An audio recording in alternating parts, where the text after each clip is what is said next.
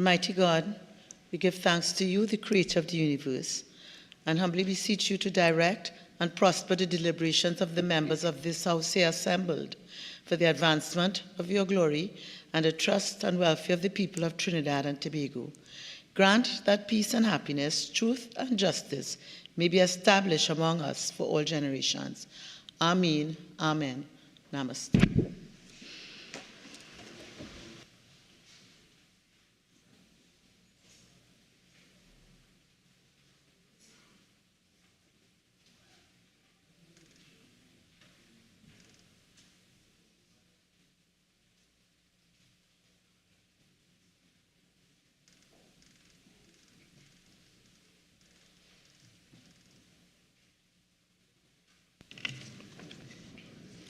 Oath or affirmation announcements by the Speaker. Honourable members, I have received communication from the Honourable Penelope Beckles, MP, member for Remo, who has requested leave of absence for the period March 5th to 11th, 2024, and from Dr. Rai Ragbi, MP, member for Kamuto Manzanilla, who has requested leave of absence from today's sitting of the House. The leave which the members seek is granted. Bills brought from the Senate, petitions, papers. The Minister of Finance.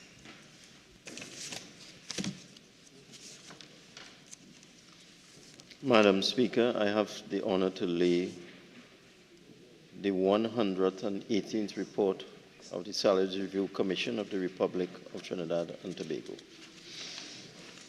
The Minister of Rural Development and Local Government. Madam Speaker, I have the honor to lay the administrative report for the City of San Fernando City Corporation for the year 2017-2018. The Leader of the House. Thank you very kindly, Madam Speaker.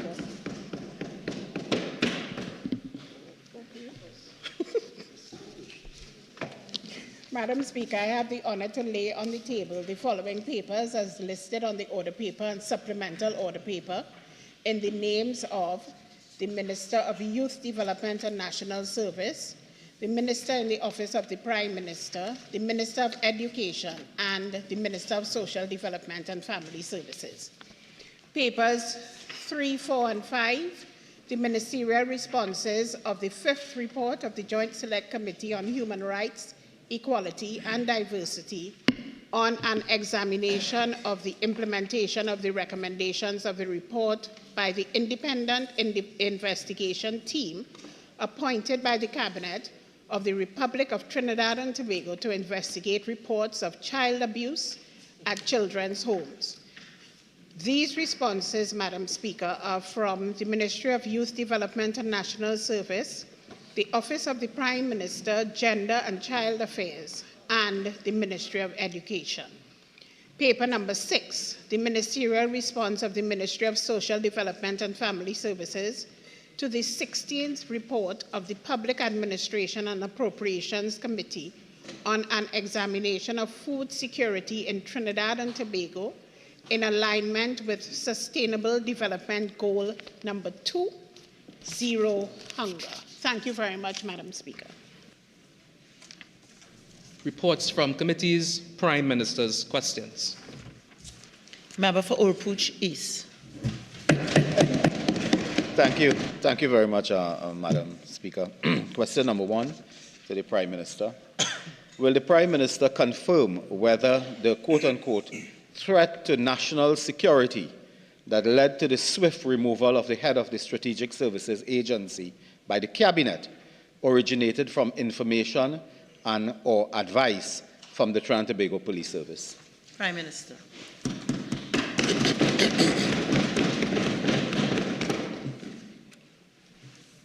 Madam Speaker, the Cabinet received no advice from the Trinidad and Tobago Police Service. The Cabinet received information from the Trinidad and Tobago Police Service, and without more, the Cabinet acted. Member for Orpooch East.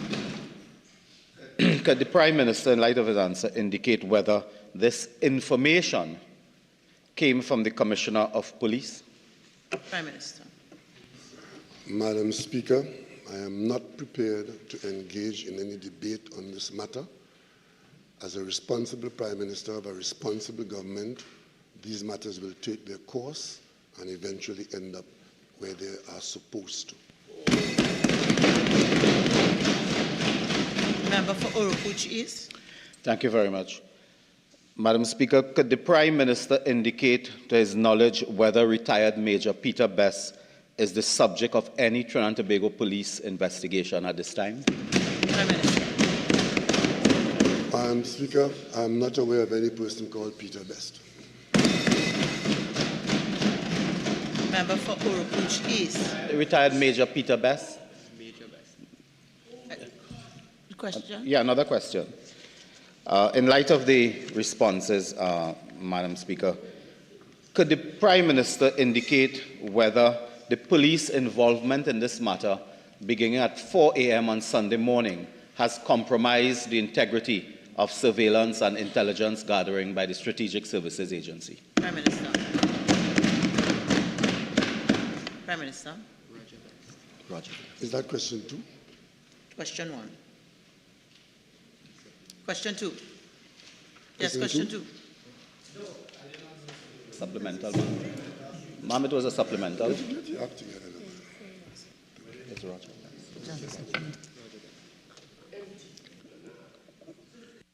A question? Yes, Prime Minister. Could the question be asked again, please? Supplemental, Madam Speaker. Could the Prime Minister indicate whether he's aware or has knowledge that retired Major Roger Best is the subject of any police investigation? Prime Minister.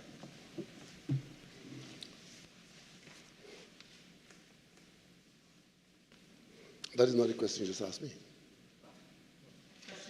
Supplemental question arising under question 1. Oh. I have to be confused so I can answer in a confused way.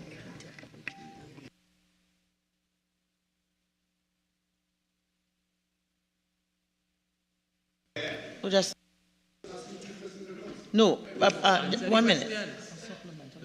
I take it that the question that is being asked is the latter question. It's the last question, ma'am, on question 1, a supplemental. Yes. Should I repeat it? The Prime Minister may not have grasped my earlier question. There may be a little confusion because of how the questions were Could asked. I repeat? Please. Yes. Prime Minister, are you aware or do you have knowledge that retired Major Roger Best, head of the Strategic Services Agency, is the subject of any police investigation or inquiry? Is that clear enough? It's very clear, Madam Speaker. Now it's very clear. I'm not prepared to discuss confidential police work with you or anybody. That's called tipping off. Member for Oropuch East. Supplemental? Yes. Prime Minister, could you confirm whether or not the Strategic Services Agency has been undertaking surveillance and intelligence gathering on 2 senior cabinet ministers in this country that led to the dismissal of the head of the SSA? That question is out of order in accordance with the standing orders. Okay, question 2. Sorry, Madam Speaker, before you proceed, can I get clarity? Aren't you allowed 3 supplementals? You allowed 4. 4 for Prime Minister. supplementals? All right. Question 2. Yes, Madam Speaker, it appears there's some confusion on the other side. Question number 2. Will the Prime Minister indicate whether any of the critical surveillance and intelligence gathering work of the Strategic Services Agency have been suspended by the recent removal of the head of the Strategic Services Agency? Prime Minister. No. Member for Oropuch East. Thank you very much, Madam Speaker. Could the Prime Minister indicate whether the findings of the probe being undertaken by Brigadier General retired Anthony Philip Spencer, the findings of that probe will be laid in the Parliament? Member for Oropuch East, based on the original question asked and the response given by the Prime Minister, That does not rise, so it's out of order in accordance with the standing order. Thank you. Member for Orupuchis. Yes, Madam Speaker, can the Prime Minister indicate, pursuant to question number 2 as a supplemental now, whether the police involvement in the pre-dawn exercise at the SSA headquarters would have compromised the integrity of intelligence and reports undertaken by the SSA? Again, member, on the same basis, this supplemental is also out of order. Member for Orupuchis. Thank you very much. Supplemental to the Honourable Prime Minister. Prime Minister, could you indicate and confirm whether or not the new acting head of the SSA is authorized in law to undertake interception of communication? Again, member, based on question number 2 and these questions and answers given thus far, I rule that supplemental question 3 is out of order. Okay. Madam Speaker, pursuant to question 2, another supplemental comes. With regard to the recent activity at the offices of the SSA, would the Prime Minister indicate whether there is a concern by the government that critical surveillance and intelligence work could be disrupted? Prime Minister. No.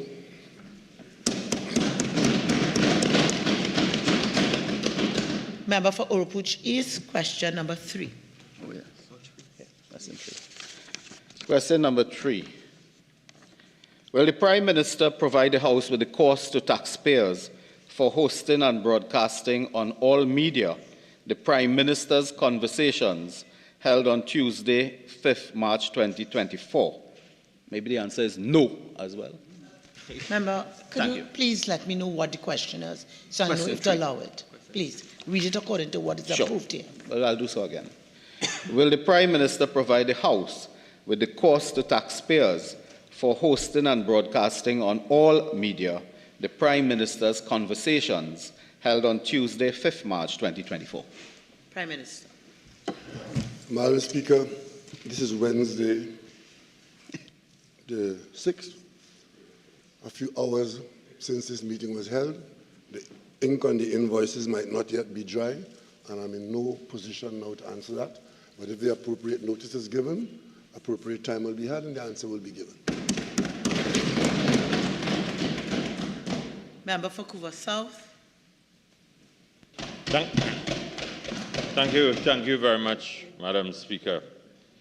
Prime Minister, given the Prime Minister's public indication that he is willing to meet with the families of the 4 divers of the Paria tragedy, will the Prime Minister state whether he has reached out to the families with the intent of holding the said meeting? Prime Minister.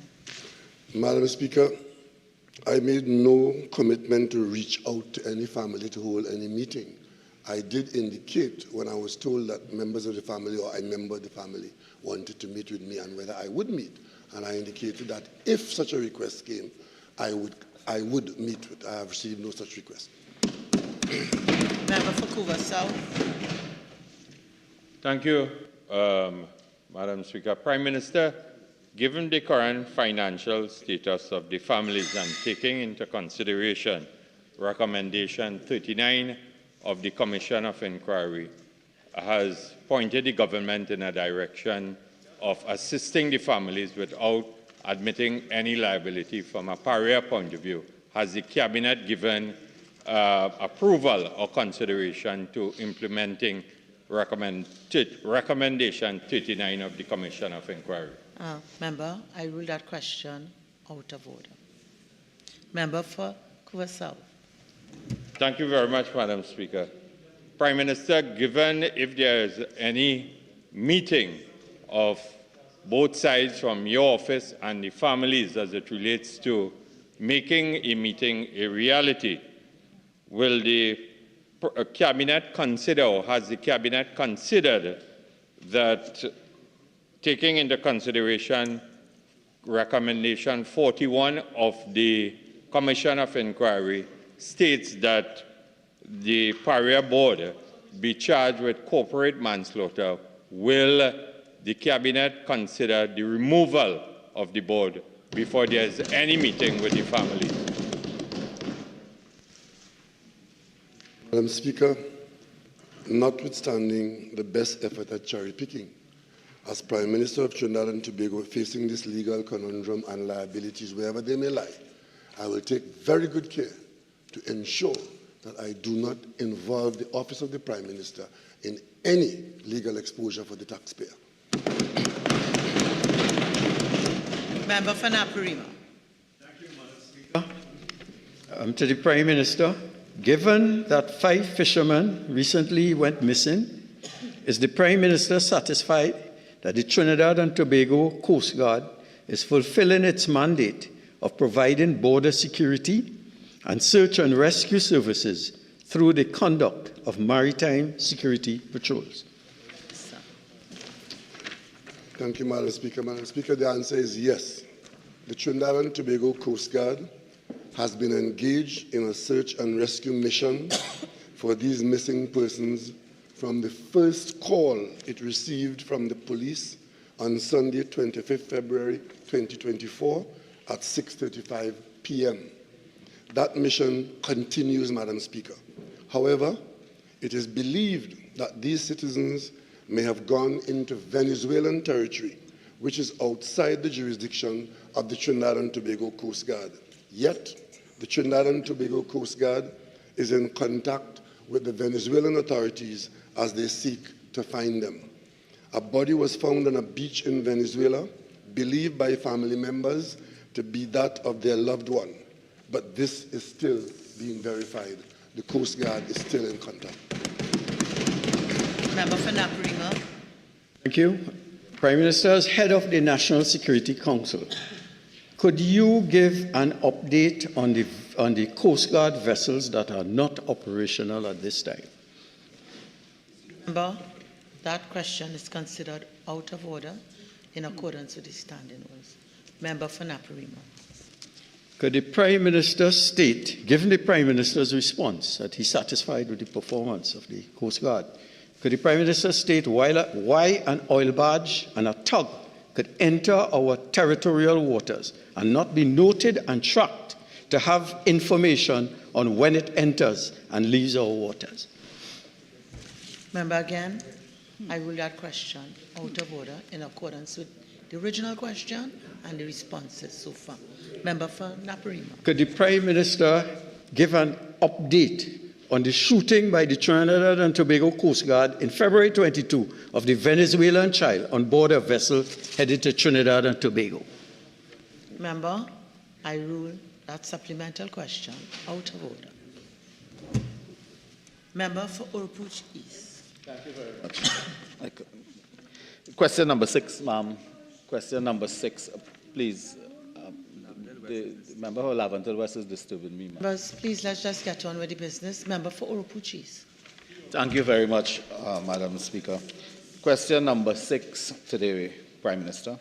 With regard to the oil spill off the coast of Tobago on February 7, 2024, will the Prime Minister update the House on all measures to trace the missing tug and identify the owners of the Gulfstream barge? Prime Minister. Thank you, Madam Speaker. Madam Speaker, the government of Trinidad and Tobago has to ensure a certain degree of accuracy in identifying the owners of the Gulfstream barge and has been using all official channels at its disposal to do so. The government of Trinidad and Tobago, through the Ministry of Foreign and CARICOM Affairs, has sent out a number of diplomatic notes to various countries, including Panama, Guyana, and Aruba, seeking information with respect to the said vessel and documentation of evidence of ownership. Additionally, the government, via the Maritime Division, has been using its official network to trace and verify ownership. This has included inquiries of the International Maritime Organization and the other maritime divisions, including Guyana, Aruba, and certain West African countries where the vessel may have been registered. The government is also seeking assistance from foreign and regional agencies in tracking the ownership of the vessel. The Maritime Division has also engaged a private satellite company to assist in satellite imagery of where the vessels originated and traveled from on its journey before the vessel tragically ended up on a reef in Tobago. To date, whilst there have been documents and information that indicate connections with the vessel, the confirmation of ownership has so far not been had to the satisfaction of the government. If legal action has to be taken, the government must be satisfied that we have pertinent and credible information as to who the perpetrators are and where liability lies. That exercise continues. Madam Speaker, thank you very much. In light of the words uttered by the Prime Minister, is the Prime Minister saying that 1 day short of 1 month after this disaster, the government knows absolutely nothing as to the owners of the tug or the barge? Prime Minister. Prime Minister. Well, since the member has problems with words, I will try to assist him again. I did say, Madam Speaker, that we had some documents. There have been documents and information. That is all the government can work with, document and information. I don't know what he's working with, but this government will work with document and pertinent information. Member for Urupuchis. Thank you very much, President. Now we know there are documents and information. What did documents say? Yes. Who is the owner of the Gulf Stream? Who is the owner of the tug? What does the document say? Member, which question are you asking? What does the document say? Madam Speaker, I do not have the documents in front of me. But these are documents pertaining to the issue of who owns the vessels, at what time, where the vessels might have been, and what they might have been doing. I simply want to say, Madam Speaker, contrary to the misinformation, this, whatever happened, could have happened in open international waters when a barge disconnected from its hauler and drifted into our office. If the others know differently, they can act upon it. The government cannot act upon hearsay and how you feel. We have to act on evidence that is justiciable in a court of law. Madam Speaker, supplemental. Yes. In light of the complete lack of preparedness of the Prime Minister to respond to this question, could I ask the Prime Minister, since the documents, you are aware of documents you have, but you did not walk with it in preparation for this question, can you give an undertaking that you will release information as to the owners of the tugboat and the barge involved in this act of environmental terrorism, since you have documents, but you did not walk with it because you were not aware of the question? You have 15 seconds to ask a question, so all the preamble. So what is the question? Could the Prime Minister give an undertaking to disclose the ownership of both vessels, since you have the documents? I am not going to allow this member to put any words in my mouth. I did not say I have documents about the ownership of both vessels, Madam Speaker. I never said that. And I am not in a position here to say that, and I did not say that. In pursuit of the ownership of that vessel, Madam Speaker, I said we do have some documents, we have some information, we are seeking confirmation as to the ownership, and I will go no further. And he is not to put any words in my mouth.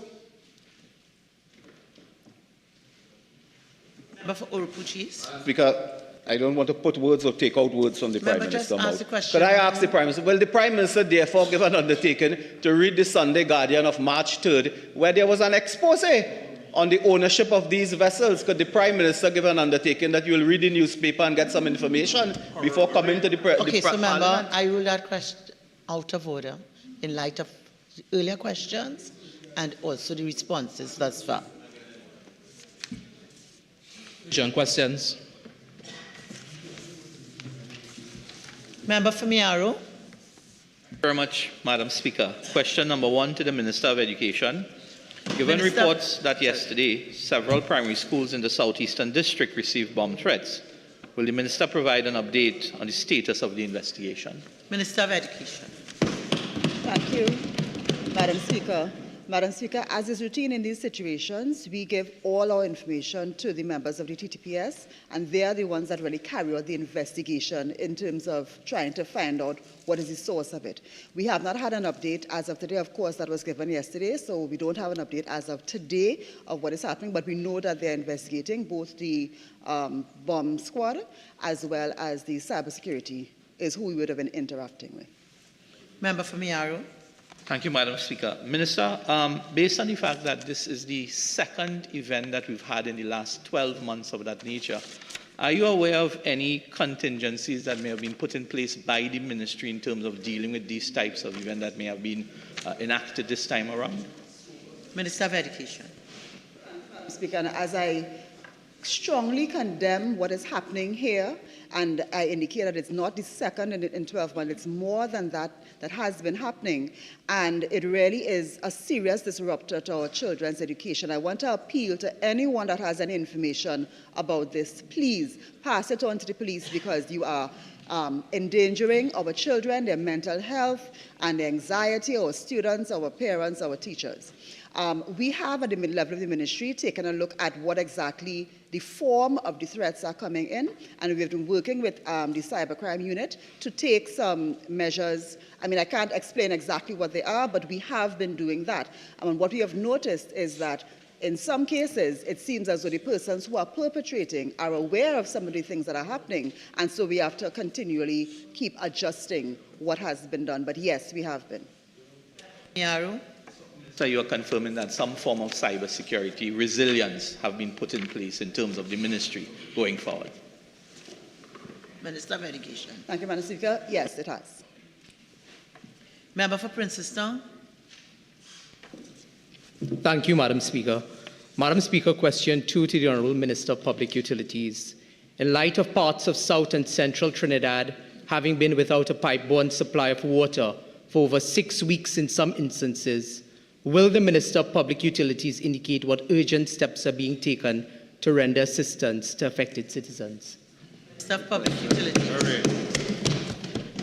Thank you very much, Madam Speaker. So thanks very much to the Honourable Member for posing the question. Madam Speaker, with evidence of a harsh dry season commencing earlier than anticipated in previous years, the 2024 dry season began with high evaporation rates, minimal rainfall in January and February, and a consistent decline in river levels throughout WASA's surface water facilities. I can also add, Madam Speaker, that because of declining reservoirs in Hollis, in the Caroni Arena Dam, in Navette, in Hillsborough, WASA currently is experiencing a decline of 18 million gallons of water less compared to previous years, especially in 2023, 18 million gallons of water. The dry season condition is also impacting on the Salcott's ability to provide its contracted values of 40 million gallons of water per day. I am advised that over the last couple of weeks, the Salcott's production has declined by 4 million gallons of water per day because of the dry conditions. As a result of that, Madam Speaker, I do acknowledge that there are communities, especially on the extremities of WASA's distribution system, that are experiencing challenges in their supply of water. And as a result of that, WASA's executives have taken a decision to increase water production at the Caroni Arena Dam by 65 million gallons of water over the last 24 to 48 hours to meet the shortfalls and the impact in communities in Central and South Trinidad. So we have also imposed water scheduling, Madam Speaker, which will have water redistributed from areas that have a consistent supply of water to have waters distributed to communities that are unserved and underserved, especially in the extremities of WASA's distribution system. We have also ramped up our... Minister, your time is now spent. Member for Princeton. Thank you, Madam. Madam Speaker, through you to the Honourable Minister. Minister, can you give the House the assurance that you will review the water schedules put out by WASA, seeing that parts of Penal, Paria, Debe, Urupuch East, Urupuch West, Princestown, Faizabad, Hoover North, Member Hoover for South. Princestown, your time is up. Minister of Public Utilities. Thank you very much, Madam Speaker. As I've indicated, that we have already taken a decision to increase production at the Caroni Arena Dam by 65 million gallons of water on a daily basis, as well as Navet. And therefore, the communities, as mentioned by the honourable member, those communities on the extremities will experience an improvement in their supply of water. In addition to that, I've already given WASA the instructions to ramp up water trucking activities to target those communities that you've mentioned, those communities in the extremities of WASA distribution system. In addition to that, Madam Speaker, a number of production wells have been drilled, and we expect those wells to come into production in the next 2 months before the end of the dry season. So, Madam Speaker, it is a multi-pronged approach. We are existing in difficult conditions, and the authority is doing its best to manage in these difficult circumstances. Member for Princestown. Thank you, Madam Speaker.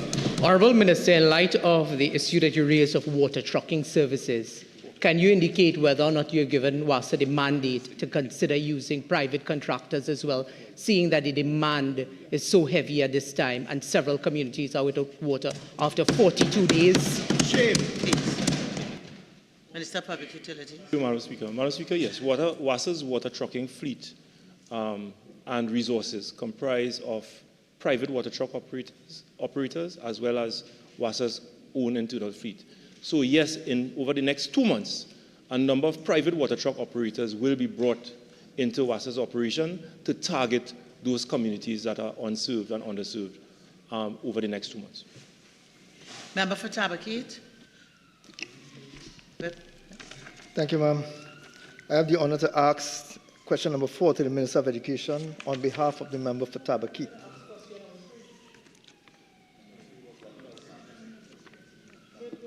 But, ma'am. We are under the item urgent questions. So you've asked 2 supplemental questions.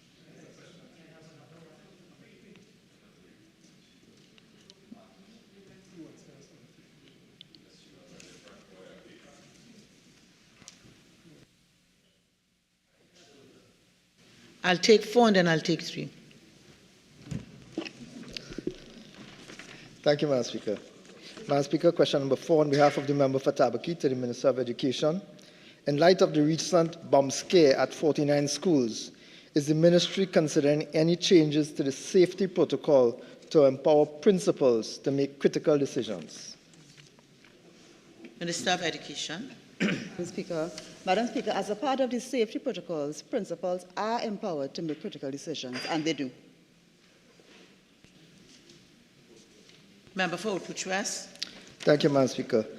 Is the Minister aware that the policy which was described by the principals is that principals are prevented from dismissing schools under these circumstances without ministerial approval, and that has resulted in students and teachers and staff being forced to remain without shelter in the blazing heat based on yesterday's bomb threats?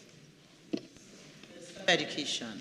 Thank you, Madam Speaker. Madam Speaker, what caused our students and our teachers to be outside in their muster points as per the critical decision made by principals to remove them from the school compound where they were dropped by their parents in the morning is the dastardly act of some person who decided that it was a good idea to send to a district office and make a threat to the lives and safety of all of our children. That is what resulted. And the safety protocols that were in place allowed our principals to make their decisions, remove our children to the muster point for safety, while we at the back end ensured that everything was in place and in order to deal with the situation. And once that was determined and the way forward was determined, our principals were informed, and so they were able to make the decision at that point to release our children to their parents. Madam Speaker, in light of the Minister's response, can the Minister confirm whether this situation where students, staff, and teachers, including teachers, being forced to stand in the blazing heat in the midday sun is not a violation of OSHA requirements? Minister of Education. Thank you, Madam Speaker. All of our principals made the correct decision at the time, according to the protocols, which is to remove their students to the muster point, as per OSHA regulation. Member for Princestown, question number 3. Thank you, Madam Speaker. Madam Speaker, question 3 to the Minister of Public Utilities. In light of the water challenges in several parts of the country, owing to depleted capacity at the nation's reservoirs and dams, will the Minister indicate whether the SALCUT has been mandated to increase production to bring immediate relief to citizens? Utilities. Madam Speaker, as I've just indicated, the SALCUT is having its own challenges in producing the contracted volumes of 40 million gallons of water per day on a daily basis at this point in time as a result of the dry conditions. However, we have started engagement with the SALCUT, and they have indicated that as soon as they are in a position to meet their contracted volume of 40 million gallons of water per day, they will increase production beyond 40 million gallons of water to provide to those communities in Central and South Trinidad. We've already also engaged, the Seven Seas Desalination Company in the Point 14 area, and they have indicated that they are willing to increase their production by 300,000 gallons of water per day, and we expect that to happen over the next 48 hours, Madam Speaker, to treat with the challenges that we face at this point in time. Member for Princestown. Thank you, Madam. Honourable Minister, in light of the discussions ongoing with the SALCUT, can you indicate whether or not the issue of routine maintenance at the SALCUT was raised in light of several of these maintenance issues arise during the dry season, which further exacerbate the water challenges? Could you say whether or not you have engaged the SALCUT for that routine maintenance to occur in the wet season as opposed to in these months where we have an already existing challenge with respect to our water supply? Utilities. The issue of the SALCUT not being able to produce its contracted volumes has nothing to do with maintenance issues. It is, as I've said, seasonal conditions that are contributing to this challenge. On the issue of maintenance, there is always ongoing discussion between the Water and Sewage Authority. There's an independent committee that would meet with the SALCUT on a regular basis as per the terms of their contract to deal with issues of maintenance. And over the last 6 months, I have no reason to believe that those issues are not being treated with. Member for Princestown. Madam Speaker, in light of the Minister's answer, could the Minister give the assurance that in negotiations with the SALCUT that we will not see the SALCUT shutting down during the dry season, therefore further exacerbating the water challenges that are existing in the country? Member, I will not allow that as a supplemental question. I rule that out of order in light of the questions asked and the answers given. And before we go any further, I would ask all members to please put their devices on silent. I've heard 2 interruptions.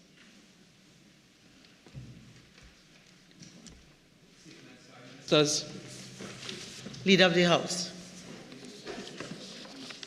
Madam Speaker, pursuant to Standing Order 126 and with your leave, there has been agreement to allow the Minister of Finance to speak until the conclusion of his statement. Thank you, Madam Speaker. Whip, you confirm that there's been agreement, right? So, honourable members, there having been agreement on this matter, the Minister of Finance will be allowed to speak until the conclusion of his statement. Minister of Finance. Thank you very much, Madam Speaker, and thanks to all members for allowing me that privilege. I may not need it, but I just wanted to be sure. Madam Speaker, the Cabinet has authorized me to make this statement on the 117th report of the Salaries Review Commission. Madam Speaker, could I make this statement without interruption from Orpooch? Okay, so members, again, I'd ask us all to observe Standing Order 53. There's to be no constant conversations, no crosstalk, and if members are so intend, they're entitled to leave the room and come back and abide by the standing orders. Their choice. Minister of Finance. Speaker, the Cabinet has authorized me to make this statement on the 117th report of the Salaries Review Commission, or SRC, as it is also called. It must be stressed that the SRC is a creature of the Constitution of the Republic of Trinidad and Tobago, since not everyone knows this. In fact, the Commission is established by Section 140 of our Constitution. It consists of a chairman and 4 other members, all of whom shall be appointed by the President after consultation with the Prime Minister and the Leader of the Opposition. Its members hold office in accordance with Section 126 of the Constitution in similar fashion to service commissions. Under Section 141 of the Constitution, the SRC is required from time to time, with the approval of the President, to review the salaries and other conditions of service of the offices under its purview, which include the President, judges of the Supreme Court of Trinidad and Tobago, members of Parliament, including ministers of government, permanent secretaries, and other senior managers in the public service and statutory authorities, legal officers, and the holders of such other offices as may be prescribed.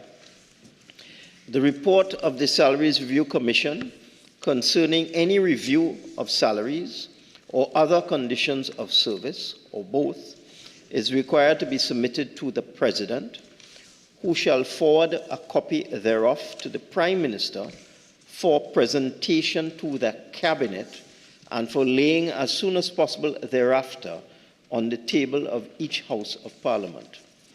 The role of the SRC is advisory, since it makes recommendations which can be accepted or rejected by Cabinet and/or the Parliament, either partially or wholly, or amended, as occurred with the 98th report of the SRC, some of the recommendations of which were not accepted by the Government or the Parliament in 2014.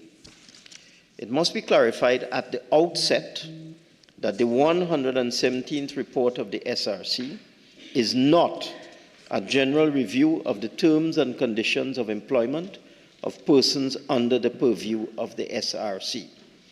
That matter was addressed by the 113th report of the SRC, in which the SRC recommended a 0% general increase for the 6-year period, April 2014 to March 2020. It is noteworthy that public officers have been offered and received a 4% general increase for the period January 2014 to December 2019, which is more or less the same period.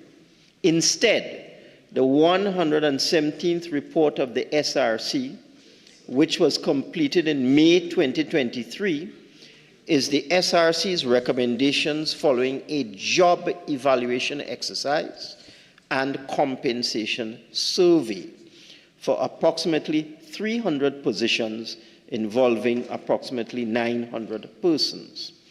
This job evaluation exercise took over 14 years to complete, from the time that Cabinet agreed in July 2009 to accept the recommendations of the SRC for the conduct of a job evaluation exercise and compensation survey for offices under the purview of the SRC. It should be noted that job evaluation exercises are commonplace in the public sector.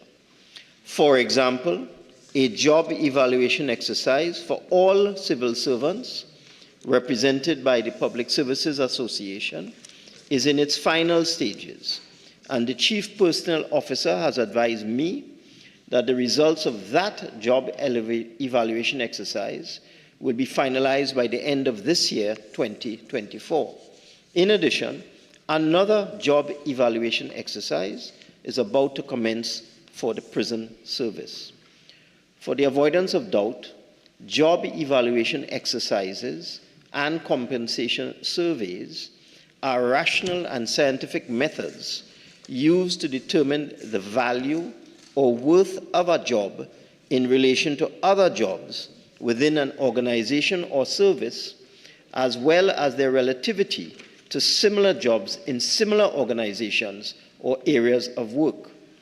During the job evaluation process, criteria or weightings are applied to each distinct job to assess their relative worth and to establish internal and external equity.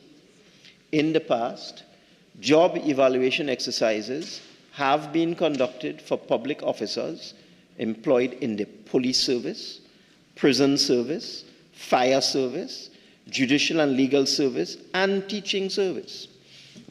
In a 2002 job evaluation exercise for the prison service, prison officers received increases in salary as high as 26%. Similarly, a job evaluation exercise conducted for the teaching service in 2000 resulted in increases for teachers as high as 23%. Job evaluation exercises for the police service, fire service, and judicial and legal service, also in 2002, resulted in increases as high as 31%, 25%, and 41% respectively. It is unfortunate, therefore, that commentators have not seen it fit to recognize that a job evaluation exercise is not a general review of terms and conditions of employment or a negotiated settlement as occurs in the collective bargaining process, but rather it is an examination of the relative value or worth of a particular job relative to other similar jobs. It is indeed regrettable that spokesmen from those trade unions whose members have already benefited from previous job evaluation exercises and stand to benefit in the future from ongoing job evaluation exercises have contributed publicly to this egregious misconception. Regarding the 117th report of the SRC itself, there are several obvious anomalies that have arisen out of this job evaluation exercise and compensation survey. For example, for 16 key positions, their salaries have been reduced by as much as 15%.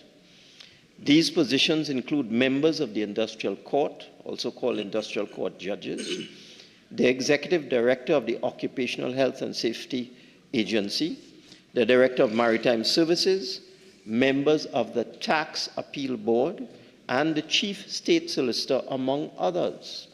Further, for another 41 positions, their relative position or ranking within the civil service or legal service has been lowered.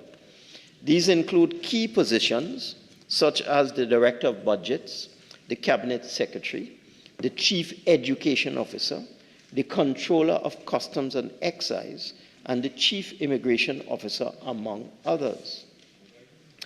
Another curious result of the job evaluation exercise and compensation survey is that the salaries of High Court judges and judges of the Court of Appeal have remained unchanged with a 0% increase. In this regard, the Honorable Chief Justice wrote to the Honorable Prime Minister on February 27, 2024, expressing the following views inter alia, and I quote, "Our consideration of the 117th SRC report reveals that the report is A, opaque in its methodology, B, replete with internal inconsistencies, C, devoid of justifications for its recommendations for the higher judiciary and other judicial offices, D, premised on flawed, misleading, and in some cases plainly wrong assumptions, E, formulated based on the application of irrelevant, unreliable, and or unexplained considerations, excuse me, and F, the product of a fundamentally flawed process that fails to adhere to the basic principles of natural justice." In this letter, The Honorable Chief Justice also stated as follows, and I quote again, "The SRC's approach is in direct contradiction to the Latimer House guidelines to which this country has publicly subscribed. Those guidelines mandate that, as a matter of principle, judicial salaries and benefits should be set by an independent body and their value should be maintained. Therefore, once set by an appropriate, independent, and objective body, the value of judicial compensation packages should not be allowed to be eroded, whether by the effects of inflation with the passage of time or otherwise." End quote.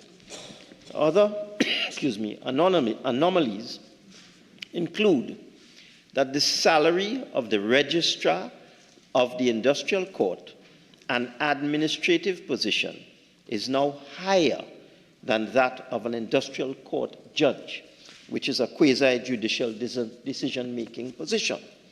Further, some positions have enjoyed surprising increases, such as the leader of the opposition, whose salary has been increased by 60%, the court executive administrator, whose salary has increased by 30%, and the registrar of the industrial court, whose salary has increased by 29%, the chairman of a regional corporation, whose salary has increased by 49%, and the chairman of the Public Service Commission, whose part-time salary has increased by 41%.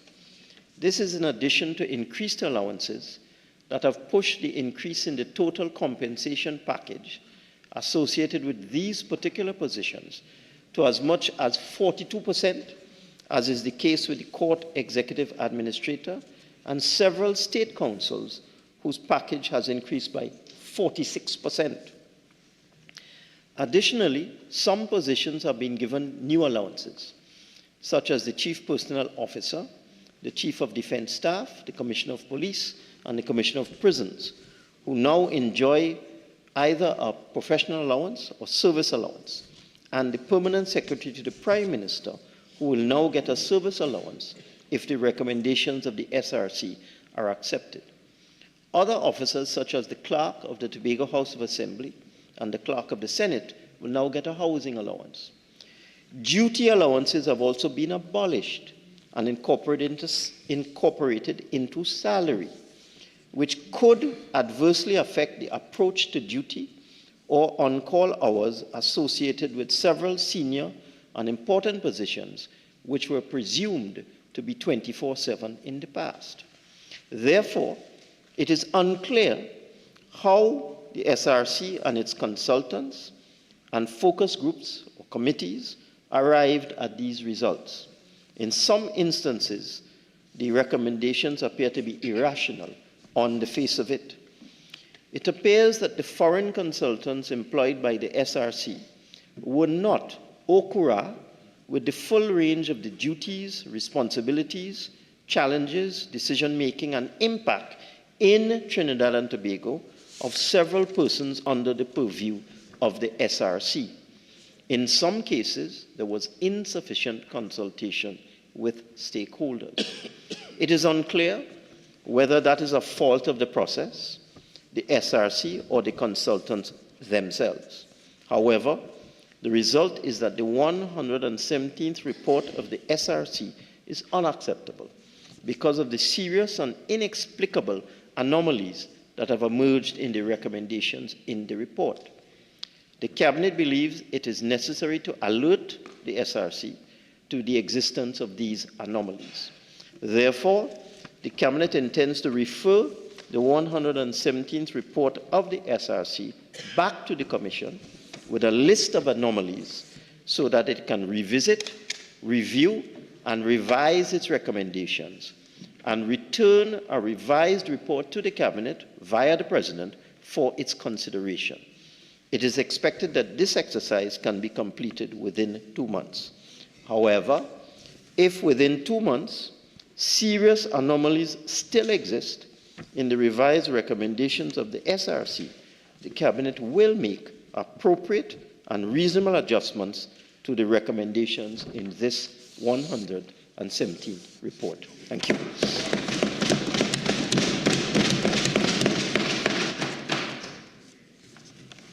Public Business, Government Business Bills, second reading. The Minister of Finance. Thank you very much, Madam Speaker.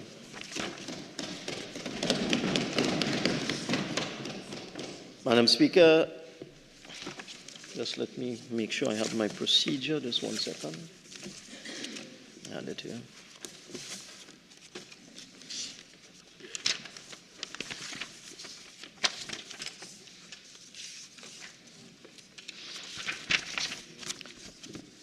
I beg to move that a bill entitled An Act to Provide for the Country-by-Country Reporting by Multinational Entities relative to the Base Erosion and Profit Shifting Inclusive Framework and to provide for matters related thereto be now read a second time. I would like to emphasize that the passage of this bill is part of a substantial initiative to remove Trinidad and Tobago from the European Union list of non-cooperative tax jurisdictions, namely the implementation of the Base Erosion and Profit Shifting, or BEPS as it is called, Minimum Standard on Country-by-Country Reporting, or CBCR as it is called. Allow me to explain the context of why this bill is needed, followed by an examination of the bill clause by clause. The OECD defines base erosion and profit shifting as tax planning strategies that exploit gaps and mismatches in tax rules to artificially shift profits to low or no tax locations where there is little or no economic activity, or to erode tax bases through deductible payments such as interest or royalties. This creates unfair advantages for businesses operating internationally over those at a domestic level, undermines the fairness of tax systems, resulting in little or no corporate tax being paid, and can also reduce voluntary tax compliance. Let me put it in simpler terms. Base erosion and profit shifting simply means that a company shifts its profits from one country to another with a lower tax rate. For example, a company operating in Trinidad and Tobago with a notional profit of $100,000 and a tax rate of 30% will pay $30,000 in tax. However, that company may have found that another Caribbean territory has a lower tax rate of 9%, and therefore the tax paid on the profit would be $9,000 and not $30,000. And therefore the company will shift its profits from the country with the higher tax rate to the lower tax rate, and the tax revenue in Trinidad and Tobago would be eroded. Country-by-country reporting is simply a tool used to collate all financial information for a group of companies. And the benchmark set by the OECD is consolidated revenue of more than $850 million US dollars, or its equivalent, approximately 5.7 TT billion.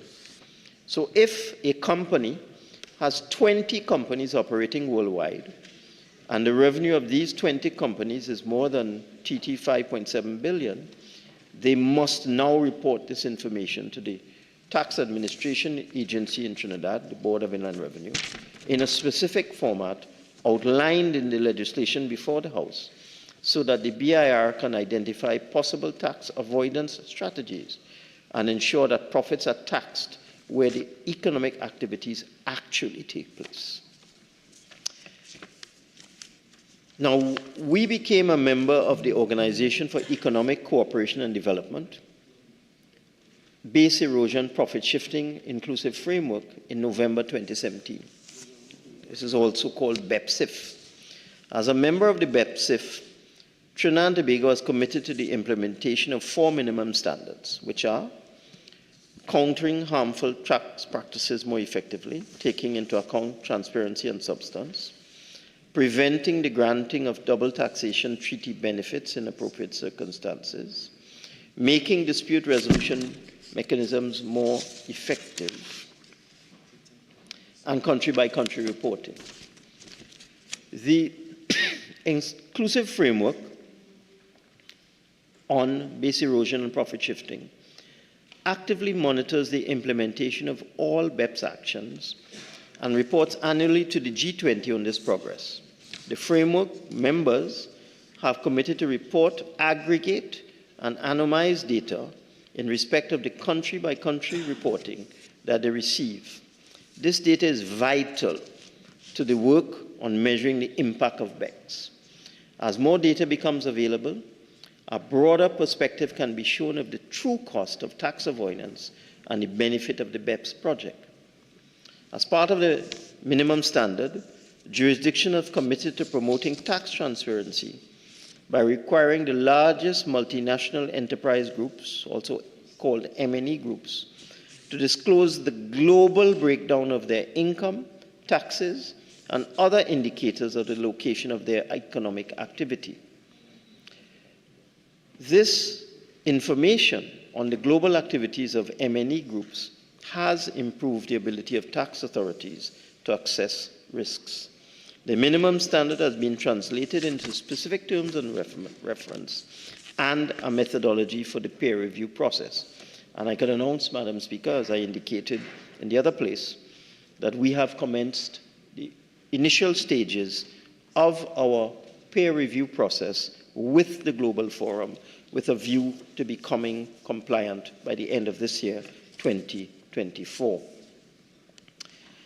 The peer review covers three key areas: domestic, legal, and administrative framework, the exchange of information framework, and the confidentiality and appropriate use of country-by-country reporting. The sixth annual peer review report reflects the outcome of the review, which covered all aspects of its implementation to date. It contains a review of 136 countries that have submitted legislation or information on the implementation of country-by-country reporting. 58 countries have mandated or permitted the filing of country-by-country reports for 2016, and 110 countries have enacted legislation to impose a country-by-country reporting requirement. In addition, as of October 2022, there are more than 3,300 relationships for the exchange of country-by-country reporting between jurisdictions. This means that virtually every single multinational company with a consolidated group turnover of at least 850 million US annually already has to submit a country-by-country report. And as we move forward, we will close any remaining gaps. This legislation before the House requires all large multinational enterprises, or M&E groups, with group revenue above the agreed threshold, Euro 750 million or US 850 million, to file a country-by-country reports. These large multinationals are now required to report annually, or will be required when this legislation is operational, and for each tax jurisdiction in which they operate. The amount of revenue, profit before income tax paid and accrued, as well as the number of employees, stated capital, retained earnings, tangible assets.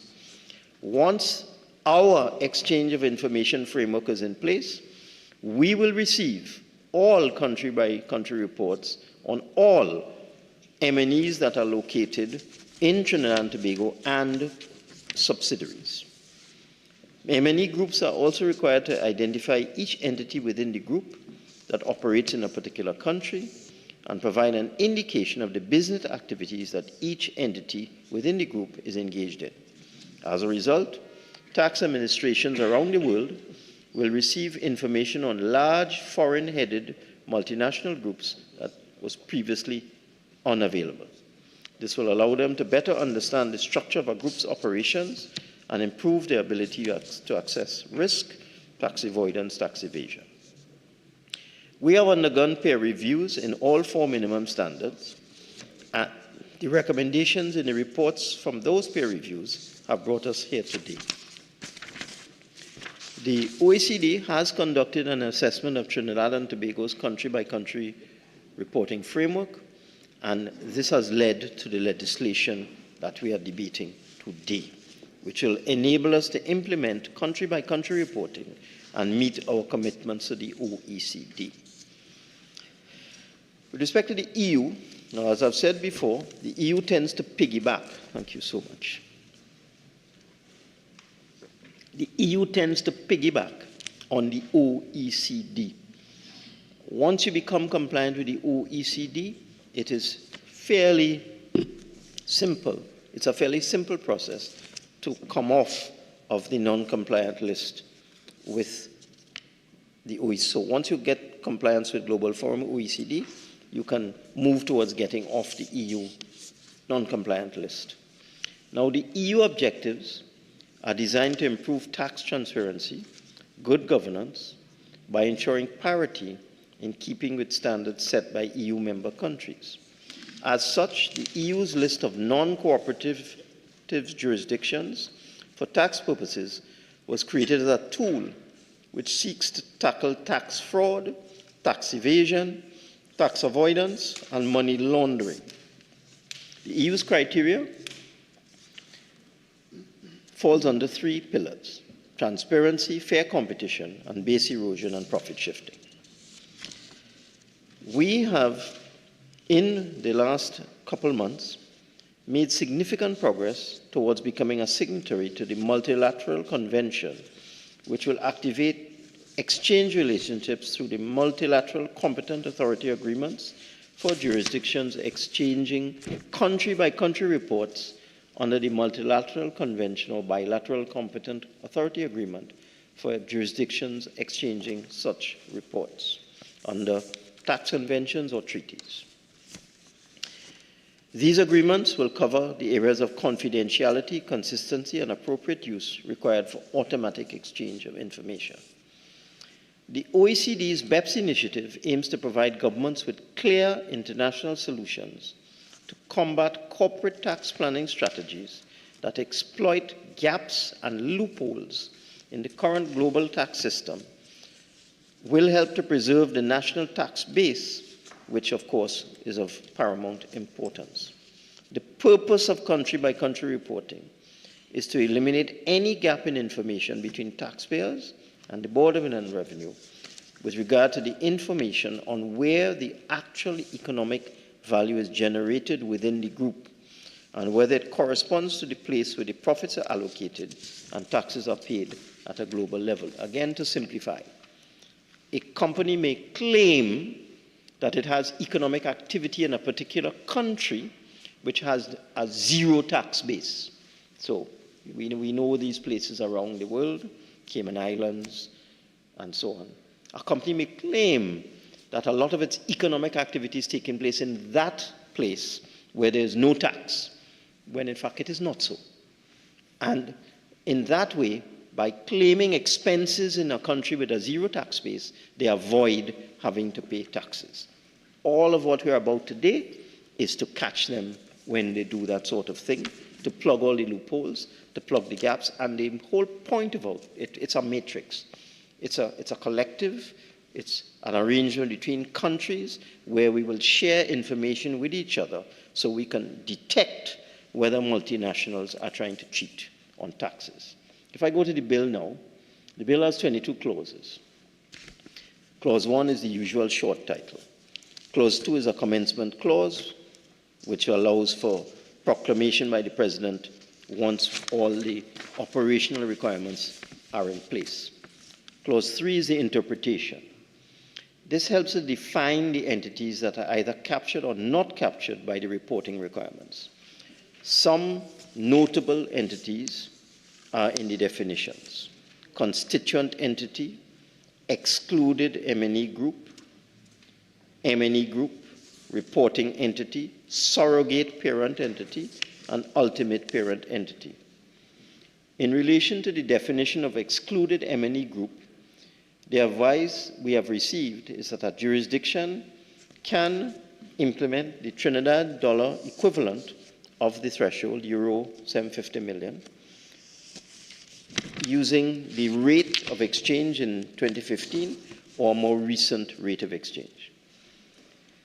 We have decided that we are going to use a threshold of 850 million US dollars because we are pegged to the US dollar, and that will give us in 2015 about 5.4 billion, or in today's dollars about 5.7 billion. In the Senate, or in the other place, sorry, an amendment was made to the definition of excluded M&E group to address the issue that arises within the fluctuation of the local currency conversion rate. An amendment proposed by the opposition bench in the other place for the inclusion of a definition, international accounting principles, was also approved, so that the bill before us does have some amendments approved unanimously in the other place with input from both the independent and the opposition benches in the other place.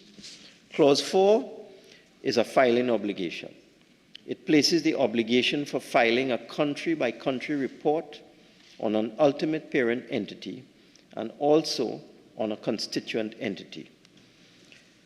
There were amendments to this clause in the Senate and the other place, which make the clause more consistent with the OECD model legislation. Clause 5 is a notification requirement. It requires a constituent entity of a multinational group that is resident for tax purposes in Trinidad and Tobago to notify the Board of Inland Revenue as to whether it is the ultimate parent entity or a surrogate parent entity, or the identity and tax residence of the reporting entity. All of this is designed to catch any multinational who, as I said, is trying to evade or avoid taxes. In Clause 6 refers to the country-by-country report. It establishes that the Board of Inland Revenue, by guidelines under Section 22, will issue guidelines in relation to the content and format of a country-by-country report and the method by filing. The advice we have received from the OECD on this, there is a requirement to exchange country-by-country reports using the OECD XML schema, which includes additional information on the tax information numbers and address of the constituent entities in the report. Some countries require the reports to be filed by multinational entities on the schema in which the information is included. We in Trinidad and Tobago will need to make sure that whatever is filed will include taxpayer identification numbers and addresses. Otherwise, we will not have all the information required to exchange. While it does not need to be included in the primary legislation, there is a requirement to publish the details of the full content and format requirements of the country-by-country report. This will be included in the guidance from the Inland Revenue Division, the BIR, or in a secondary regulation. Consistent with the OECD model legislation, an amendment was made in the other place to include in the bill some basic information about what a country-by-country report must contain. This information includes aggregate information relating to the amount of revenue, profit or loss before income tax paid, income tax accrued, stated capital, accumulated earnings, number of employees, tangible assets other than cash, regard to each country in which the multinational group operates. Also, an identification of each constituent entity of the multinational group, setting out the jurisdiction of residence of each of such constituent entity, and where different from such jurisdiction of tax residence, the jurisdiction under the laws of which such constituent entity is organized, the nature of their main business activity, and in the form set out in the guidelines. Clause 7 gives the time for filing and states that the country-by-country report should be filed with the board no later than 12 months after the last day of the reporting fiscal year of the multinational group. Clause 8 establishes what we can do with a country-by-country report, how we can use it. As one can see from the clause, access to country-by-country reporting is largely dependent on international cooperation through qualifying competent authority agreements. In the OECD model legislation, there is permissible usage for assessing high-level transfer pricing risks and assessing the risk of non-compliance by members of the multinational group.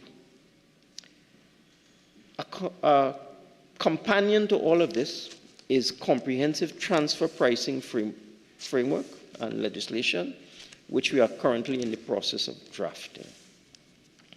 Clause 9 speaks to confidentiality. It guarantees the preservation of confidentiality in relation to information contained in a country-by-country report on the basis of the standard under the Multilateral Convention on Mutual Administrative Assistance in Tax Matters. Clause 10 speaks to records. It establishes that records must be kept for a minimum of 6 years. Clause 11 speaks to the information to be forwarded to the Board of Inland Revenue by the Registrar General. And this requires the Registrar General to forward on a 6-month frequency basis a list of all companies or enterprises registered under the Companies Act, the Registration of Business Names Act, and the Non-Profit Organization Act. This is to enable the Board of Inland Revenue to verify whether a constituent entity, a part of a multinational group, a subsidiary or whatever, is resident in Trinidad and Tobago for tax purposes, all designed to plug any loophole or gap and to minimize the opportunity for a multinational company to avoid taxation. Clause 12 speaks to provision of information to the board. It mandates constituent entities to provide the Board of Inland Revenue with information necessary to determine whether they are in compliance with the Act. Clauses 13, quite interesting, 15, 16, and 17, deal with errors in country-by-country reporting. So a multinational entity has mistakes in its reports. Fake country-by-country reporting, fraud.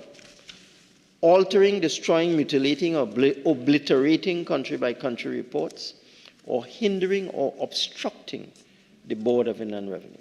This gives the country-by-country reporting regime teeth by establishing penalties for the failure to correct errors in a country-by-country report, leading to a fine of $250,000, imprisonment for 10 years, knowingly making or submitting a false country-by-country report, fine of $500,000 and imprisonment for 10 years, altering, destroying, mutilating, obliterating, hiding, or removing country-by-country reports, fine of $250,000, imprisonment for 10 years, hindering or obstructing the Board of Inland Revenue from performing its functions under the Act, a fine of $250,000, imprisonment for 10 years. With respect to Clause 13C, an amendment was approved in the other place that in relation to the criminal liability of a director or officer, some defenses can be mounted, such as not being aware or knowingly engaging in fraud. Clause 14 deals with avoidance of obligation.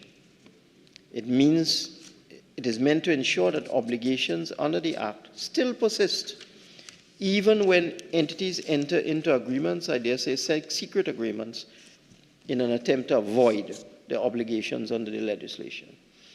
Clause 18 gives a right of appeal, only fair, so that the actions of the board, as it relates to country-by-country reporting, are subject to the supervision of the High Court.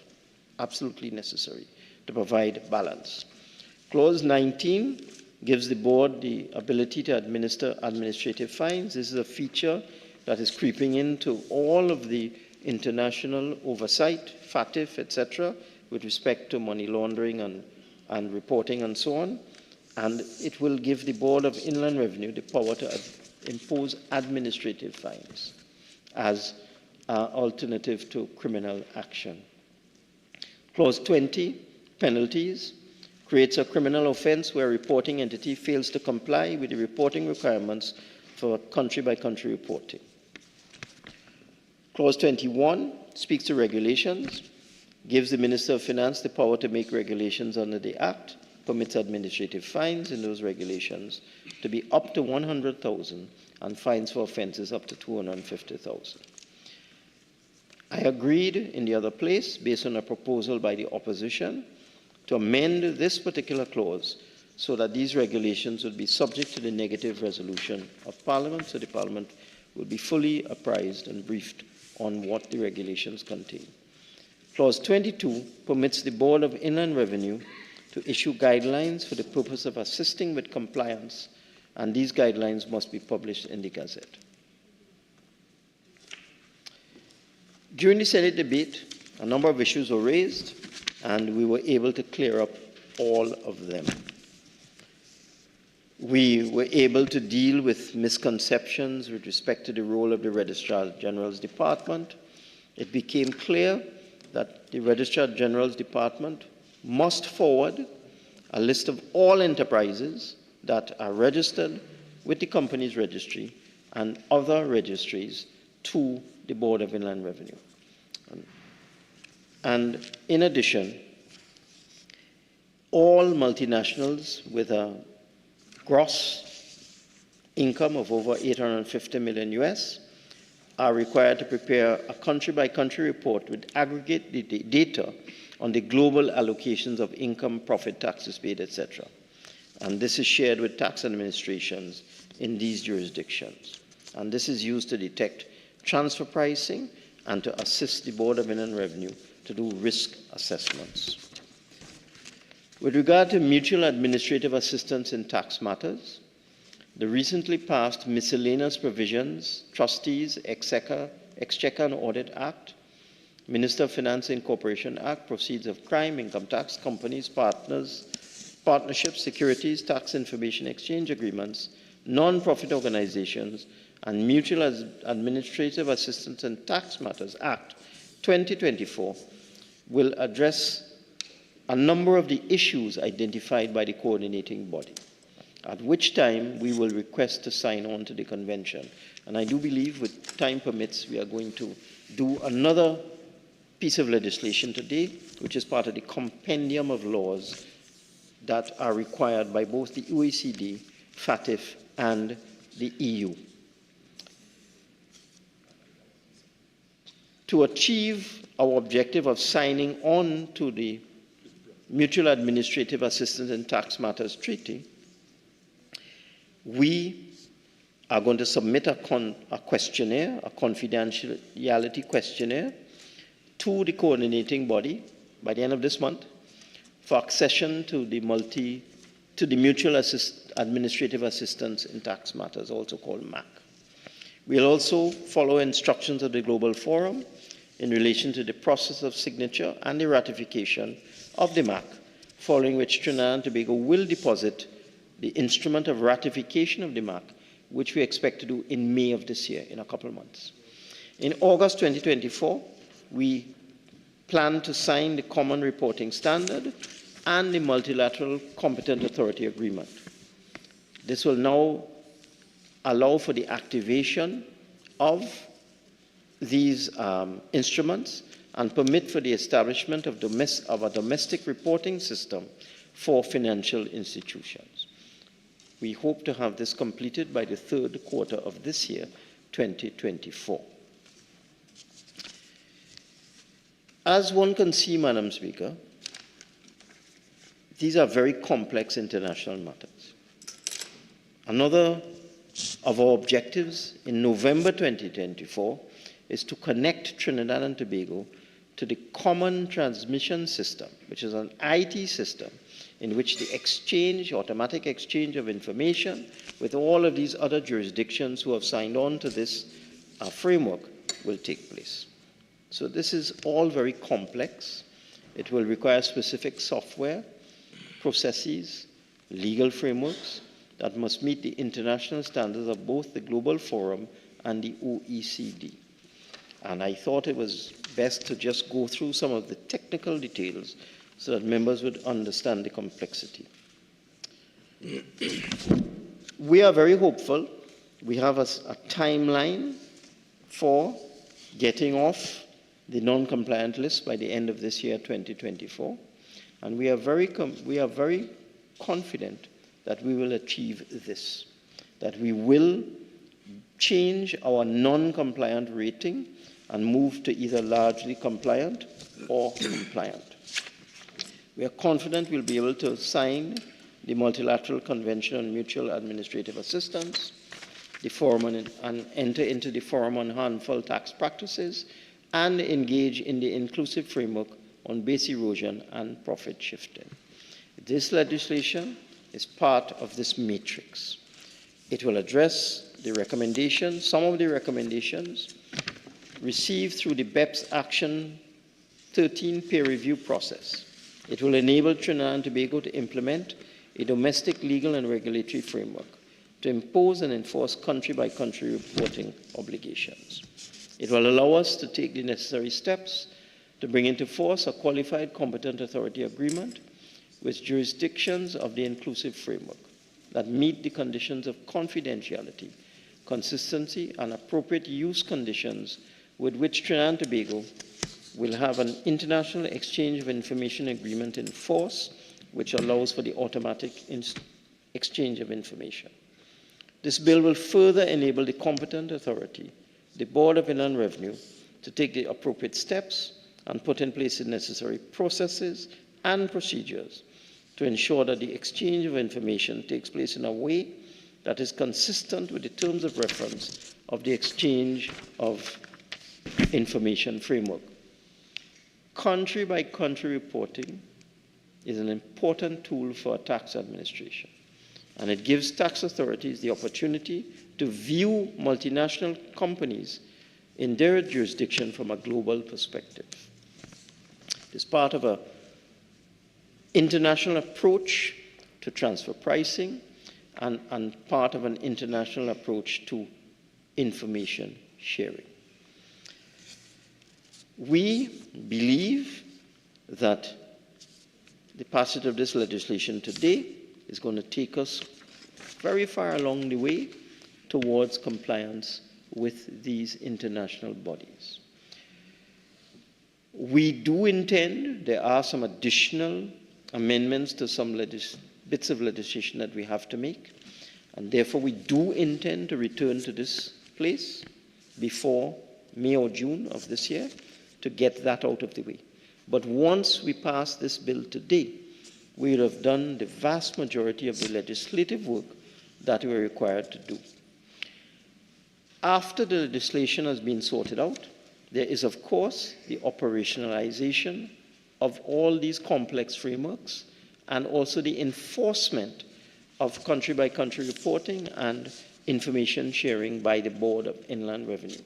And therefore, we in the Ministry of Finance are working with the Board of Inland Revenue to ensure that after we complete the legislative work, we will do what is necessary to implement and enforce the exchange of information, tax transparency, fair competition, updating of our network of tax treaties, and the timely exchange of information to address our removal from the EU's list of non-cooperative tax jurisdictions.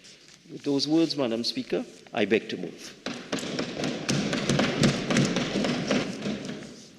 Honourable members, I shall now propose the question for debate. The question is that a bill entitled An Act to Provide for the Country-by-Country Reporting CBCR by multinational entities relative to the base erosion and profit shifting inclusive framework and to provide for matters related thereto be now read a second time. Member for Old West. Thank you, Madam Speaker, for the opportunity to contribute in this debate on a bill entitled An Act to Provide for the Country-by-Country Reporting CBCR by multinational entities relative to the base erosion and profit shifting inclusive framework and to provide for matters thereto. Madam Speaker, this bill is 23 clauses long, over 14 pages, but it is a substantial and a critically important piece of legislation, especially bearing in mind the values of the transactions that it plans to target. The OECD and BEPS have the OECD and the G20 countries in their reporting has advised that somewhat upward of $240 billion is lost in tax evasion by countries who should benefit. So I want to begin, Madam Speaker, by treating with a little bit of a background as to where we are, how we got here, and therefore I will then treat with where we should be going in the future, Madam Speaker. The world crisis, the world financial crisis of 2008-2009, revealed a significant amount of transactions by multilateral entities, by multilateral enterprises, using creative tax planning strategies to engage in tax avoidance using their international network of subsidiaries, associated and affiliated companies. It was discovered, Madam Speaker, that it was fairly common practice for some MNEs, that's multinational enterprises or multinational companies. It was a common practice for MNEs to engage in transfer pricing, base erosion activities, and shifting profits away from the countries in which the real profit would have been generated to other countries where taxes were significantly lower or zero. By 2015, the G20 countries joined forces with the OECD, the Organization for Economic Cooperation and Development, and they created BEPS, that is the Base Erosion and Profit Shifting 1.0, and 1 year established what the Minister referred to earlier, the Inclusive Framework on Base Erosion and Profit Shifting. The Minister advised, he provided some explanation as to what exactly BEPS is and why it was important, Madam Speaker. Just to refer to BEPS' to the OECD's own definition, BEPS, base erosion and profit that exploit gaps and mismatches in the tax rules to artificially shift profits to low or no tax locations where there is little or no economic activity, or to erode tax bases through deductible payments such as interests or royalties. That is directly from the OECD's documentation, Madam Speaker. The Minister, I think, gave a good example of how this works. The BEPS framework, Madam Speaker, identifies 15 actions overall, which is designed to equip governments with domestic and international rules, guidance, and instruments to address tax avoidance, ensuring that profits are taxed where the economic activity which created them has taken place and has actually performed, and where value is actually created. In addition, and the methodology for doing so, is that this framework establishes a system of country-to-country reporting which shares information about MNEs so that countries can be better informed about the possibility of risks of base erosion and profit sharing, and therefore, these countries can then take the relevant action. It should be noted that the legislation being proposed by the Minister here today, which we will be debating, establishes only the minimum standard with regards to Action 13, whereby large multinational enterprises are required to submit country-by-country reports with aggregate data on the global allocation of income, profit, taxes paid, and the economic activity among tax jurisdictions in which it operates. This CBC report, then, is shared with tax administrations in these jurisdictions for use in high-level transfer pricing and BEPS risk assessment. Madam Speaker, the Minister referred to this activity as extremely complex. And indeed, Madam Speaker, there's some consideration for that. It seems to be a very complex matter, but I will treat with some clarifications earlier. Madam Speaker, is BEPS important? Because sometimes I think when we discuss these matters in this chamber, the listening public do not necessarily understand how these pieces of legislation impact them. And I think today, this critical piece of legislation, which directly impacts every single citizen should be a focal point for citizens listening, tuning in on television, on the World Wide Web, and even for the media, Madam Speaker, because they may not have understood the narrative provided by the minister and how it directly impacts them. BEPS, that is, Madam Speaker, base erosion and profit shifting, undermines the fairness and integrity of tax systems, resulting in little or no corporate tax being paid in the country in which the value is created. When a company engages in profit shifting like this, Madam Speaker, it means that they keep the lion's share of the profits rather than pay the relevant taxes. They keep the lion's share of the profits by shifting it to another country rather than pay the relevant taxes. And this gives them a substantial competitive advantage compared to other domestically owned and operated companies in the same business, or against MNEs which are not engaged in profit shifting. So therefore, Madam Speaker, it provides an unethical competitive advantage. This MNE, which is engaged in BEPS, by retaining a greater share of the profit than their legitimately operating competitor, they then have greater funds to invest, to upgrade, etc., and can attract better terms for loans and investment decisions, and pay greater dividends to their shareholders, Madam Speaker.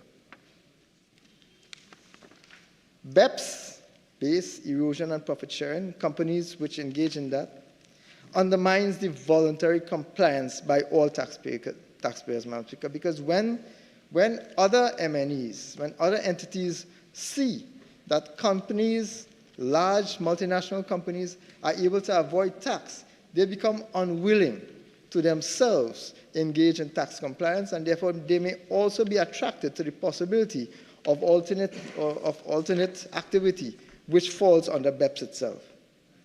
Critically, Madam Speaker, for today's debate, BEPS, the practice of BEPS, the practice of base erosion and profit shifting, deprives the country in which the profit is generated of corporation tax revenue, effectively robbing the government of revenue, which could have been used for national priorities of health, education, physical infrastructure, national security, etc.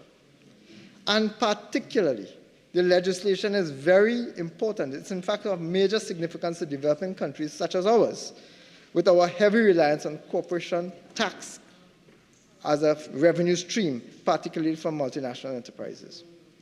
And in an energy-based economy like Trinidad and Tobago, Madam Speaker, which is heavily reliant on foreign MNE's production of energy products in particular, but also including a few domestic-based conglomerates who will meet the consolidated group revenue threshold established by Clause 3 in the legislation of $850 million, Madam Speaker.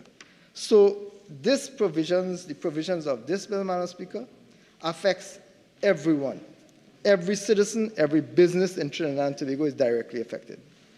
Madam Speaker, the minister spent all of his presentation trying to convince the Parliament of the importance of this piece of legislation to the economy of Trinidad and Tobago and to the welfare of our citizens. I am convinced. I wonder, though, when he became convinced. Because, Madam Speaker, I have in my possession a letter written by the Honourable Minister himself, dated November 21st, 2017. The heading, Letter for the Attention of the Authorities to the Republic of Trinidad and Tobago Taxation, Follow-up to the Screening Process. Madam Speaker, I quote part of the letter. This letter was done in response to another letter which would have come from the chair of the Code of Conduct Group, Madam Speaker, that deals directly with this BEPS legislation. I quote, Madam Speaker, reference is made to your letter dated October 23, 2017 on the subject at caption, that is, follow up on the screening process. Item 2. In this connection, I acknowledge that the Code of Conduct Group will not recommend Trinidad and Tobago to be listed as a non-cooperative tax jurisdiction by the Council of the EU, provided that Trinidad and Tobago commits to address its deficiencies by December 31st, 2018. The minister in his letter advises, and I quote, "The government of Trinidad and Tobago is committed to taking the necessary steps to ensure Trinidad and Tobago's full compliance with the Council of the EU's criteria." Committed. Madam Speaker, there are other parts of the letter, but I want to go straight into what they listed as clause 6. Clause 6 of this letter, Madam Speaker, and I quote again. "As it relates to Trinidad and Tobago's joining the OECD BEPS inclusive framework and adopting the 4 OECD BEPS minimum standards, Trinidad and Tobago expressed its intention earlier this month," that would have been in November 2017, Trinidad and Tobago expressed its intention earlier this month to join the Organization for the Economic Cooperation and Development, OECD, BEPS inclusive framework, and to adopt the OECD BEPS minimum standards.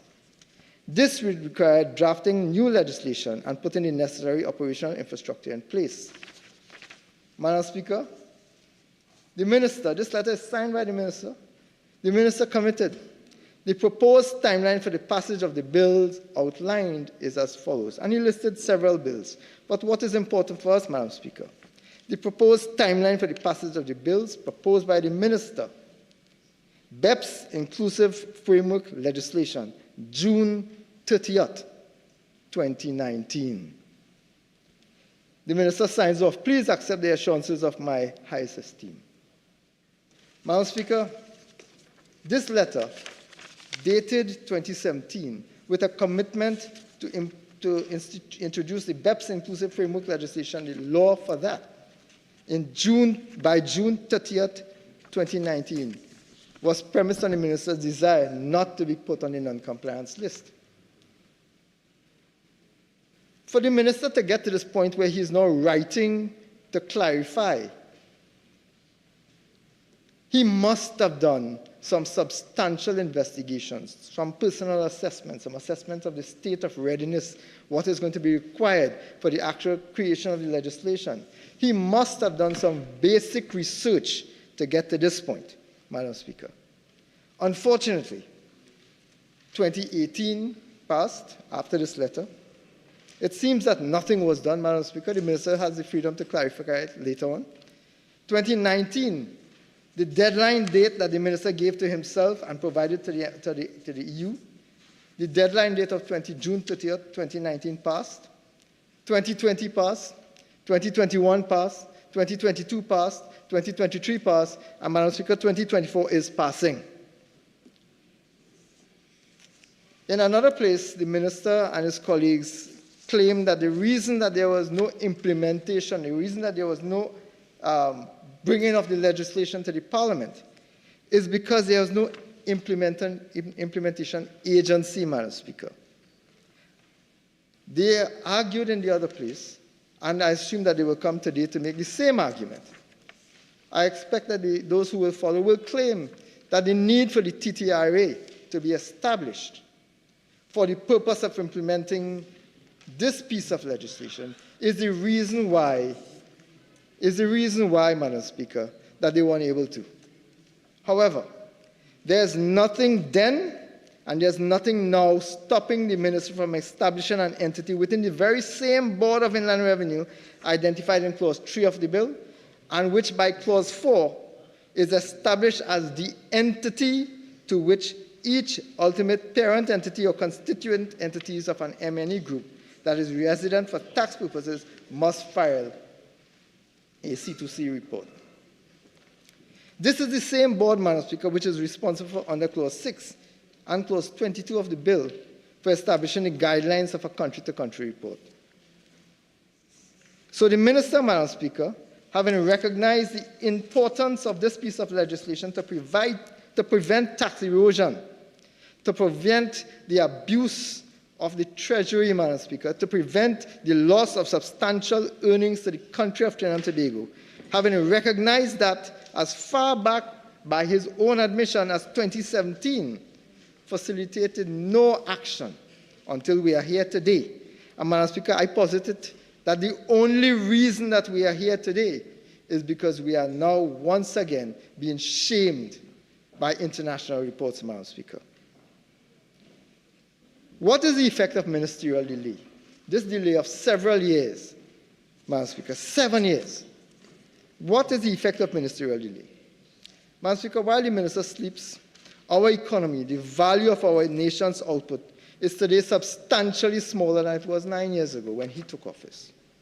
Our tax base has been sabotaged by incompetence, with SMEs being sacrificed as the economic actors have now become polarized, with big businesses getting bigger and small businesses, SMEs, being condemned to oblivion. Today, the mega corporations, the foreign MNEs, and the large local conglomerates have eclipsed and buried our SMEs. Our revenue streams have been undermined by this government's obsession with dragon gas and nothing else. Why, Madam Speaker? 9 years ago, this was low-hanging fruit. 8 years ago, 7 years ago, 6 years ago, for many years, Madam Speaker, this was low-hanging fruit. 22 clauses, Madam Speaker. 22 clauses. Sorry, 6 clauses, 22 pages. Madam Speaker,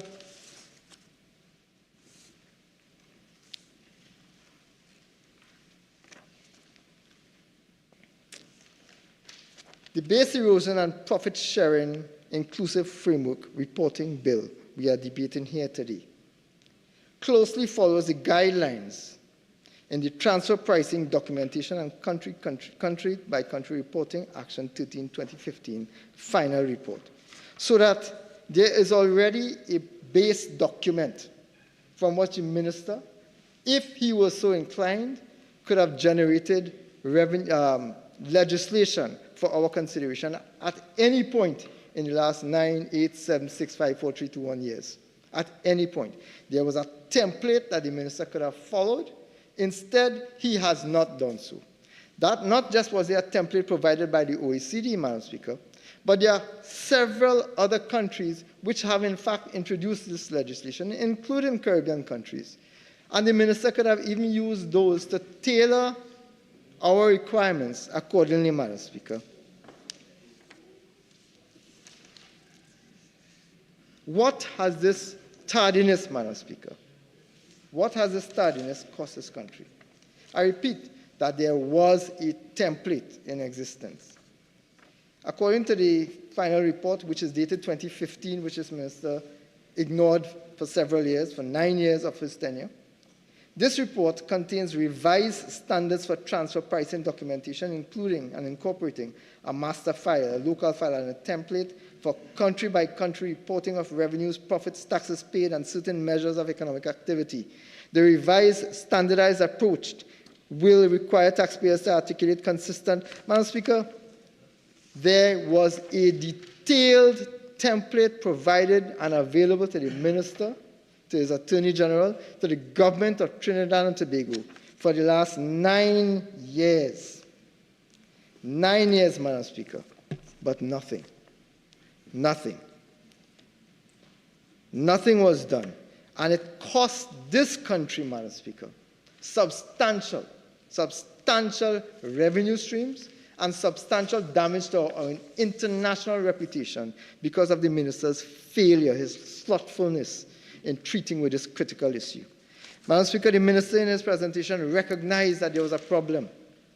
Recognized that. I wonder when he realized that there was a problem. I wonder when he realized that there was a possibility that companies in this country were evading taxes to the tune of millions and millions and billions of dollars. I wonder when he recognized that. When he woke up and decided that something should finally be done, Madam Speaker. Because, Madam Speaker, there's a document prepared by the OECD. It's entitled the 2023 Global Forum Annual Report, Madam Speaker. The caption is the headline, Pioneering Global Progress in Tax Transparency, a Journey of Transformation and Development, Madam Speaker. It is safe to say, this is a 2023 document. This is the most recent update, Madam Speaker. And I believe it is safe to say that under this government,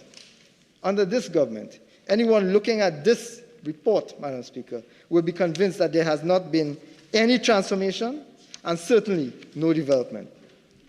Madam Speaker, I refer to the Annex A exchange of information on request. The results of the EOIR peer reviews. The minister spoke about peer reviews coming up.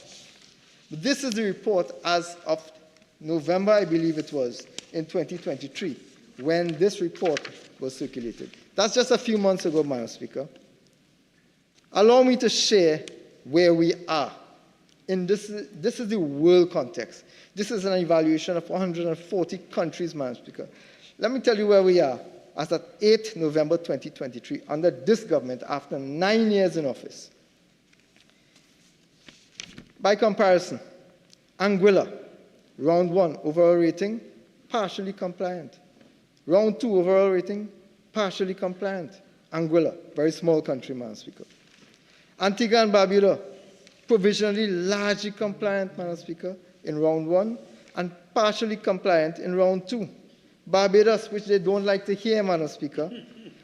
Round 1, largely compliant. Round 2, largely compliant. A country that is a fraction the size of Trinidad and Tobago. Barbados, my friend. Barbados. Fraction. You know why, Madam Speaker? Because they don't have the PNM in their midst, Madam Speaker. Grenada, round 1, largely compliant, Madam Speaker. Grenada, a country that the population of which is one of the small towns in Trinidad and Tobago, Madam Speaker. But they are largely compliant because their government is more interested in the development of their country, Madam Speaker. Jamaica, large country. Round 1, largely compliant. Round 2, largely compliant, Madam Speaker. St. Kitts and Nevis, same thing, largely compliant on both rounds. St. Lucia, also largely compliant. St. Vincent and the Grenadines, largely compliant. And then we get to Trinidad and Tobago, Madam Speaker. Then we get to Trinidad and Tobago. And there's a big red mark across it. It says, Trinidad and Tobago, round 1, not compliant.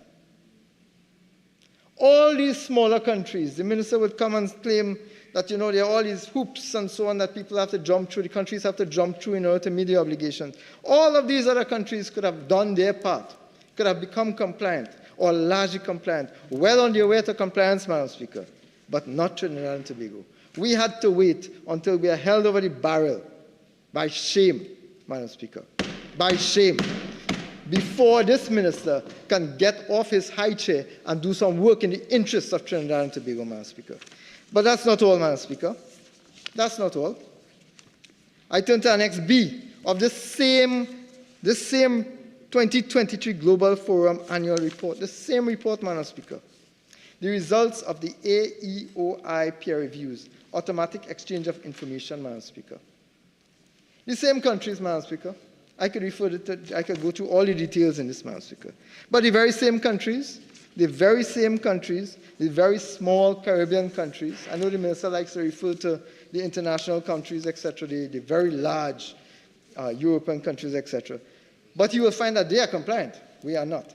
But I want to hold him down to the Caribbean region, Madam Speaker. And those regions, all of those countries are in some stage of proceeding towards compliance. In some of them, St. Vincent and the Grenadines, the core requirements, that is domestic legal framework, is in place but needs improvement. An assessment was done. It was in place and needs some legal improvement. In Trinidad and Tobago, Madam Speaker, not in place. Core requirement, Madam Speaker, international legal framework. In St. Vincent and the Grenadines, in place. In Trinidad and Tobago, not in place. Overall determination, Trinidad and Tobago, not in place. The requirement on the initial review of effectiveness in practice of the AEOI, Madam Speaker. Other countries, other Caribbean countries, on track, partially compliant, in place but needs improvement. Trinidad and Tobago, red across the board. It's ironic that it's red, Madam Speaker, because red across the board. Trinidad and Tobago is nothing has been put in place to date, Madam Speaker. This should be a source of absolute shame, and I will tell you why in a few minutes, Madam Speaker, but this should be a source of absolute shame, because all that was required from the minister is for him to follow the basic guidelines that have existed for the last 9 years in his office in his hands, Madam Speaker. He is.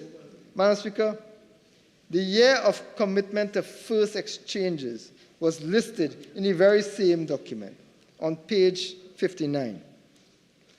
Other countries, 2017, 2016, 2019, other countries. Trinidad and Tobago, since 2018, established the year of commitment to first exchanges. That's the commitment that the minister gave, 2018, committed to first exchanges. On the number of partners to which data was sent, Madam Speaker, it's obvious. Dash, dash, dash, dash, dash. Nothing was sent, Madam Speaker. Nothing was sent.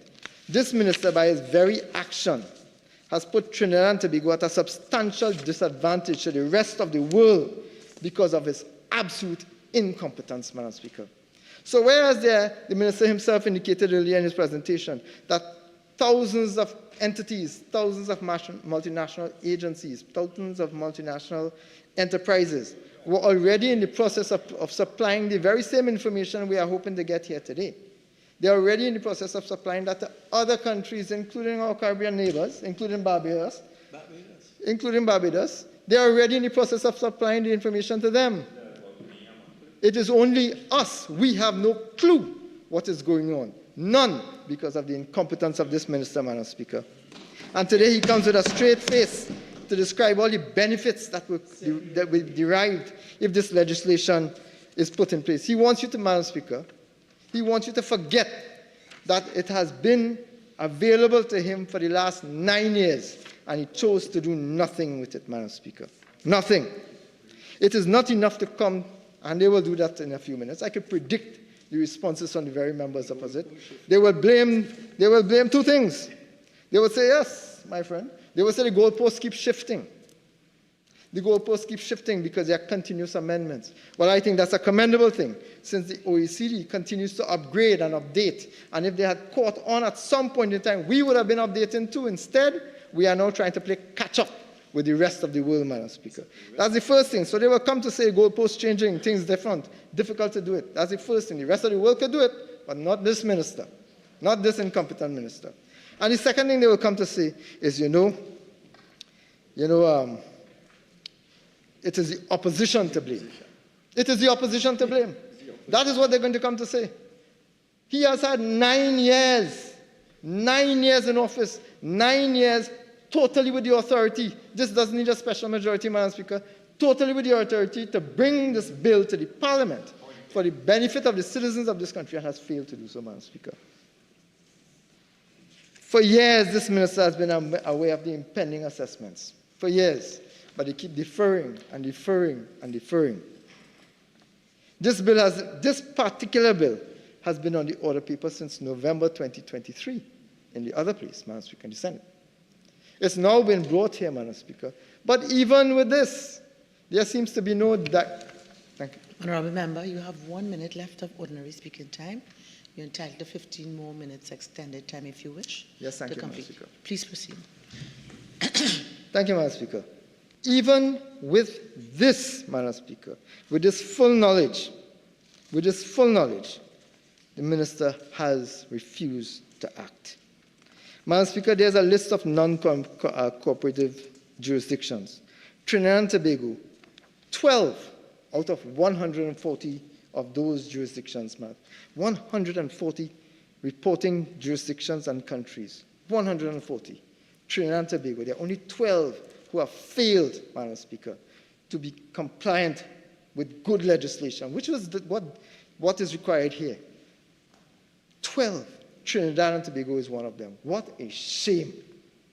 What an absolute shame, Madam Speaker. Madam Speaker,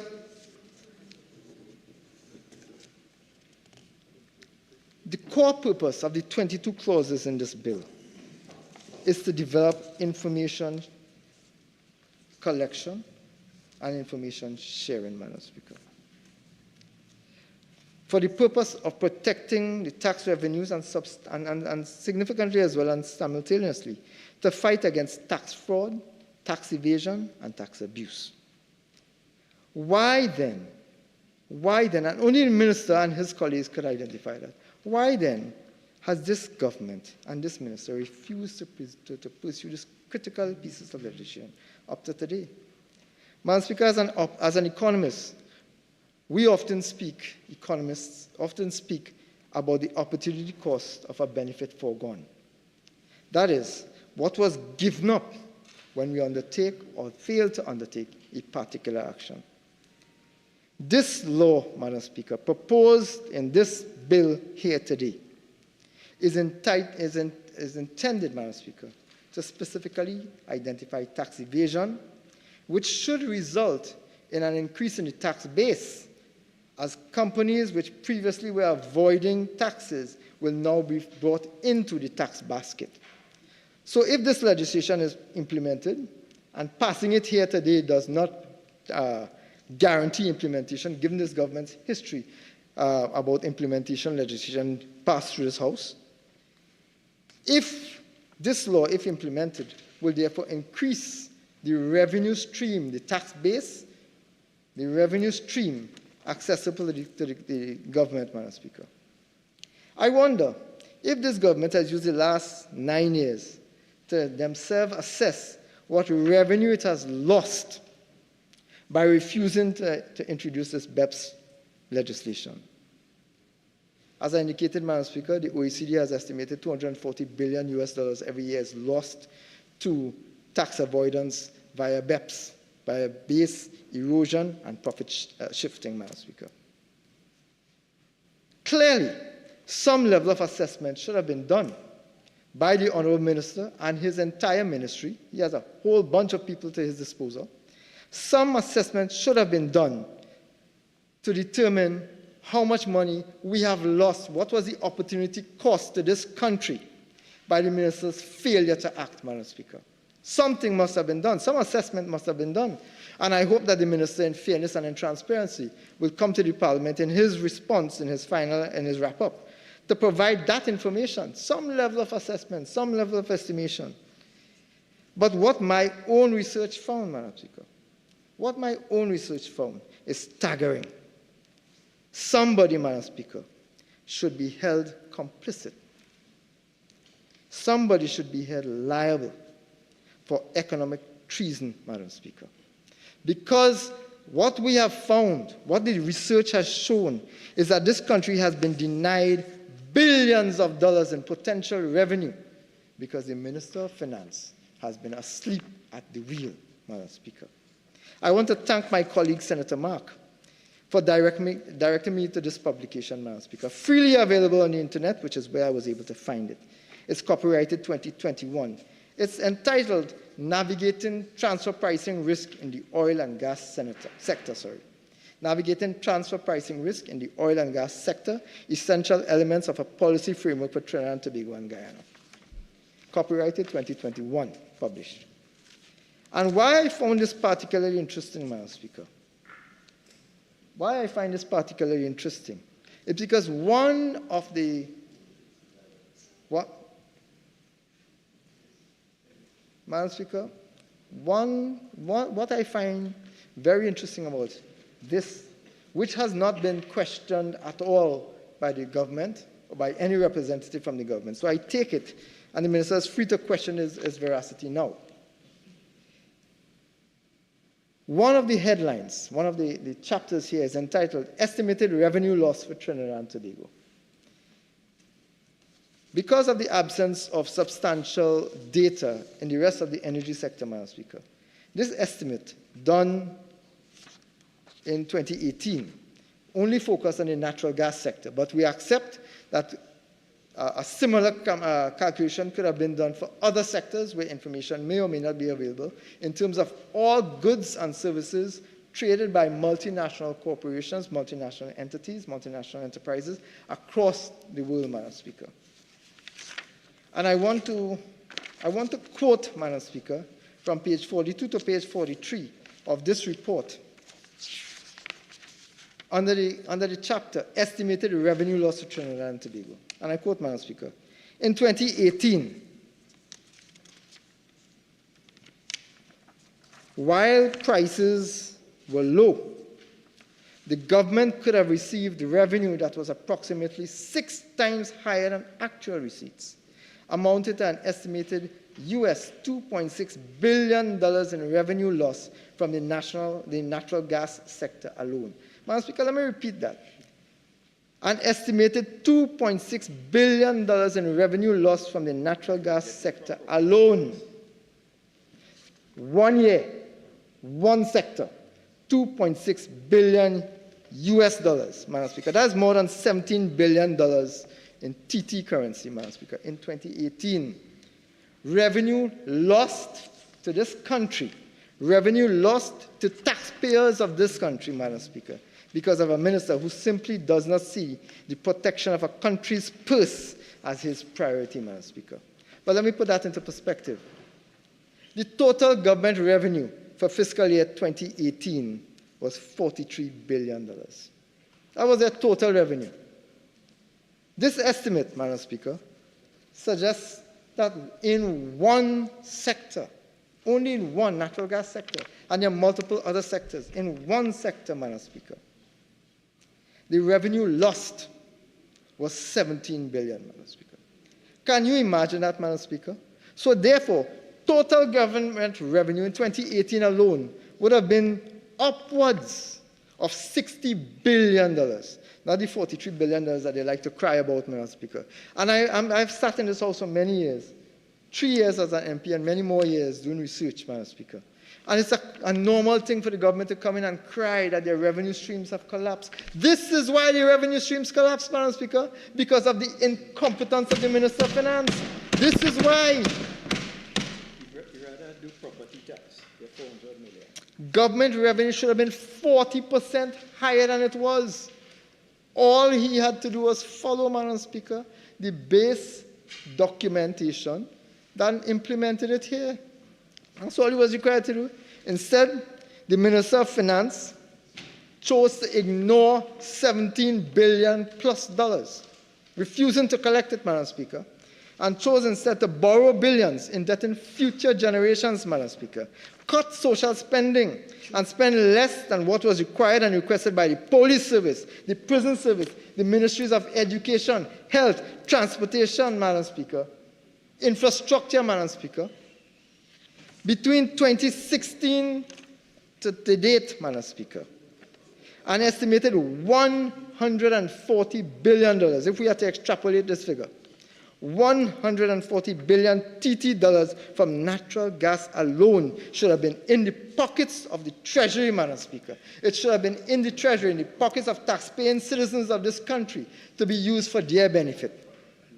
But that could not have happened because, Madam Speaker, we have a Minister of Finance who simply did not see the priority in executing this legislation, Madam Speaker. This is negligence, Madam Speaker. Maybe even criminal negligence, and somebody should be held accountable. I put it to you, Madam Speaker, that the person who should be held responsible is the very mover of this motion today, the very mover of this bill today, the person who had the authority from day one to today to put this legislation in place, Madam Speaker.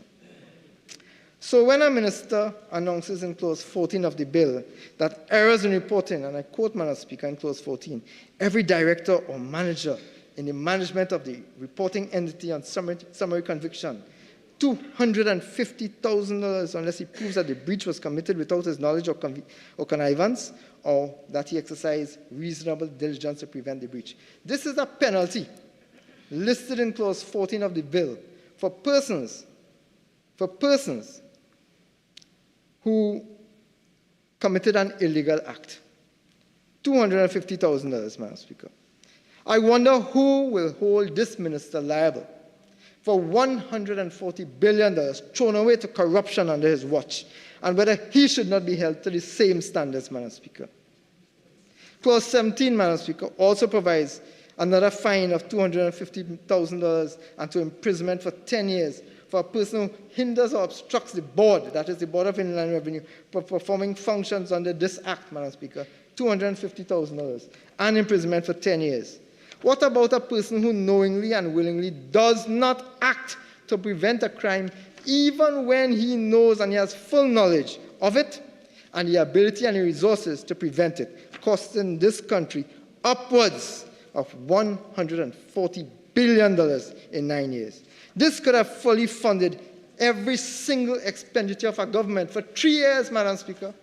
For 3 years, outside and above every other source of income, Madam Speaker.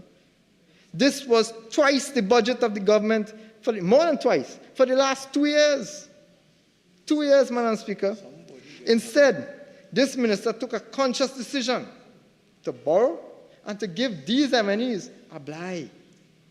Strangely enough, at the expense of the taxpaying citizens of Trinidad and Tobago, who now have serious crises in every sector of this country. Every sector, Madam Speaker. And what has been the result of that, Madam Speaker? What has been the result? This minister, instead of running down low-hanging fruit, Madam Speaker, of $140 billion, has chosen instead to go after property tax, Madam Speaker. It has become a priority of this government not to pursue lawbreakers, not to pursue tax evaders, not to pursue persons and entities avoiding taxation, Madam Speaker. People, entities, and persons, companies, MNEs, and individuals, Madam Speaker, avoiding paying taxes that are due, Madam Speaker. He's not focused on that, which is why, Madam Speaker, every year they will come here and ask for an amnesty for persons who have not paid their own income tax and their corporation tax, Madam Speaker. This has been a habit of the minister because they do not believe in penalizing individuals who deliberately break the law, who deliberately avoid tax requirements, Madam Speaker. So instead of pursuing $140 billion, Madam Speaker, instead of doing that, the minister chooses instead to shift down the burden of his incompetence to the tax-paying citizens of this country. He ignored $140 billion to run down $400 million in property tax on the backs of citizens who are already catching the tail, Madam Speaker. That is an indication of a minister who does not care about the people of this country. And we in the opposition, Madam Speaker, are obligated to call out the minister, provide a justification as to why you chose to ignore $140 billion, $140 billion, and chose instead, Madam Speaker, to ride on the backs of taxpayers, to exploit taxpayers at a point in time when they simply cannot afford it, Madam Speaker.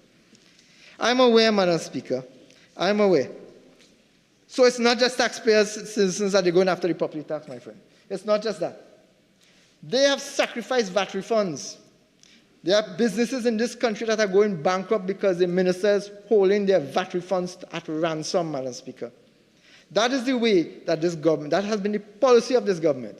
Tax compliance in this country, entities, persons, and MNEs, and there will be some that are tax compliant.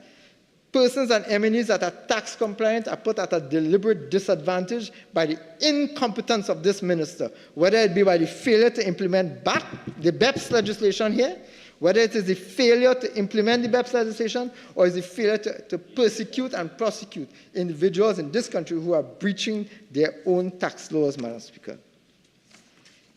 Madam Speaker, there's another version of this thing. There's a foreign exchange loss here as well, Madam Speaker. There's a potential for foreign exchange loss, Madam Speaker. A substantial amount of money that leaves these shores, a substantial potential for revenue generation that leaves these shores. And that is why we are in the crisis we are in. In fact, Madam Speaker, every crisis that this country has facing today is on the basis of one crisis, the one cause. That cause, Madam Speaker, is that the People's National Movement is on that side. They sit in the government and they have been discriminating against the population of Trinidad and Tobago. Madam Speaker, it is my view. I think if you could withdraw the word discriminating. And sure, Madam Speaker. Thank you. Madam Speaker, every crisis that we face in this country is on the basis of the incompetence, deliberate or otherwise, of this government, Madam Speaker. And I think it needs to be said. Time is now spent. Thank you very much. But please, thank you very much. Time I'm is sure now she's spent. appreciative of your help. Attorney General.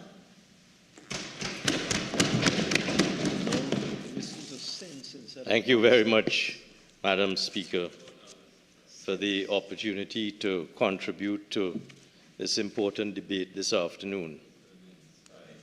Madam Speaker, the bill before us today is the Base Erosion and Profit Shifting Inclusive Framework Country by Country Reporting Bill 2023, 22 clauses in length. The bill was debated in the other place on February the 20th, 2024, and passed with amendments. As the Honourable Minister of Finance, who has piloted today's bill, has already accomplished a commendable task of outlining the significance of the bill, its detail, and the need for the bill to be passed today in this House, I do not propose to go into the clause-by-clause evaluation. Indeed, as I said in the other place, Madam Speaker, the Honourable Minister of Finance has established a technical expertise from the Tax Treaty Unit, the Board of Inland Revenue, and the Office of the Attorney General and Ministry of Legal Affairs by a high-level committee to address Trinidad and Tobago's placement on the EU list of non-cooperative tax jurisdictions. That was done in January 2022. As a matter of fact, as I stand here today, Madam Speaker, Trinidad and Tobago is currently participating in a 5-day on-site mock peer review by the Global Forum Secretariat at the Ministry of Finance Tax Treaty Unit. The point to be emphasized there is that compliance with the legislative framework which we are here for today is an ongoing, continuing engagement which we require the expertise and hard work of our public servants to work with the international community. Following the on-site mock peer review, which is currently ongoing, Madam Speaker, a report will be prepared by the Global Forum Secretariat. This will provide an assessment of our compliance with the Global Forum's exchange of information standards and recognize our achievements to date, and further gives us the opportunity to address shortcomings which we anticipated will be completed by May 2024. That high-level committee continues to work in tandem with the European Commission and the Global Forum Secretariat by intensive technical assistance towards a common goal of preparing the necessary legislative, administrative, and operational improvements to undergo the Phase 2 review in order to protect the integrity of the global financial system, inclusive of the EU financial system. Madam Speaker, this commitment is evident in the very reason we are here today. The emphasis on international compliance reflects a recognition of shared values, mutual respect, and a commitment to addressing global challenges collectively. The government's approach reinforces its commitment to foster transparency, fairness, and integrity in the global financial system and supports economic growth and social equity. By aligning our tax rules with economic substance and preventing the artificial shifting of profits, Trinidad and Tobago can safeguard our tax bases and promote sustainable development. In today's global economy, Madam Speaker, multinational corporations operate across borders, leveraging various jurisdictions to minimize their tax liabilities. While tax planning is a legitimate business practice, concerns have emerged regarding the erosion of tax bases and the shifting of profits to low-tax jurisdictions, depriving governments of essential revenue. In response to these challenges, Trinidad and Tobago has recognized the need for concerted action to address the BEPS, Base Erosion Profit Sharing System. Madam Speaker, I wish to place emphasis on the fact that the Global Forum Bill was debated, and this is part of a package, was debated and passed in the other place on November 24, 2023. This bill sought to address Trinidad and Tobago's placement on the EU list of non-cooperative jurisdictions for tax purposes.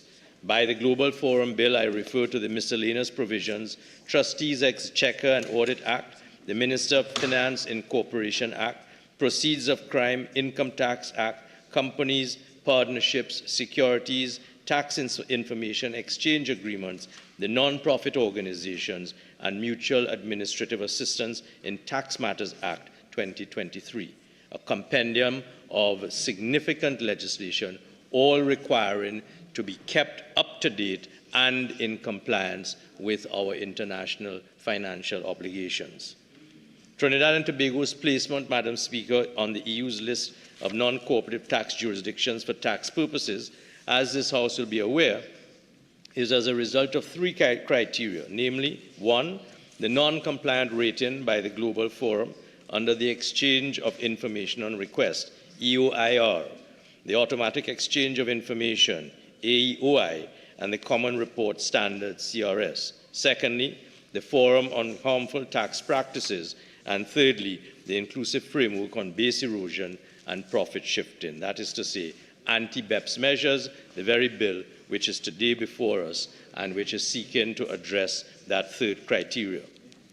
I refer, Madam Speaker, for the record to Hansard of the 24th of November 2023, when the Honourable Minister of Finance delivered a statement on the European Union requirements and stated, among other things, that which I have today acknowledged, that is to say that the government, led by a team from the Ministry of Finance, the Tax Treaty Unit, the Board of Inland Revenue, the Office of the Attorney General, has established a high-level committee to deal with this problem. The placement by the European Union of Trinidad and Tobago on a list of non-cooperative tax jurisdictions.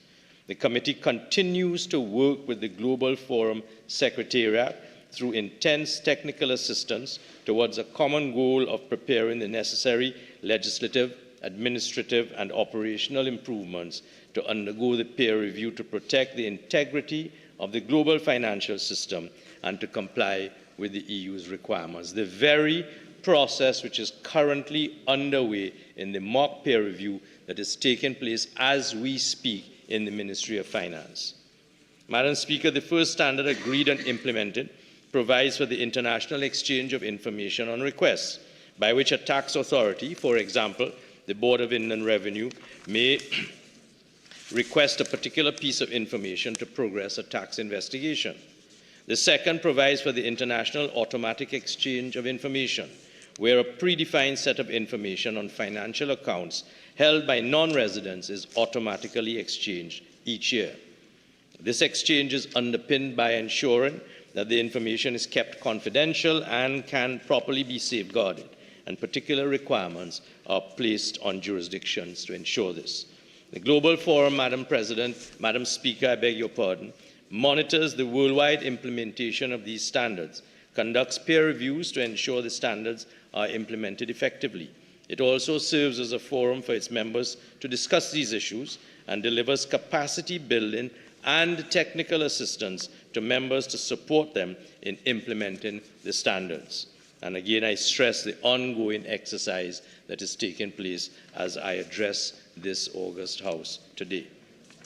Madam Speaker, the third pillar, base erosion and profit shifting, BEPS pillar, provides for the introduction of a country-by-country reporting requirement in line with BEPS Action 13.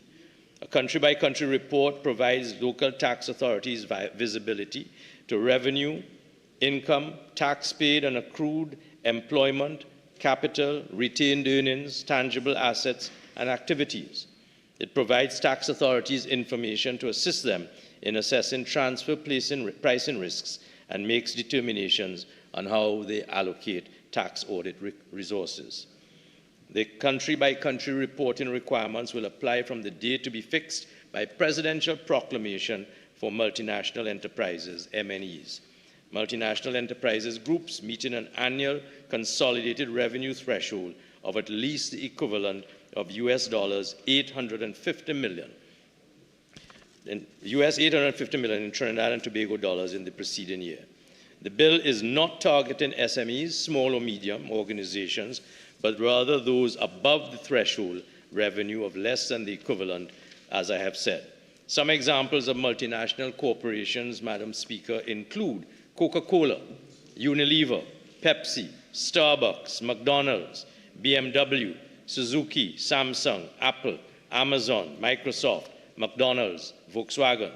These companies are headquartered in one nation, but operate divisions in other countries in order to expand their business and reach more customers. This pillar is also inclusive of Action 14, the Mutual Agreement Procedure, MAP, which indicates that Trinidad and Tobago needs to amend and update a significant number of tax treaties, all underway through the Ministry of Finance and the Office of the Attorney General. Trinidad and Tobago reported that it intends to update all its tax treaties by bilateral negotiations, to be compliant with the requirements under Action 14 MAPS, but does not have in place a specific plan for such negotiations, is what was reported in the last report. That is underway at the moment and is being improved. The MAP is included in Article 25 of the OECD Model Tax Convention and indeed commits countries to endeavor to resolve disputes related to the interpretation and application of tax treaties. The peer review process is conducted in 2 stages. Stage 1 assesses countries against the terms of reference of the minimum standard according to an agreed schedule of review. Stage 2 focuses on monitoring the following up of any recommendations resulting from jurisdictions' Stage 1 peer review report. BEPS undermines, Madam Speaker, the very foundation of our tax systems, eroding the tax base of nations and shifting profits to low-tax jurisdictions. This not only deprives governments of essential revenue needed for public services and infrastructure, but also creates an unfair advantage for multinational corporations over smaller businesses that cannot engage in such aggressive tax planning.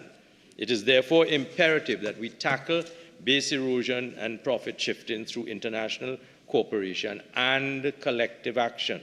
One proposed solution is the implementation of measures to ensure greater transparency and information exchange between tax authorities.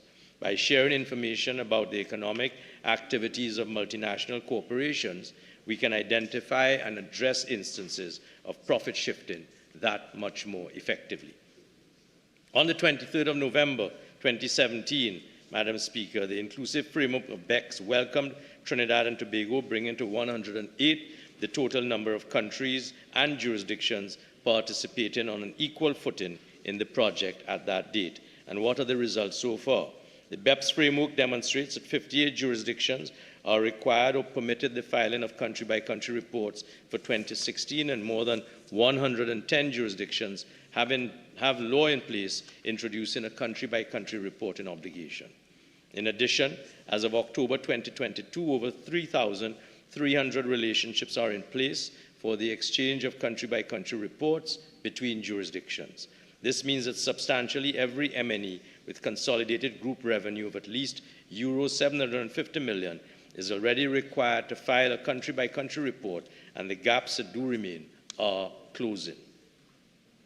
Madam Speaker, the first exchanges of country-by-country reports took place in June 2018, and with the OECD's support, tax administrators are incorporating country-by-country reports into their tax risk assessment and assurance processes to better understand the risks posed to our jurisdictions. Very recently, Madam Speaker, we had the further publication, 20th of February 2024, which removed certain countries from the EU list of non-cooperative tax jurisdictions for tax purposes: the Bahamas, Belize, Seychelles, Turks and Caicos Islands. Trinidad and Tobago remains on the EU list, along with 12 other jurisdictions: Anguilla, Antigua and Barbuda, Fiji, Guam, Panama, Russia, Samoa, US Virgin Islands, Vanuatu.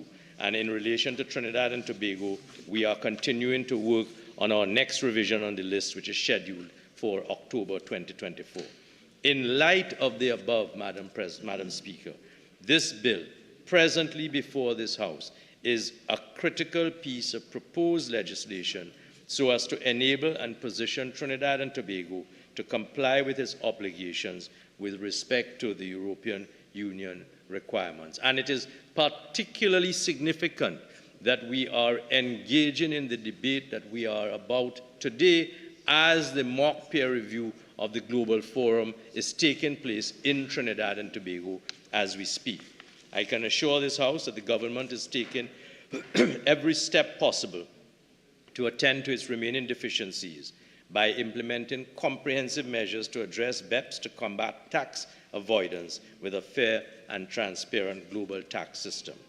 The government continues to take a cohesive, multi-pronged approach, including administrative and operational measures, as well as the introduction of a number of laws to ensure Trinidad and Tobago's removal from the EU list. Among those laws are: 1, the Base Erosion and Profit Shifting Inclusive Framework Country-by-Country Reporting Bill 2023, this very bill that we are debating today. 2, the Global Forum Act, which I have already spoken of, number 1 of 2024, which was debated in the Senate on the 24th of November 2023 and passed in the House of Representatives on the 19th, this House, on the 19th of January 2024. The Company Registration Online System Bill, the long title being the Miscellaneous Provisions Registrar General Companies Registration of Business Names and Non-Profit Organizations Bill 2023, which was debated in the Senate on the 12th of December 2023 and is on the order paper today to be debated later today in this very House for its passage into law.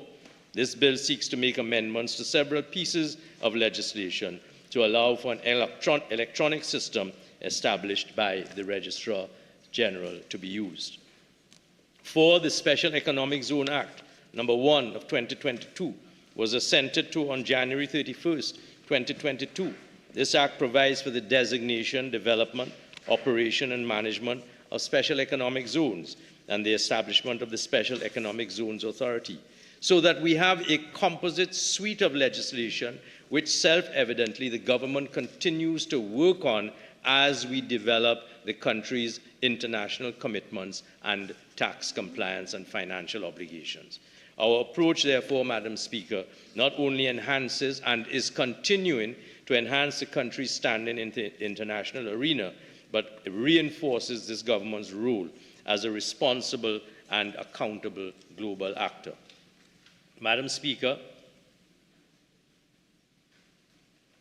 in implementing this legislation, there are a number of significant benefits to Trinidad and Tobago, namely, just examples, enhanced tax transparency, helping to identify aggressive tax planning strategies and ensuring that companies pay their fair share of taxes in the jurisdictions in which they operate. Protection of the tax base, closing loopholes and addressing mismatches to ensure that governments can collect the revenue necessary to fund essential public services, infrastructure, and social programs, thereby promoting economic stability and development. This will also prevent tax avoidance strategies which exploit gaps to artificially shift profits to low or no tax locations. This legislation will aid in the injection of more revenue into the economy through the reduction of tax evasion.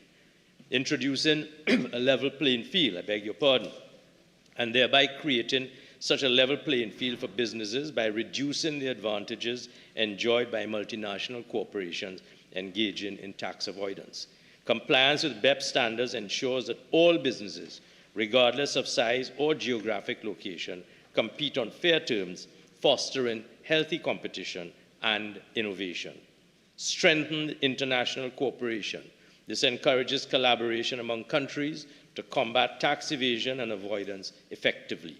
Through information exchange and mutual assistance, governments can detect and deter illicit financial flows, promoting global financial stability and integrity.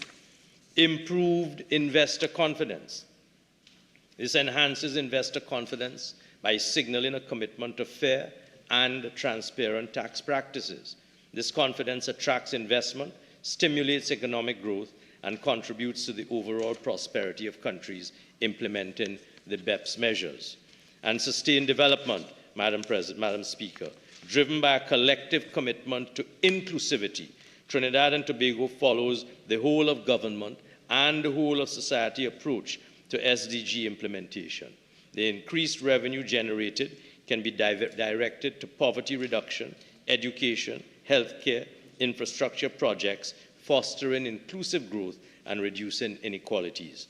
Madam Speaker, in short, this legislation is aimed at combating tax avoidance strategies used by multinational corporations to shift profits to low tax jurisdictions and to erode the tax base of countries where they operate, so as to close loopholes, enhance transparency, and ensure that multinational corporations pay their fair share of taxes whilst simultaneously addressing deficiencies and creating a fairer, more transparent, and sustainable global tax environment. By addressing the challenges of base erosion and profit shifting, countries can promote economic prosperity, as I have said. Madam Speaker, the government continues to work and to improve Trinidad and Tobago's current non-compliant rating and to ensure that Trinidad and Tobago's removal from the European Union list of non-cooperative tax jurisdictions. Implementing BEPS legislation is crucial to safeguarding the integrity of our global tax system and promoting fair taxation. Tackling BEPS requires a collective effort, a continuing commitment from governments, businesses, and international organizations. A steadfast commitment to implementing the BEPS measures is essential to promote tax certainty, enhance trust in the tax system, and create a more equitable environment for businesses to thrive. This has underscored the importance of international cooperation in addressing the challenges posed by BEPS and ensuring a level playing field for businesses worldwide. We must therefore, Madam Speaker, work together steadfastly and with great expedition with our parliamentary colleagues towards passing the necessary legislation. I thank you. Member for Miaru. Very much, Madam Speaker. Madam Speaker, thank you very much for allowing me an opportunity to join into this debate this evening. As before us today is the Base Erosion and Profit Sharing Inclusive Framework Country by Country Report Profit Shifting Inclusive Framework Country by Country Reporting Bill. Madam Speaker, I plan to continue on the heels of the member for Oropouche West, who did a fantastic job in setting a good line and length and pace for his delivery. And I do plan to stay very close in his line on his heels without colliding with him, Madam Speaker. Madam Speaker, often coming out of the government benches, they accuse the opposition, this side, of not supporting good legislation, supporting legislation from time to time. But Madam Speaker, on the contrary, we have always made an announcement that we on this side will support good legislation all the time. We will poke holes in bad ones, and we will let the country know where we don't sit well and give the government an opportunity to fix it. But today, Madam Speaker, after listening to the member for Oropouche West, there is very little that is objectionable in what is before us here today, because we understand the importance of this piece of legislation to the well-being of the Republic. And we have a duty today to pinpoint certain aspects of this legislation while allowing and affording the country to benefit from this piece of legislation that is before us today. After listening to the delivery from the member for Oropouche West, all I think that the minister who have piloted this bill today should have done was to give this country an apology for the sluggish manner in which he and his government has made on this particular issue, apologize for the international embarrassment that it has caused our country, and, according to the member for Oropouche West, be ashamed for the amount of income and investments that we have lost over the years because of that molasses-type speed approach by which this government has dealt with this matter of the EU. Madam Speaker, amid all of the technicalities of this matter, the bare fact is that non-compliance with BEPS has cost this country an incalculable amount of taxation revenue over the years. Madam Speaker, the government's inefficiency in dealing with this has really cheated our citizens of an improved standard of living at a time when we all needed it badly. So, Madam Speaker, why is this piece of legislation important to us? Why is the European Union important to Trinidad and Tobago. Madam Speaker, in 2022, exports from Trinidad and Tobago to Europe was valued at $5.88 billion US dollars, of which mostly the exports were mineral fuels, oils, chemicals, fertilizers, and other commodities. Madam Speaker, we imported from the European Union at that same time close to $2.2 billion US dollars in terms of our import capacity. On that basis alone, Madam Speaker, the government should have sought to enhance whatever that was needed to be done over the years with regards to having modern and good economic relationship with the European Union rather than being under the whip of getting this EU arrangement sorted out. Madam Speaker, the Trinidad Guardian on July 20, 2013 published speaking notes of a webinar that was conducted in July of 2023, where the EU ambassador, Mr. Peter Cavendish, he made a comment that this country has many talents and advantages that can be put into the service of both Trinidad and Tobago citizens and that of Europe. So clearly the EU ambassador have seen the importance of the relationship between Trinidad and Tobago and the European Union. Madam Speaker, any progressive administration would have been working assiduously on boosting economic relations with a region that consists of 448 million people with major purchasing power. So there's great export potential for Trinidad and Tobago, including the non-energy services and other sectors. Madam Speaker, the Minister indicated that amendments from the Organization of Economic Cooperation and Development were only received last December in this last sitting, and the requirements were changing rapidly as one of the excuses why we continue to be late with this. But the Minister has failed to ignore that more than 90 countries have been fully cooperating with the European Union. And the 11 or 12 that has been not been able to clear the list, they too have been under the same rapid assault of requirements. So how come all these other fellas could do it, but yet we are making excuses? Madam Speaker, the reason for that is because this government has an inefficiency problem. And clearly Trinidad and Tobago remains at the back of the class.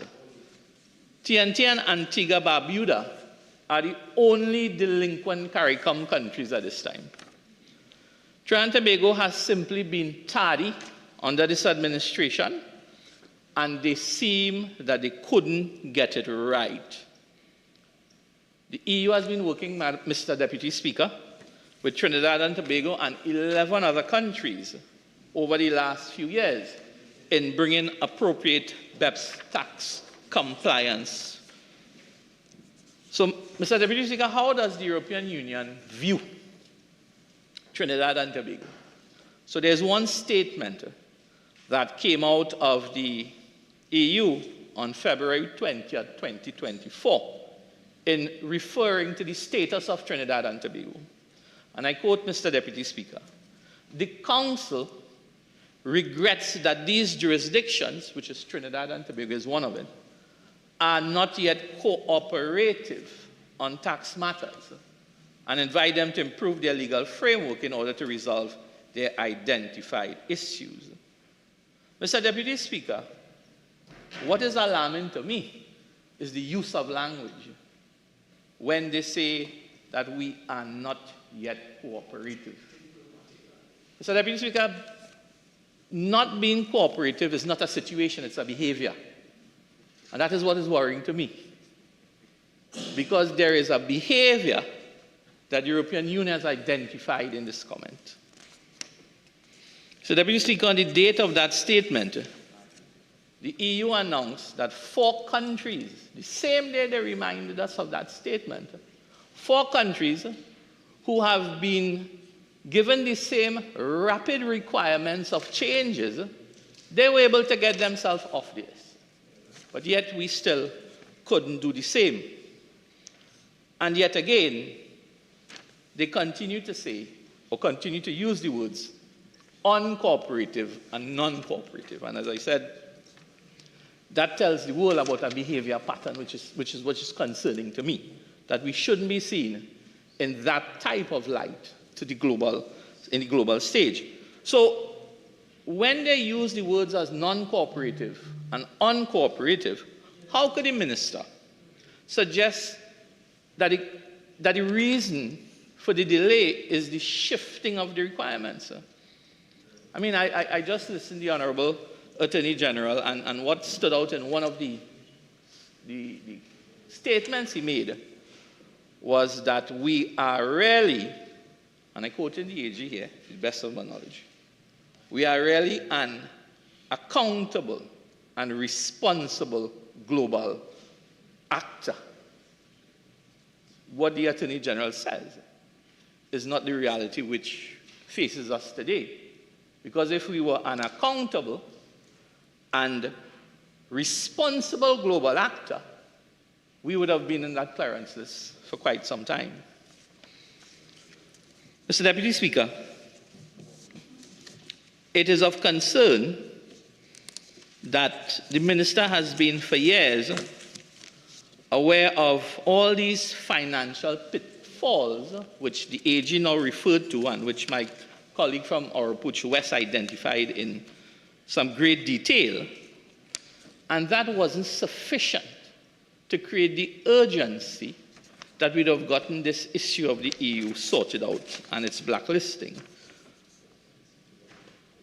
The minister is fully aware as well, because he said that the Honorable Attorney General spoke of it as well, that the fact that multinationals are exploiting the absence of base sharing and profit shifting laws because they can pay smaller income tax, lower income tax in low tax or no tax jurisdiction, which creates a loss for us here in Trinidad and Tobago. Mr. Deputy Speaker, if I were to refer you to a study conducted by ECLAC, and it is a report that was done between 2010 and 2018, which they provided some information that Trinidad and Tobago may have lost upwards of $17.5 billion between 2010 and 2018. And they also indicated in that very same report that about $7 billion in losses for 2018 alone was due to our inability to capitalize on that higher natural gas pricing that was in the markets at that time. The study also that ECLAC provided also highlighted what we refer to in the energy sector as the transfer pricing risks associated with specifically those multinational companies, focusing on those operating in Trinidad and Tobago, which resulted in that issue of profit shifting between jurisdictions, which, as everybody mentioned so far, is the bane of revenue leakage for our country. So, Mr. Deputy Speaker, in my research, I try to see what some of the international studies would have found with regards to the flaunting of this BEPS arrangement. And in 2014, this is what is instructive here, Mr. Deputy Speaker. In 2014, the University of Michigan, in an article that they published called "How Serious is the Problem of Base Erosion and Profit Shifting?" in 2014. And this is what the university had to say, that they had considerable evidence that multinational firms They sit down and they arrange their affairs. They plan how they are going to do this shifting in terms of the accounting to make sure that they pay the least amount of taxes in certain jurisdictions. So since 2014, this university study has identified that these multinational companies, they do it as a plan. They do it as a plan, and it is up to the countries now to figure out a way, which they are now doing in terms of this legislation before, how to put a plug to it. And this is why this is so important that we get this bill passed today in this House. But not only passed, but that the citizenry must understand why we have to pass this piece of legislation today. So, Mr. Deputy Speaker, I did some more research and I saw that it was similar in other studies, a lot of other jurisdictions. And, you know, what it exposes to me, coming on the history of the challenges with getting FATF and CFATF and some of the other bills before us, there were significant challenges in terms of the legislation, getting us into a compliance status. So that is something that I am concerned. I think the member for Approach West identified that today too, that we pass this bill today, then the compliance, getting it moved along in order to get us off this by the end of 2024, as alluded by the Minister of Finance, then that's still a big area of concern for everybody in terms of the government's ability to execute these compliance arrangements. Mr. Deputy Speaker, just the other day, the EU would have issued us a red card with reference to the shortcoming in combating illegal, unreported, and unregulated fishing.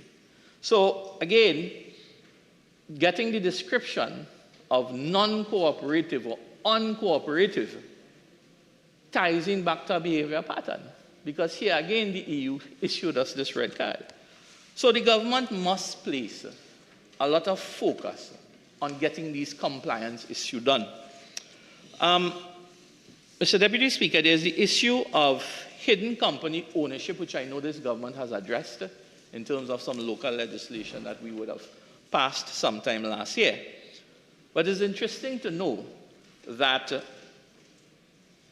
according to the Committee of Inquiry into Money Laundering, Tax Avoidance, Tax Evasion of April 6, 2017, they estimate $1 trillion leave developing countries by way of tax evasion because of hidden company information, ownership, and so on. I know we have done some work in this parliament here to plug that, so I suspect that is something that we look forward to in plugging one of those holes going forward.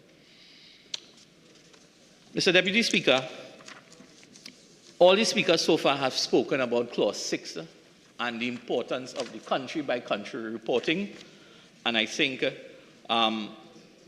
this is something that has to augur well for us, because by getting reports from other countries where our multinationals are operating, we can get a good assessment. Our Board of Inland Revenue, our tax collection agencies can make determination of whether some sort of profit shifting, tax avoidance is happening just by looking at the data. And I think the Minister of Finance and the AG did indicate what specific data will be reported. And that's so we have no issue with that. The importance is really making sure we get access to that data. Mr. Deputy Speaker, I just wanted to spend a couple minutes to explain to the national community in some very succinct points as to the impact of not having this legislation. By not having this legislation, it creates an environment that speaks to all the ills that both the member for Oropouche West, the Honorable Attorney General, and the Minister of Finance spoke to early on. And the biggest impact, as we all know, is the reduced tax revenue. We all spoke about without that revenue, we can't spend it on our infrastructure, our school, our healthcare, or national security. So that is a hole that must be plugged. But Mr. Speaker, there are some other nuances that I want to raise. Increased inequality. profit shifting, Mr. Deputy Speaker, can create income inequality by allowing multinational corporations, when they avoid paying their fair share of taxes, it widens the wealth gap in the societies that they operate in. Then there's another issue of the underinvestment in social services.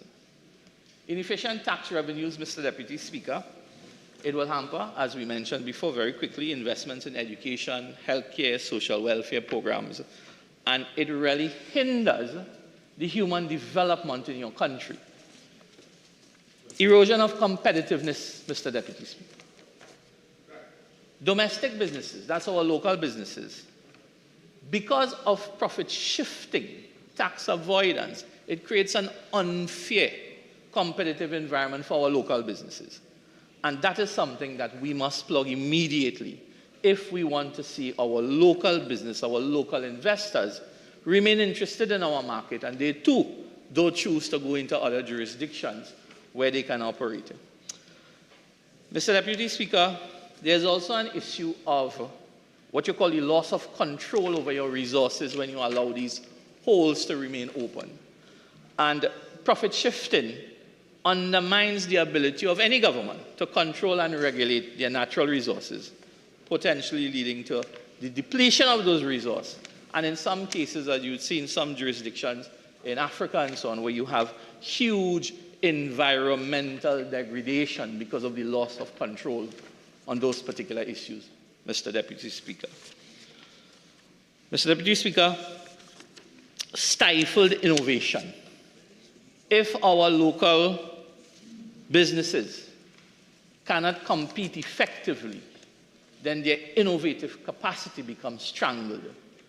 So we as Parliament, the other side as the executive of government, it is critical that they pursue this issue hastily, because it could lead to the stifling of innovation. And we want our local businesses to continue being innovative, creating new job opportunities, creating new ways of investment for other businesses. Mr. Deputy Speaker, legal uncertainty is another issue that is driven out of this issue of the non-compliance to BEPS. Complex tax avoidance, Mr. Deputy Speaker, those schemes, it creates legal uncertainty.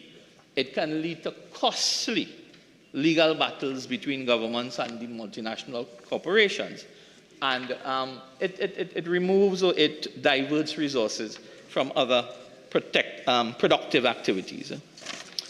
Mr. Deputy Speaker, in the three persons who have spoken before, I did not hear any conversation around the opportunity when these holes are not plugged, not only for multinational legal entities, but then there's this issue of transnational organized crime and those elements that use the weaknesses in your system to engage in these nefarious acts. So you're looking at fund sourcing, illegally obtained funds being transmitted through your financial system. They become an enabler of criminal enterprises. You know, we have been burdened with this issue of crime and rising crime over the last couple of years. One would want to ask, and I'm sure, it may be issues before the national security things that remain under national security, but what is the impact of how transnational organized crime elements have been using the weaknesses in our system to enable criminal enterprises? The normal issue of corruption, it opens up your whole system in terms of corrupting the system to get work done. Mr. Deputy Speaker, there's the issue of destabilizing economies. And all of these things are real when you see it in some other jurisdiction. That's why the haste countries have been using every opportunity to plug those holes, because they understand the importance of the destabilizing of their economies as well. So when you find illicit funds coming into a legitimate financial system, it offsets the normal economic principles of supply and demand and the amount of cash in your system. And if you have too much cash in your system, your cost of labor goes up, and then everybody wants $500 a day to cut some grass. That is a challenge, and that is something that this legislation today, we are hoping by the government's expediency on this, we can plug those holes in the shortest time frame. Well, obviously, if all those things happen, it undermines good governance. It erodes trust at the end of the day. You have the issues I spoke about, the environmental degradation, and so on. Mr. Deputy Speaker, there is also the issue of how the non-compliance and not plugging these holes, how it impacts our trade and investment capacity. And Mr. Deputy Speaker, I chose to talk about these things because the population must understand why legislation like this is critical to the well-being of the country, and why we on this side will support, we will have very little thing to object, because we understand the importance of this to the welfare of the country and the welfare of the Republic, Mr. Deputy Speaker. So, Mr. Deputy Speaker, we are in a situation economically where our trade and investment capacity must improve. It must grow, because we are in a situation where we have approximately, I think our unemployment rate is about 3.5% according to the CSO. Other reports have given the numbers well into the vicinity of about 100,000 people out of jobs in various levels of the economy. And we must get our investors here. We must get new investment. We must get new investment in not only the energy sector, but in the non-energy sector as well, because we need to put people to work.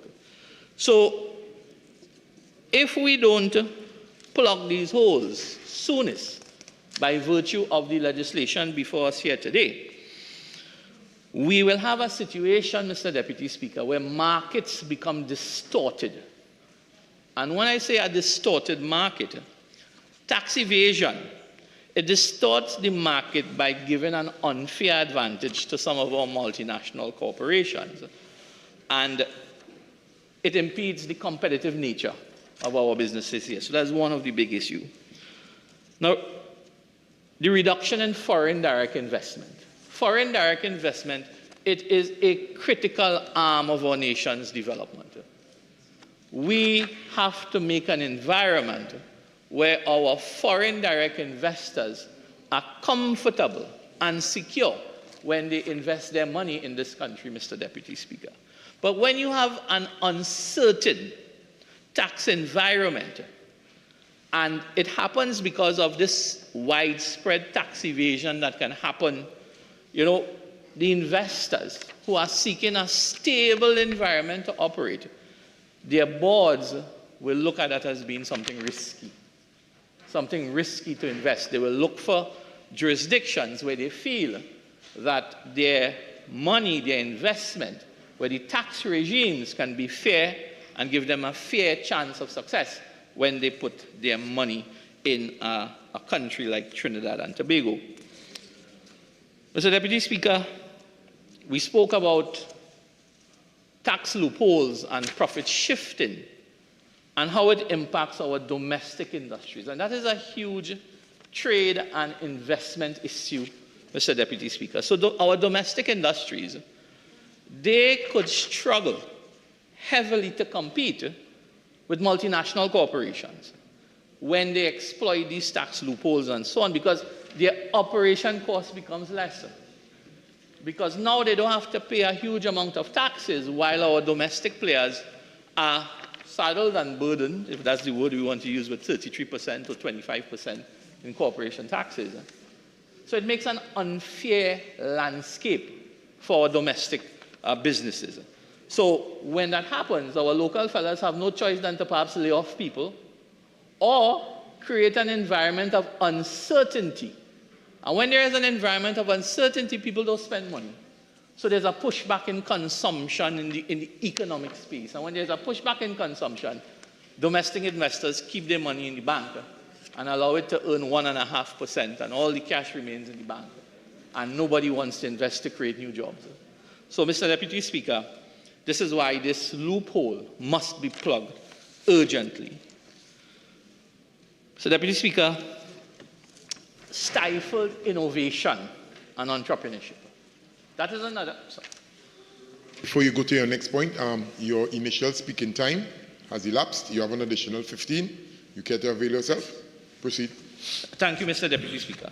Mr. Deputy Speaker, I was on the point of stifle innovation and entrepreneurship.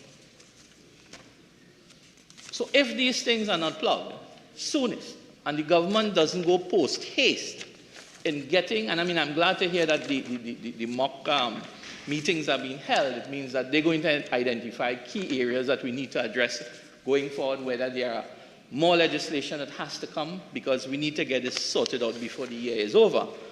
But when you have a limited amount of tax revenue coming into the state, and then you have the disadvantage to our local providers, then it stunts growth. It stunts innovation. If I don't have the money, Mr. Deputy Speaker, to invest in version 2 and 3 of my product, well, then how we become an innovative country? How do we create jobs of the future for our children?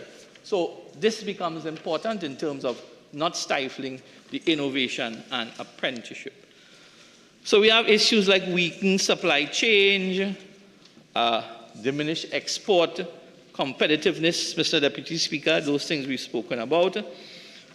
Erosion of consumer confidence.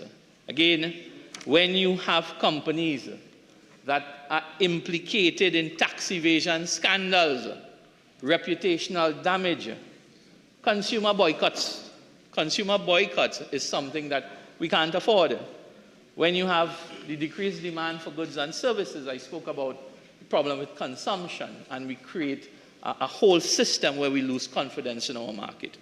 So, Mr. Deputy Speaker, that is another reason why we have to plug these holes soonest. Mr. Deputy Speaker,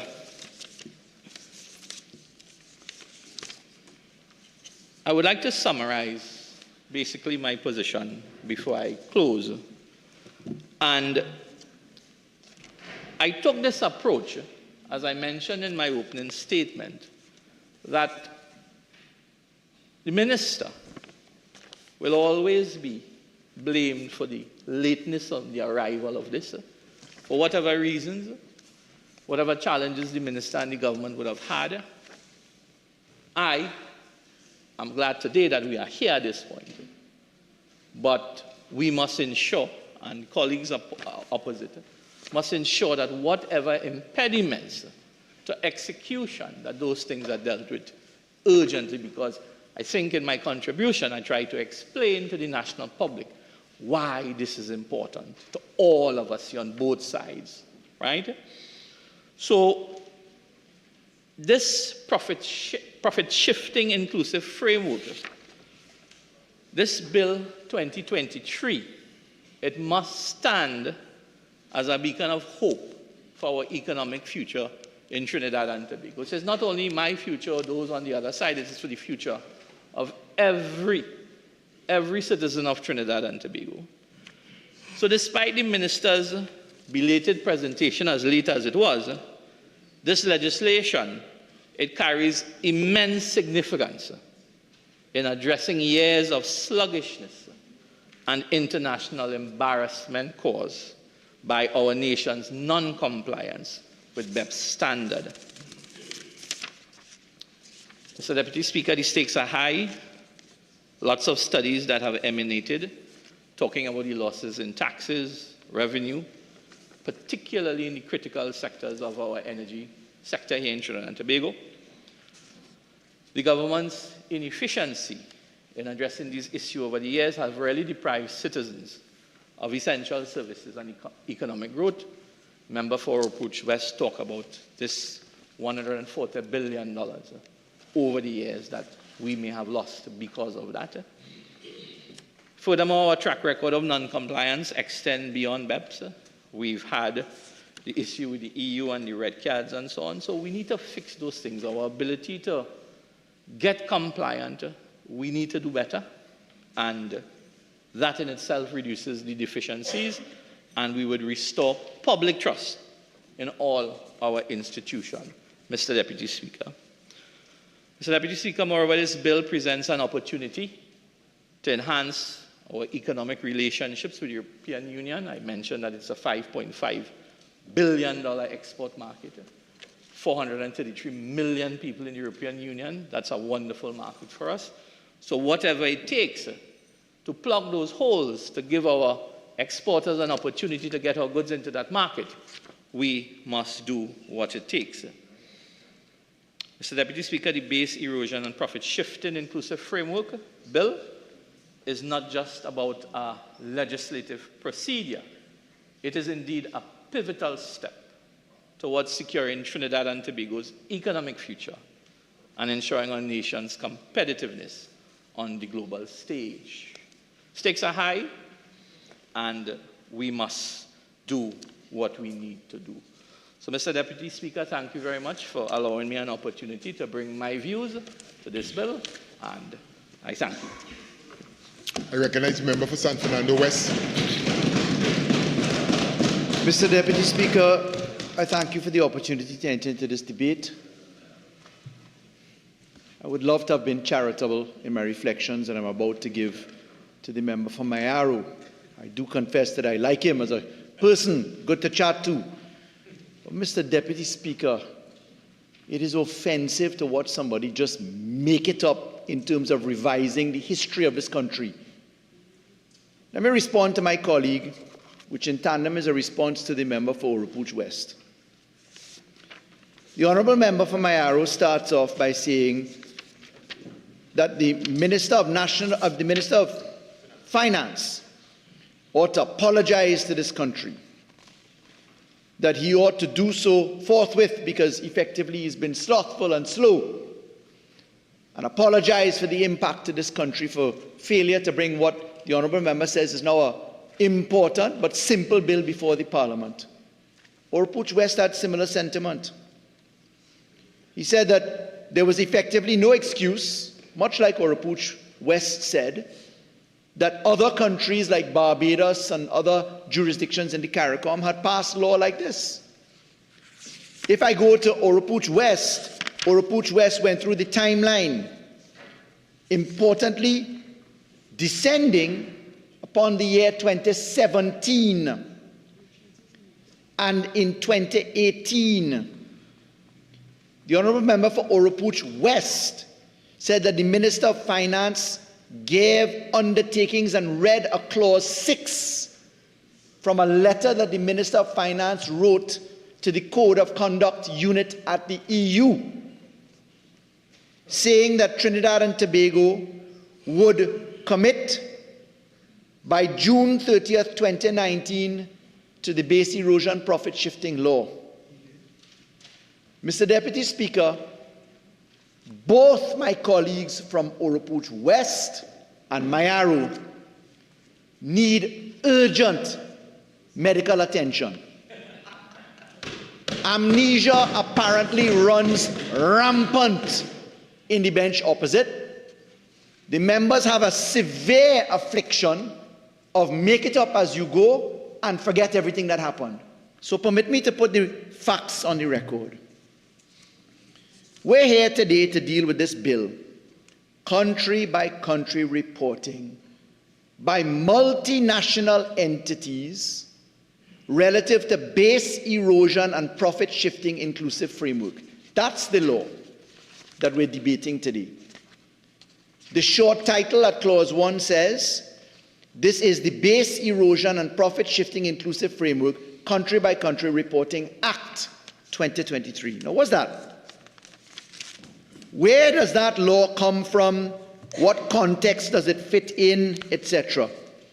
So before I come to demonstrating amnesia and willful make it up as you go, permit me to explain where this bill came from and to add and amplify to what the Honourable Attorney General so capably put onto the record in the cogs that work together in performing this work. Mr. Deputy Speaker, we are here today effectively treating with an obligation from the OECD and the European Union in particular. Base erosion and profit shifting is the law that we're treating today, to treat with one species of what the taxation base looks like. The species that we're treating with, if you look to this law, if you look to the definition section, if you look to what the definition of a multinational enterprise is, Mr. Deputy Speaker, you will see that we're treating with a species which is any type of company or group of companies that has a gross revenue of $850 million US. In other words, then, we're looking at billion-dollar companies. The example that really comes when you look at the literature as to why this is prominently required was the case of Apple Inc. In the case of Apple Inc., Apple is actually a company registered in Ireland, which is part of the EU, and has its operational business in the United States and elsewhere. And in the United States, they don't tax you depending upon where you are resident. So the United States didn't tackle the taxation for Apple Inc. because they were located in Ireland in the EU, and in the EU they didn't have any taxation of their profits of a meaningful level because their operations were in the United States and elsewhere. In other words, then, a multinational company, a billion-dollar company like that one, was able to erode the base from which taxation is paid, and that caused tax-paying monies, tax collection to governments, to be radically reduced. This law is not about transfer pricing. This law is not about local improvement in revenue collection for Trinidad and Tobago companies that are under $850 million US in gross revenue. Do we have a couple companies that could be Trinidad and Tobago companies with that kind of revenue? Yes, we do. The oil and gas companies that are resident in Trinidad and Tobago will have qualification under this law. But, Mr. Deputy Speaker, this law coming from the EU is really a law that we get to after we pass through other laws first, which is where I come to prove the amnesia and willful make it up as you go. Particularly, our non-compliance by the EU standard is as it relates to two limbs. One, something called the exchange of information by request. EOIR is the abbreviation. And the second limb is something called the automatic exchange of information, the AUI. What is that? You will see it featuring in the law. In the bill that we're looking at today, we say specifically that for country-by-country reporting, ultimate parent entities and constituent entities or surrogate parent entities have to, 12 months after their financial year, make declarations in accordance with guidelines and rules and regulations to be made under this law. And they must make that declaration to the Board of Inland Revenue.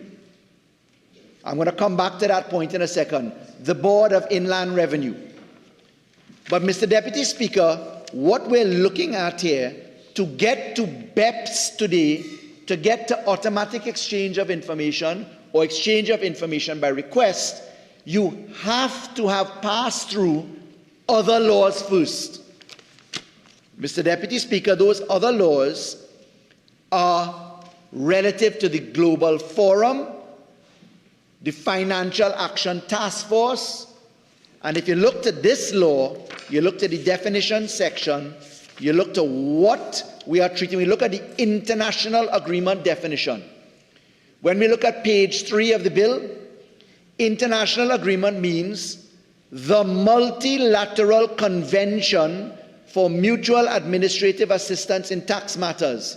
Does that sound familiar, Mr. Deputy Speaker? And any bilateral or multilateral tax convention or any tax information exchange agreement. Mr. Deputy Speaker, let me repeat that last phrase. Tax information exchange agreement. Does that sound familiar, Mr. Deputy Speaker? It should, because we did the FATCA law, FATCA law, which resulted in the 1989 Tax Information Exchange Agreement with the United States being separated from the Tax Information Exchange Act, and the Multilateral Convention for Mutual Administrative Tax Assistance in Tax Matters should sound familiar, Mr. Deputy Speaker, because it exists in the very area of amnesia I'm about to put on the record. Let me explain that. Mr. Deputy Speaker, the United National Congress, sitting as then government, took us into the 2010 cycle. We did a questionnaire to join the Global Forum. In 2011, we joined the Global Forum. In 2014, we committed to implementation of common reporting standards and automatic exchange of information with Global Forum. That is Minister Larry Hawaii, Minister of Finance under Member for Paria, then Prime Minister, committed in 2014 to exchange of information by 2017. And Mr. Deputy Speaker, we were required to pass into law critical pieces of legislation. Number one, the Mutual Administrative Assistance in Tax Matters Bill. Number two, the Tax Information Exchange Agreement Bill. Number three, the Income Tax Amendment Bill. Mr. Deputy Speaker, this government passed the FATCA law in 2016 with the UNC kicking and screaming, took us to a joint select committee, refused to support the law. We went into a national debate.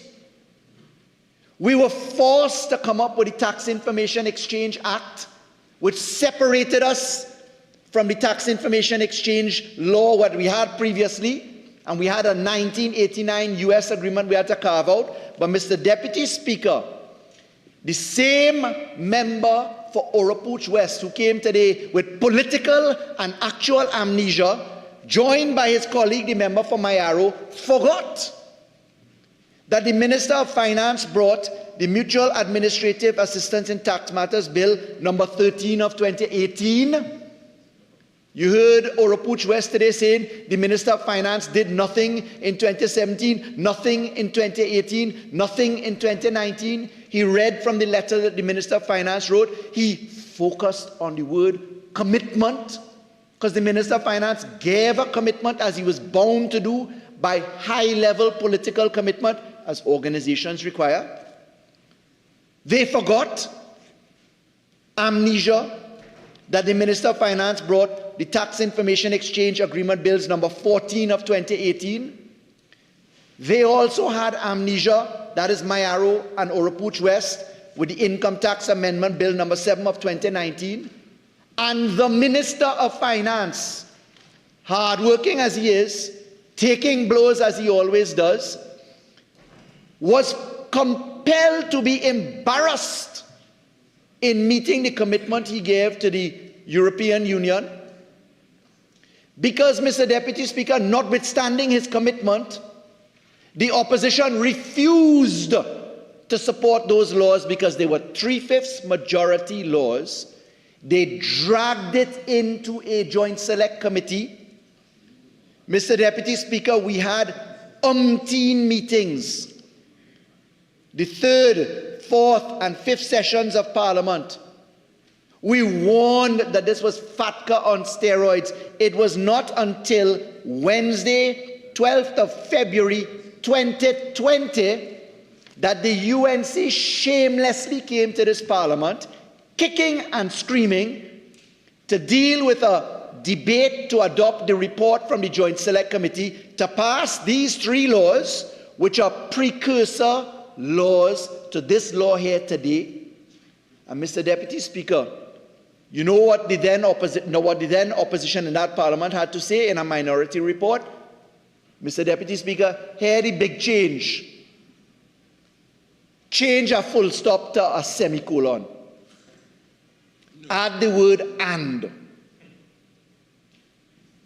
We spent 3 years in a Joint Select Committee dancing around to pass 3 laws, which are precursor laws, and they have the political vulgarity to come today to say the Minister of Finance broke his commitment, the government is slothful, they allege, the government did nothing, they allege. Mr. Deputy Speaker, the record of this parliament demonstrates that the only thing that caused us to not meet that commitment are the party represented by the following letters: UNC.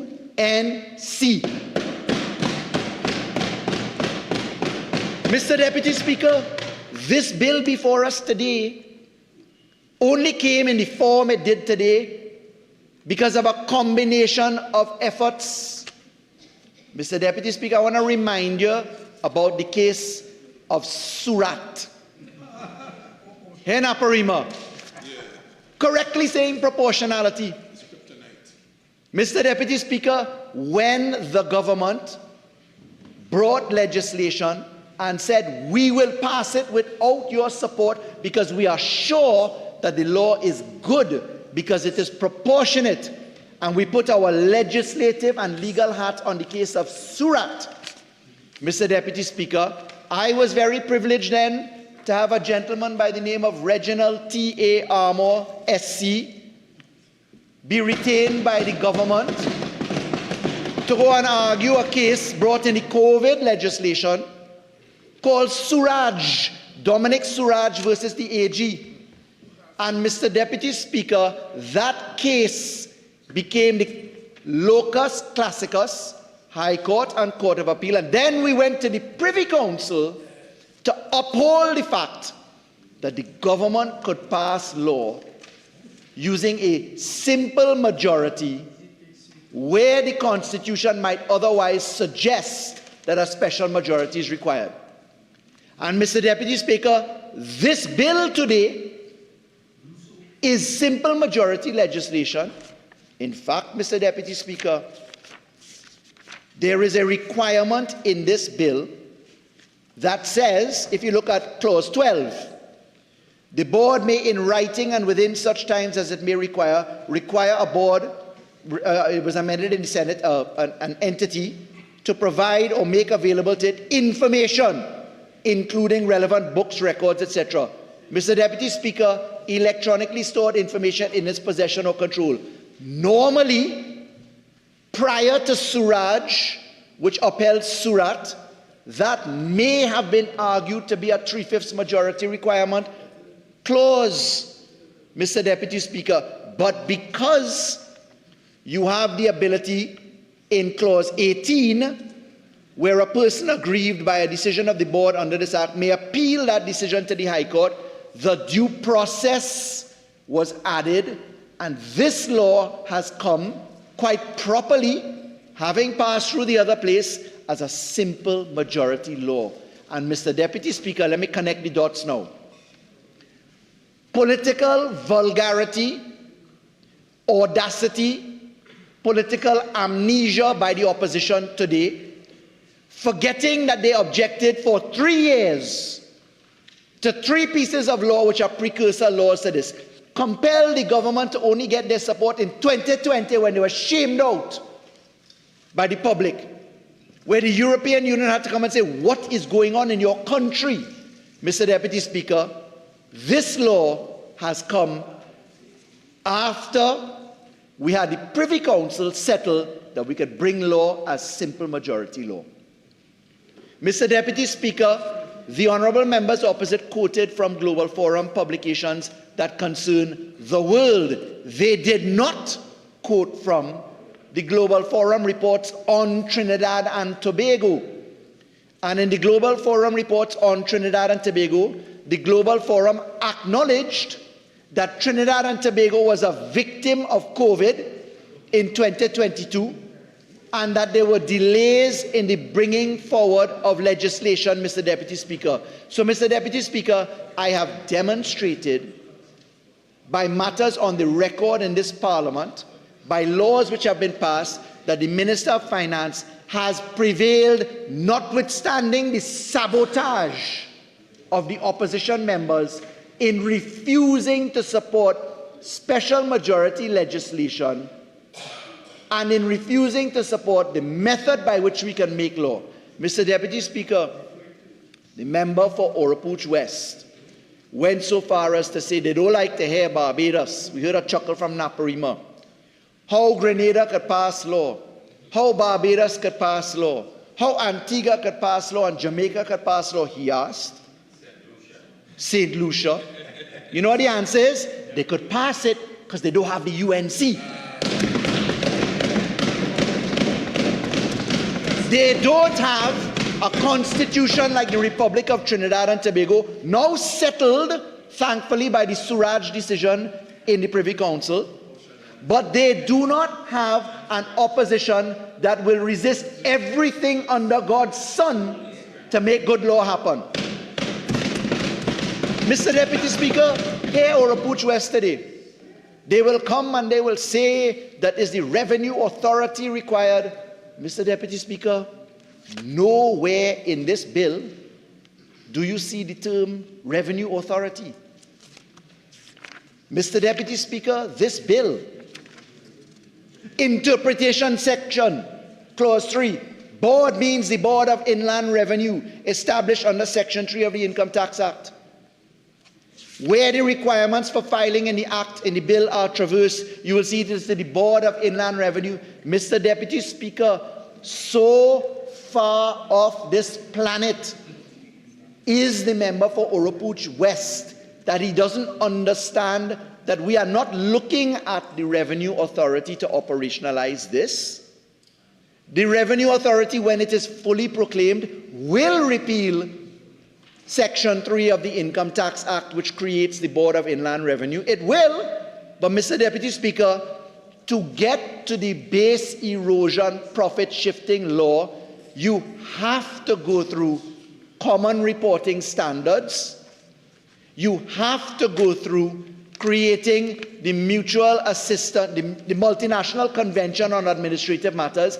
If you do not have those matters, Mr. Deputy Speaker, you cannot bring this law.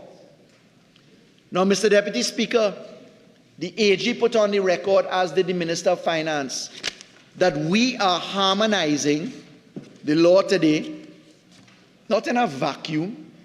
Mr. Deputy Speaker, this law is directly associated with the amendments we did to the Trustees Ordinance, Exchequer and Audit Act, Finance and Corporation Act, Proceeds of Crime Act, Companies Act, Income Tax Act, Partnership Act, Securities Act, Tax Information Exchange Agreements, Non-Profit Organizations Act, Mutual Assistance in Criminal Matters, in Taxation Matters Act, the Mutual Assistance in Criminal Matters Act as well, the Special Economic Zones legislation as well. The bill that is next on the order paper today, which I won't go into for risk of anticipation objection, that is connected to this. Mr. Deputy Speaker, I have just named 11, 12, 13, 14, 15, 16 laws that have been amended, a 17th miscellaneous law to come today, and the members opposite call that slothful legislative action. Well, Mr. Deputy Speaker, considering that the members opposite did absolutely nothing in the period 2010, 11, 12, 13, 14, and 15, for 5 years and 3 months, and that their actions in 16 in relation to FATCA, 17, 18, 19, and 20 on the three laws I just traversed were to oppose, well then, Mr. Deputy Speaker, that is why I say it is politically their fate to be viewed as persons suffering from amnesia, persons suffering from an inability to tell the truth, and Mr. Deputy Speaker, that I classify as legislative sabotage, Mr. Deputy Speaker. Mr. Deputy Speaker, I want to commend the Minister of Finance and his team. I want to commend the Honorable Attorney General and his team, because, Mr. Deputy Speaker, that package of laws that I have just mentioned, that work carried out by the Office of the Attorney General and by the Ministry of Finance has taken years to complete, with ardent effort, with teams of experts who, as we speak today, are undergoing examination by the Global Forum right here in Trinidad and Tobago, right here. So, Mr. Deputy Speaker, we have to just do it. Mr. Deputy Speaker, we then went on an excursion with my arrow all over the place about the effects of this law and what not having the law would equal to, Mr. Deputy Speaker. The Honourable Member couldn't understand the difference between double taxation, transfer pricing, social stuff. Mr. Deputy Speaker, all the ills the Honourable Member spoke about in not having your taxation laws managed, didn't they apply to the Revenue Authority? Didn't they apply to the Mutual Assistance in Taxation Matters Act? Didn't they apply to the tax information laws? Isn't it relevant in asking the UNC why they are in court challenging the Revenue Authority laws as we speak now?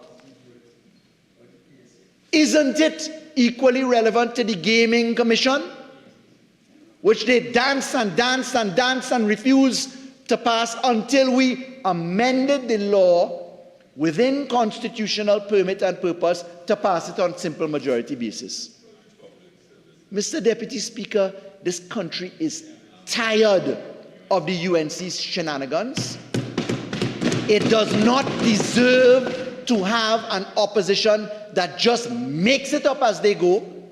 Mr. Deputy Speaker, I challenge anybody to say that the Hansard record does not reflect their opposition to the laws as I've laid it out chronologically.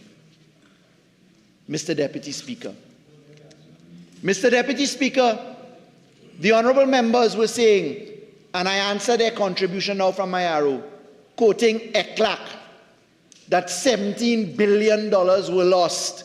Well, I want to compliment the Honourable Prime Minister of the Republic of Trinidad and Tobago, the Honourable Member for Diego Martin West, who together with my colleague, the Minister of Energy, and his predecessor, the late Franklin Can, went to battle on behalf of the people of Trinidad and Tobago to renegotiate our take on oil and gas.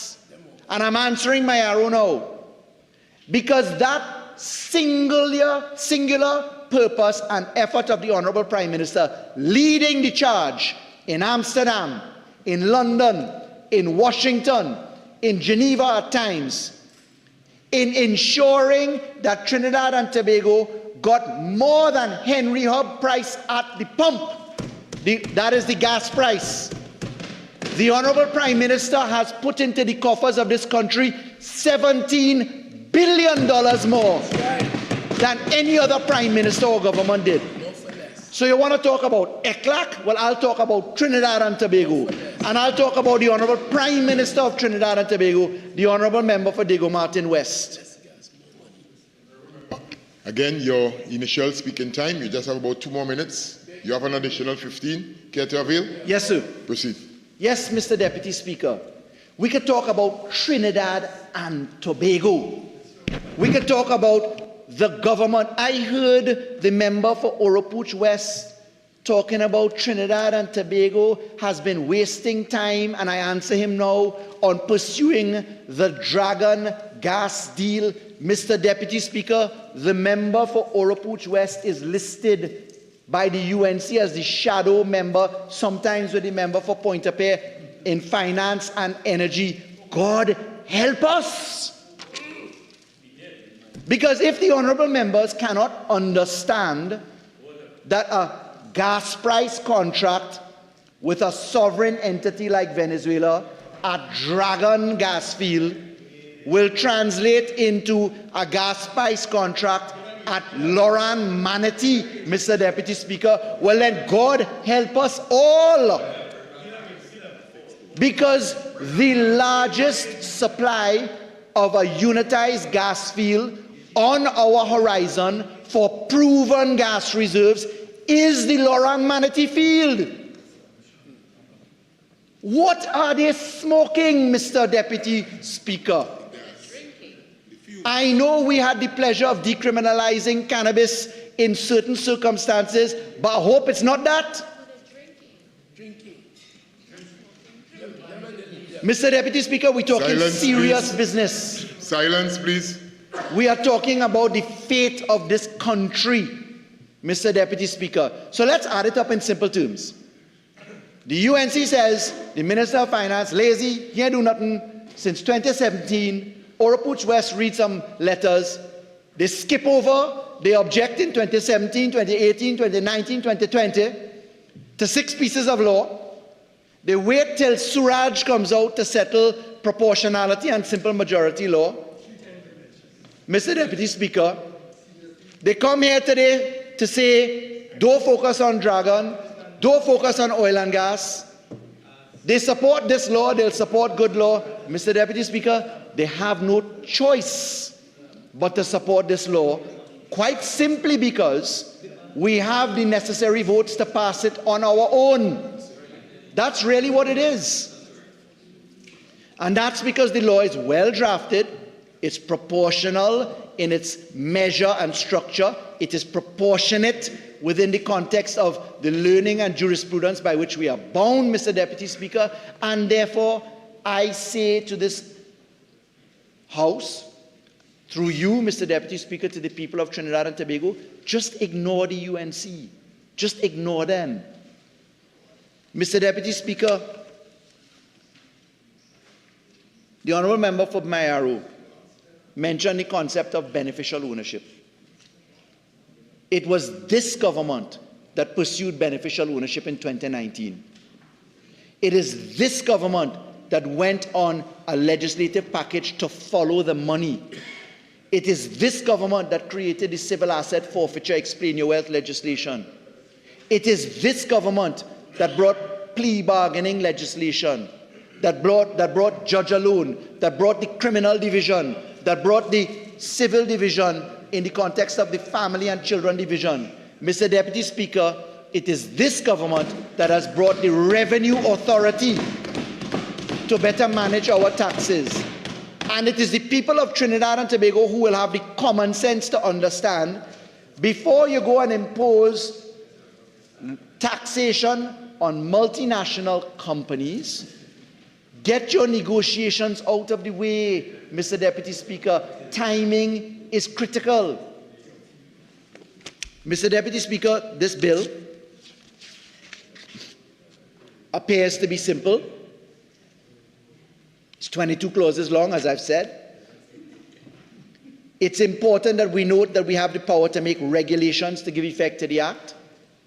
It's important at Clause 18 to note that you have the right of appeal. It's important at Clause 12,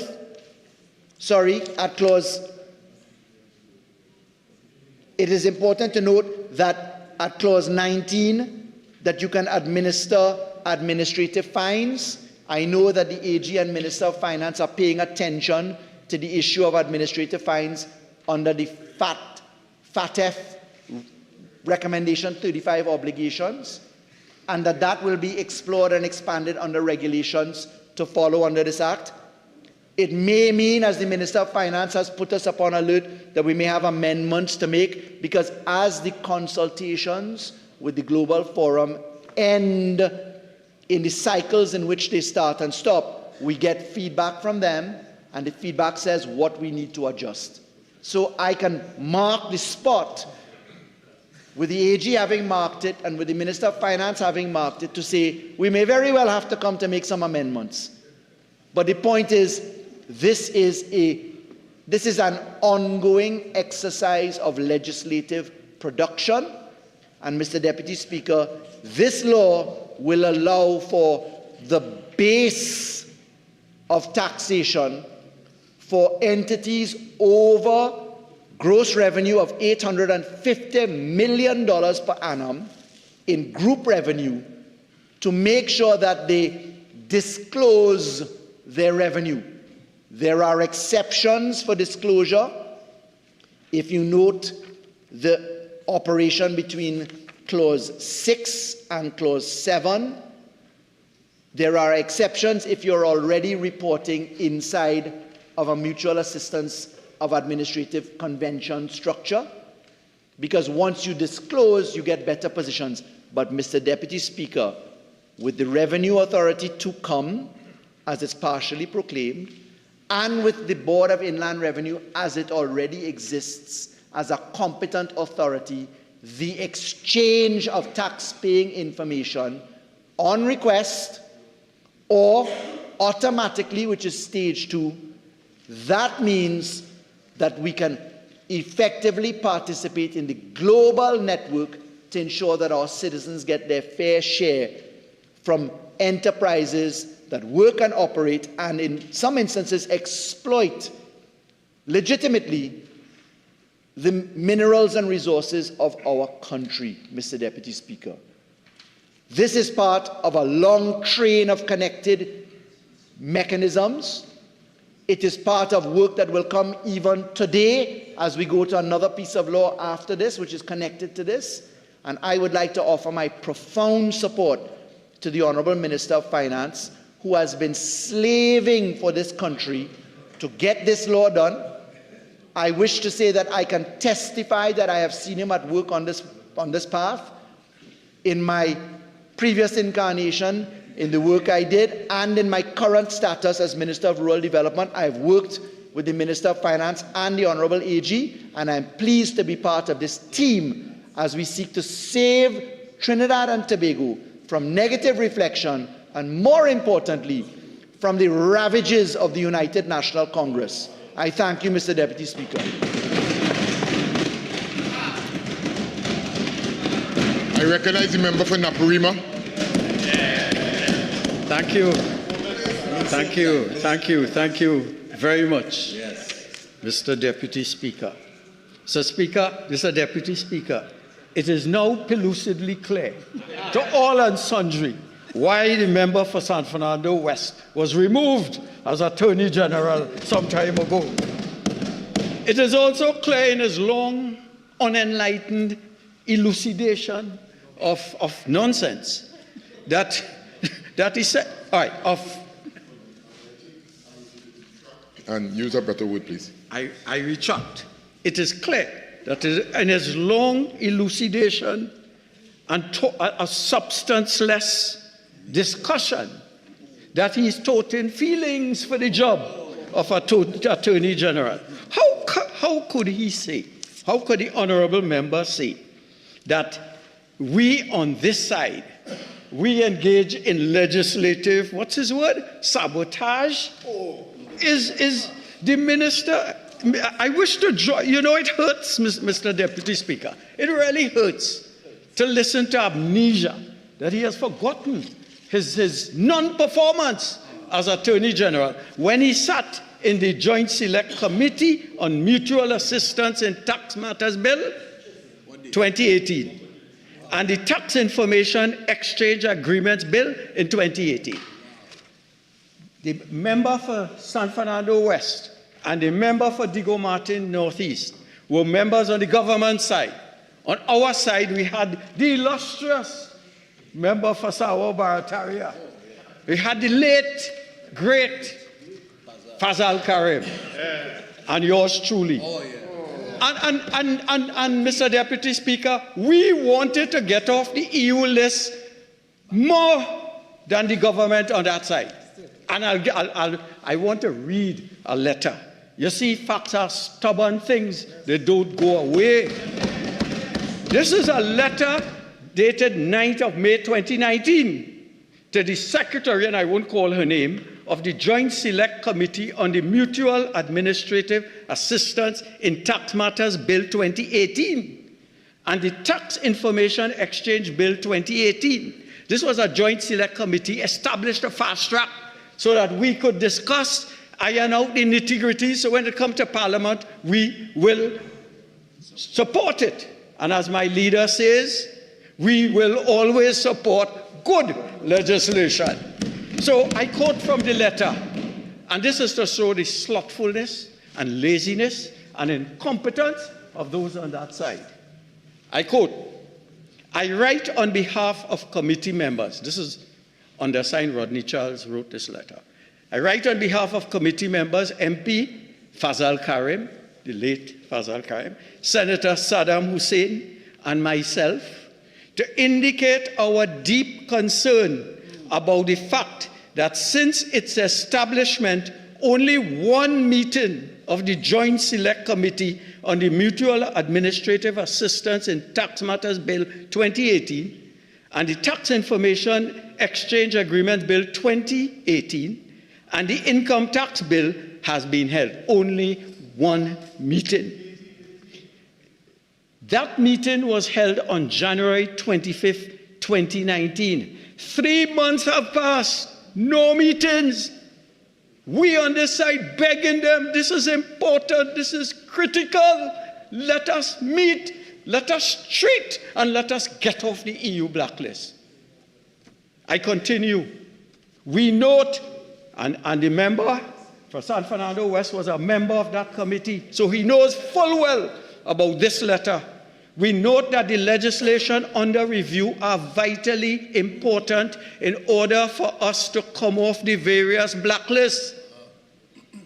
We confess that we are not seeing that level of urgency commensurate with the importance of the proposed legislation. Let me repeat, because it's amnesia on that side. Amnesia. I'll quote, I repeat. We note that the legislation under review are vitally important in order for us to come off the various blacklists. We confess that we are not seeing that level of urgency commensurate with the importance of the proposed legislation. It is our hope, that is former member, the late, great Fazal Hussein, Fazal Karim, sorry, my colleague and myself. It is our hope that we will see a number of meetings being urgently convened so that the requisite analysis of the bills will take place to prevent us being called upon to support inadequately reviewed and not well thought out legislation. End of quote.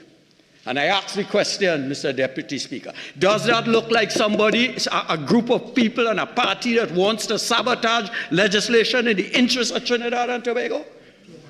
Or is it a group of people begging them on that side, do they work? Call the meetings.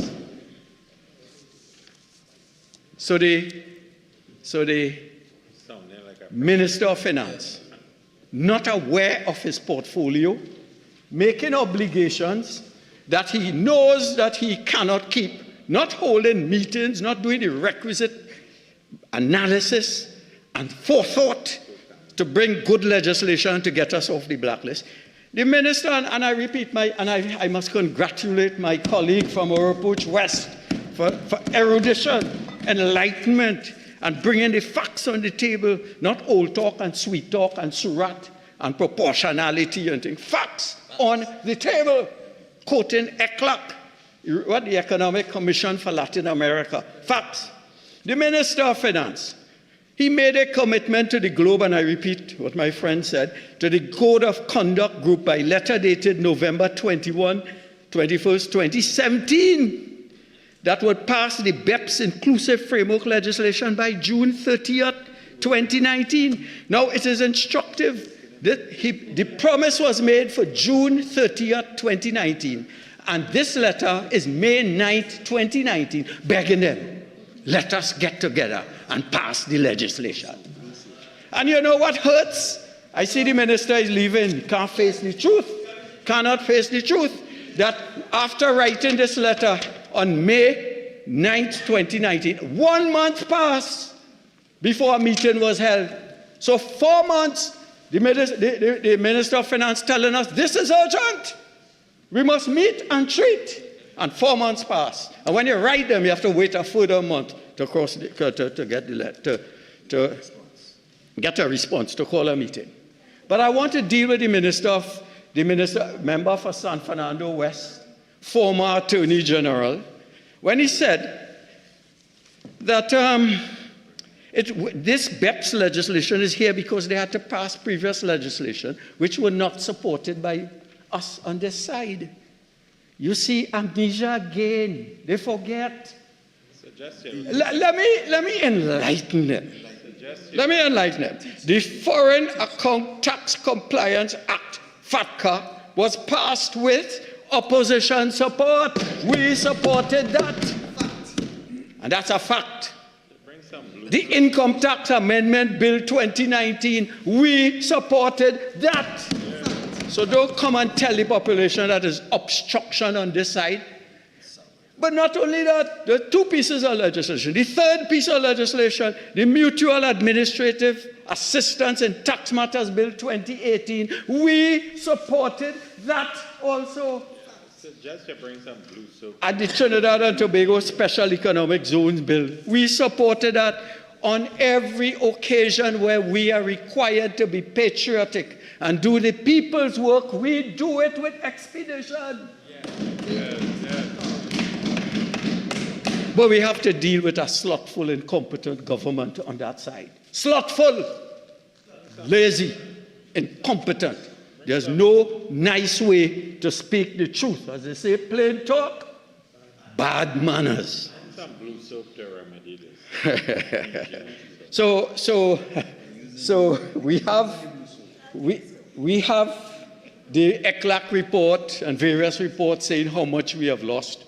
We have lost from the non-passage of the BEPS legislation, base erosion and profit shifting bill. You've seen how much we have lost. My colleague from Oropouche West has pointed out a figure of $140 billion.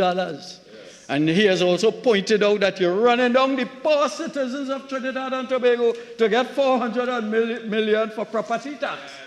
And the foreigners in Trinidad, the multinational enterprises, you're sparing them $140 billion. That is a disgrace. That's wickedness. That is wickedness.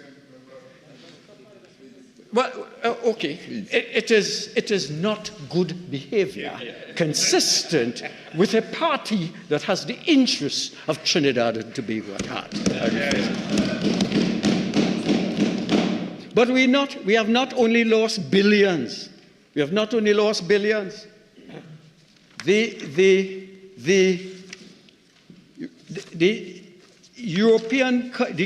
Norway, a minister of taxation from Denmark, when he looked at the performance of this government in terms of tax evasion and passing bills to eliminate what they call transfer pricing, he called us in Trinidad a nook of shame. That is a quote. And that country, Denmark, cancelled its double taxation treaty with Trinidad and Tobago. We are proud Trinidadians on this side. And we won't like a foreigner from a former colonial country calling us a nook of shame, and we can't respond. In San Fernando, somebody called me a nook of shame, and he is 6 foot tall and 600 pounds and a wrestler. Blows. You have a foreigner calling my country and my government a nook of shame. And the member for San Fernando West coming and talking about proportionality and surat and nonsense. Norway, not an EU country, has terminated a taxation agreement with Trinidad and Tobago effective January 1st, 2024. We are, to quote, and I hate doing this, to quote the EU minister, no shame. We were told by Minister Imbert, and that's the real reason why we're here today, last minute, that the EU peer review will commence in first quarter 2024, and the Global Forum will not consider any legislative changes after June 2024. So we're here because a peer review is taking place, and like little children, we're rushing to get the homework done before the bell rings for class to start. That is where we are. The minister knew about the BEPS in 2017 when he wrote the letter. So it is not a case of goalpost shifting. He knew what was required to be done. He promised to do it. And as usual, the slothfulness kicked in. We have to ask the question, since they do not know how to get us off the EU blacklist or any blacklist, since they do not know, will this bit of legislation today get us off the blacklist? It's a fundamental question we have to ask, because time and time we come and we are told that if we pass this piece of legislation, FATCA, we'll get off the blacklist. If we pass the Income Tax Amendment Bill 2019, we'll get off the tax bill. In the same joint select committee, I asked the Minister of Finance, tell us all the legislation we need to pass so that we'll get off the list. He told us if we pass these 4, we'll get off. It is in Hansard. It is in Hansard. So you cannot, it's either amnesia or you do not want to read. It is in hand that we ask what is required of us, as Scripture says. Tell us what the fellow tell the Lord, tell me what would you have me to do? And he said, sell all your property, take up your cross and follow me. They cannot answer that. Tell us what we need today. Mr. Deputy Speaker, if we remain in the EU blacklist after 2024, it is them to blame. I am coming into Parliament, I will absent myself, because it is not for want of trying that we have sought to find out from the group, what is required to get us off the list. So, Mr. Deputy Speaker, the EU has a 15-point action plan for BEPS, inclusive framework. Of these 15, there are 4 minimum standards required by the EU under the BEPS. These are Action 5, counter harmful tax practices with a focus on improving transparency. Have we done that? Action 5, prevention of tax treaty abuse. Action 13, improving tax transparency with a country-by-country reporting. We are dealing with that. But Action 14, making dispute resolution between, they say between, but as a good English student, it is among jurisdictions more timely, effective, and efficient. Will this bill sufficiently cover these requirements? Do we have confirmation or indication from the EU representatives the minister is working with that we are on the right track? From my understanding and research, this bill will only cover Action 13, that is improving tax transparency with a country-by-country reporting. So where do we stand with the others? According to the Prevention of Tax Treaty Abuse 5th Peer Review report on the Treaty Shopping Inclusive Framework on BEPS Action 6, published on March 21st, 2023, with regard to Action 6, prevention of tax treaty abuse, although Trinidad and Tobago has 16 tax agreements in force, none of those agreements comply with the minimum standards. Let me read that again. It's not amnesia here. I'm reading it slowly. According to the Prevention of Tax Treaty Abuse 5th peer review, report on treaty shopping, inclusive framework on BEPS, Action 6, published on March 21st, 2023. With regard to Action 6, prevention of tax treaty abuse, that although Trinidad and Tobago has agreements in force, 16 tax agreements in force, none of those agreements, not one, comply with the minimum standard. It goes on to say, Mr. Deputy Speaker, that Trinidad and Tobago has not signed the BEPS MLI, the Multilateral Convention, to implement tax treaty-related measures to prevent base erosion and profit shifting. The OECD says, and I quote, the BEPS MLI, that's the Multilateral Convention to implement the thing, quote, offers concrete solutions for governments to close the gaps in existing international tax rules by transposing results from the OECD/G20 BEPS project into bilateral treaties worldwide. Do we have those bilateral treaties? It also implements agreed minimum standards to counter treaty abuse and to improve dispute resolution mechanisms while providing flexibility to accommodate specific tax treaty policies. End of quote. Do we have those in place? So, Mr. Deputy Speaker, you get a sense that the BEPS will help states become fully compliant, at the very least, with the 4 BEPS minimum requirement. But we are not sure, like all the other bits of legislation that we pass, chirp, that what we pass today will get us off the EU watch list. But Mr. Deputy, you know what's hard? You know what's hard? Every little island, and my colleague raised the point. Grenada, St. Lucia, Barbados, everybody Cayman Islands came past the BEPS legislation long ago. How long Barbados? Barbados did it in 2021.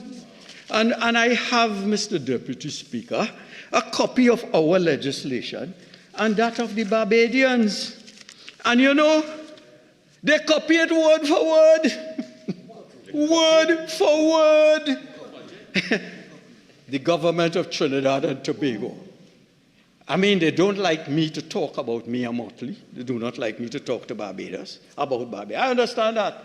But don't tell me, go to Barbados and you run in and copy in the bill word for word. And I have to give specific examples of, what's the word for copying again? It's called plagiarism. That is the word, plagiarism. Use the local term. Fudging. Mr. Deputy Speaker, you will. The Trinidad and Tobago BEPS bill before us, clause, let's take filing obligations. That's clause 4.1. Yeah? Filing obligations. This is what we say. Each ultimate parent entity of an MNE, multinational enterprise, group that is resident for purposes in Trinidad and Tobago shall file a country-by-country report. Let me stop there partially and read what Barbados says. We say each ultimate parent entity of an MNE group that is resident for tax purposes in Trinidad and Tobago. Barbados says 4.1. Each ultimate parent entity of an MNE group, which is resident for tax purposes in Barbados. We say Trinidad, they say Barbados. Shall, and I quote the Barbados bill, shall file a country-by-country report in accordance with Section 6.7. And we say, conforming to requirements of Section 6 with the board with respect to its reported fiscal year on or before the date specified in Section 7. This is 6 and 7 in Barbados. We say 7. That is what.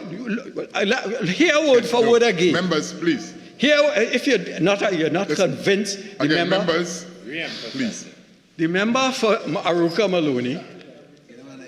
I'll give a next example. I'll give another example for clarity, for emphasis, for truth, so that it will soak in. Another example, notification requirements, clause 5.1. I read in the first line, I read in the Barbados first line. Second line. This is Barbados. Any constituent entity of an M&A group that is resident for tax purposes in Barbados shall. Hear what we say. Any constituent entity of an M&A group that is resident for tax purposes in Trinidad and Tobago shall notify the board. It's shameful. It's shameful. Where Barbados has Barbados, we put in Trinidad and Tobago. And they say, it continues, they shall notify the competent authority. We say notify the board of, meaning the Board of Inland Revenue. Whether it is the ultimate parent entity, our own says, whether it is the ultimate parent entity, they have, or the surrogate parent, we have, or the surrogate parent entity of the M&E group, they have of the M&E group too. Lord have mercy. Lord have mercy. I mean, you know what hurts about this? If you're copying, it takes 4 years to copy and bring it to Trinidad. Go Barbados, copy the thing, bring it here quick, and we go pass it. Because we pass all legislation dealing with Global Forum and getting off the list. The record is there. You know, copy it. How long does it take to copy, colleagues? It takes 4 years to copy. Let us go again, since my colleague from Aruka Maloney is not convinced. Let me go to clause 5.2. Clause 5.2 in the Trinidad thing says, where a constituent entity of an M&A group, let me go to Barbados quick. Where a constituent entity of an M&A group, cool, continue in Trinidad, that is resident for tax purposes in Trinidad and Tobago, that is resident for tax purposes in Barbados, is not ultimate parent entity. Trinidad is not the ultimate parent entity, nor the surrogate parent entity. Barbados, nor the surrogate parent entity. Trinidad, it shall notify the board. In Barbados, it shall notify the competent authority, right, of the, and the tax residents of the reporting entity no later than the last day of the reporting fiscal year of such M&E group. We say it shall notify the competent authority of the reporting entity no later than the last day of the reporting fiscal year of the M&E group. Same, exact same thing. Copying, plagiarism, thieving ideas, however you want to put it. No, again, member, please, why? Why, member? Just like that?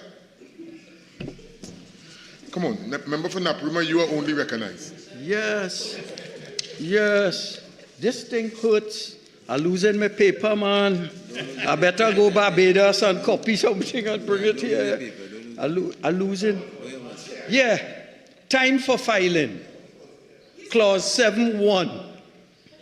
The country-by-country report required by this act, this is Trinidad, shall be filed no later than 12 months after the last day of the reported fiscal thing. We have a country, Barbados has a country-by-country report, shall be filed with competent authority no later than 12 months after the last day of the reported fiscal year of the M&E group. We have the exact same thing. You see, I have to repeat. You know why I have to repeat? Because... Please. I have to repeat because, sorry.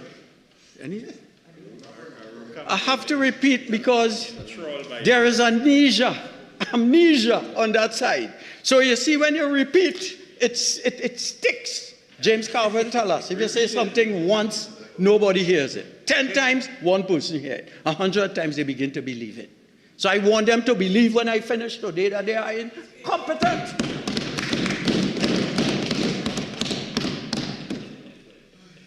Confidentiality and how a report may be used. Clause 8 and 9, we have of Trinidad and Tobago.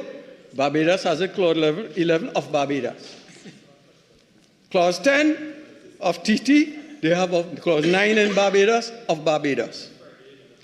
Provision of information to the board, Clause 12.1 and 2 of TT. Barbados has Clause 12.1 and 2 of Barbados. Errors in the CBC, there is country-by-country reporting. We have it Clause 13 of Trinidad. Barbados has off Barbados. That's it. They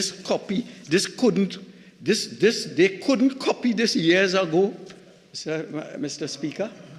Years ago, 2021, Grenada 2016, St. Lucia 2017 or 18, Cayman Islands 2020 or whenever. It's just a go. If another country is doing something efficiently and effectively, and you are failing time after time, what would common sense tell you to do? Go and study what they're doing and try to do it. They call it best practices in management. Best practices. But when you talk Barbados, they say if you like Barbados, go Barbados. They're quick to ridicule you, and when you go outside in the market, people say, Charles, you know you're talking sense. Don't take them on, because somebody has to tell them the truth. Which market is it? Marabella Market. In fact, I was getting free. They're giving it free. So, Mr. Deputy Speaker, 99.9% of is the same thing in the Barbados law, done in 2021, 3 years ago. But I am glad to know they took my advice finally and looked to Barbados, and to look to Mia Motley, and to look to Guyana. Hopefully we will see the light now, and Trinidad and Tobago will no longer be blacklisted. So we come to the question, it is not a shifting goalpost. This government has been dragging its feet for years on this matter. And I want to give them a little lesson in best practice, because they will go there and copy the wrong thing, you know. Let's have about 2 more minutes. You have an additional 15. Care to avail yourself? I graciously will accept the extra time. Proceed. So the question is, if and when you take my advice, or the advice of those on this side, and you go to Barbados, or Cayman Islands, or St. Lucia, or wherever, those who have gotten over the list, here are some of the things they do that we slothfully cannot. Barbados. And I know the government hates to hear Barbados, but I'll use them as an example. Because the fact remains, Mr. Deputy Speaker, that Barbados clearly knows what to do, what it is doing in terms of becoming compliant with the EU requirements and keeping ahead of any BEPS changes that would put them in danger of being blacklisted once again. Mr. Deputy Speaker, I must be reminded that in October 2020, the EU added Barbados to the blacklist. In February, that is October, November, December, January, February, how much? 4 months, they were able to be removed from the blacklist. And that is February 2021. Right? Barbados was removed and was a member of the OECD Inclusive Framework on Base Erosion and Profit Sharing. How were they able to come back on the list so quickly? And what it is they have that we don't? Mr. Deputy Speaker, I can go now on the Barbados Revenue Authority website and see a full breakdown of what they have done, what legislation is in effect, resources with guidance on what is required by the EU.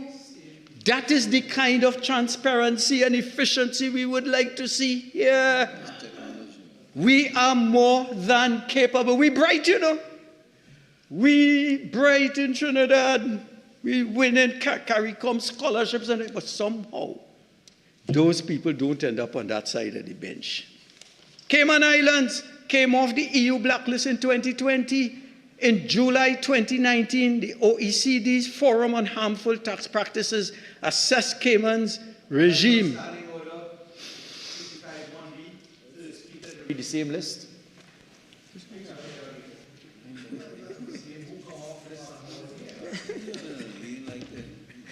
Okay, member, I'll give you some leeway. Let me hear what point you're going with. Instead of you repeating it 100 times. The member for San Fernando West doesn't understand I'm quoting from somewhere else. Yeah. This is an additional piece of information, not the list. Cayman Islands, he doesn't want to hear it. They do not want to hear about competence. They do not like to understand that they are at the bottom of the list, not only in the world, but in CARICOM, in terms of anything at all. Cayman Islands came off the EU, and I never mentioned that before. Cayman Islands came off the EU blacklist. Well, when? You have amnesia. Came off in 2020. In July 2019, the Cayman Islands regime was ranked as not harmful, which is the highest possible ranking. Cayman Islands. Since 2018, the Cayman Islands has passed almost 20 pieces of legislation to meet EU demands on tax matters. That came from the Cayman Compass, October 6, 2020. That is their newspaper. St. Lucia came off the EU blacklist in 2021. For 3 years, they made changes set by the OECD and Global Forum. But I will tell them what is required. Jamaica's finance minister, listen to a finance minister who really works. Hear what he said. Dr. Nigel Clark is his name. He said that they had a major hurdles and some finalizing to do. However, he set a March 2023 deadline to have the amendments brought to Parliament. In February 2023, Jamaica was removed from the EU blacklist following amendments to the Special Economic Zone Act. That is taken from the Jamaica Observer, February 2023, February 23rd, 2023. That is what they do. They set deadlines. Not like our finance minister, right and set a deadline and then 5 years after. We now tend to pass it. And you know what? We go support it. Like we support every bit of legislation to get off the list. So let me say that up front. But they'll come, when they come next week or next month or so with another piece of chirrup legislation to come off the EU blacklist, they will still say we didn't support it. I want to place on record, we have supported every bit of legislation to get off the EU blacklist, and we will continue so to do. So, Mr. Deputy Speaker, Barbados Minister of Energy and Business, Senator Lisa Cummins, why we don't import her and bring her over here? You know, we have CSME where we have exchange of talent and competence. Bring Miss Lisa, Senator Lisa Cummins to Trinidad. Let her work in the Ministry of Finance for 1 month and understudy the member for Digo Martin Northeast, Post Hole. Senator Lisa Cummins said, and I quote, I have to quote, this is how serious people go about their work. I quote, even over the Christmas holidays, into the early part of the new year, we literally had to keep our heads down to ensure that Barbados avoided the measures that would have come along with the Annex 2 listing. End of quote. Lisa Cummins, Ministry of Foreign Affairs and Trade and Foreign Trade, February 14, 2023. That is how serious people work. People who are not serious come to blame everybody, blame Minister Hawaii, blame in 2017, we went on the list, but they blame Minister Hawaii. 2 years before, they come here and they blame us. Poor us. We support everything. Everything you bring. I would sit down and allow you to say one bit of legislation concerning this that we didn't support. You can't name any. So we give. Those people Caribbean islands are serious. They don't sit down. They make a commitment and they didn't stop until they got off the list. Mr. Speaker, I hope the Minister of Finance is serious when he said that the Senate sitting on February 20th, that is Hansard page 38, is that TT should be either largely or partially compliant with the OECD and the EU by the end of 2024 with the passing of this bill. And we are not rushed here again in the next 2 months to hear the same story over and over again. I want to say, Mr. Deputy Speaker, give me the job. Give Rodney Charles the job. I will get you off the list in a month. And I don't want salaries. I only want per diems. Only per diems. Tax-free in US dollars, per diems. All I will do is take a trip to Barbados, find out what they did, use their legislation as a guide, and finally TT will get off the blacklist. No rocket science, right? So in conclusion, in conclusion, we on this side are not unmindful of the neo-colonial implications of former colonial powers dictating to us how we should run our business. Madam Speaker, it hurts my heart as a true patriot, as we are all on this side, all honorable men and women. We're patriots. It hurts our heart that the EU has to be setting guidelines for us, and we're running to do it, and they say, no, they spank you, put you in detention, you didn't do it, come back again, go back again, come back again. We overs that. We overs that. The fact that our former colonial masters are dictating to us should be condemned, and we should use every avenue to stop it. Once we get into that practice, we're in difficulty. The US, for example, with human trafficking, human rights, and all sorts of things, they should not be lecturing us. But that is a different story for a different time. They are our largest trading partners, and for the time being, since we're not Singapore, since we're not economically deep independent, we have to abide by the bigger boys. However, with respect to this bit of legislation, there is a difference between legislation that they insist we do like BEPS, or legislation like this which has the potential to increase our revenues. $140 billion is nothing to sneeze at. It would mean, Madam Speaker, that out of my little $17,000 a month I get in, I had to give $4,000 of that in tax. And then I had to take, well, again, boy, well, I wouldn't talk about party business, 10% here, 10% there, all kind of thing. Take it home, 13,000. Oh, it's a little bit. Now, if they stay off the tax, they could have used the money from the $140 billion to say no tax in Trinidad and Tobago. That is it hurts at a personal level and at a collective level as a patriot of Trinidad and Tobago to see a multinational outsmarting us.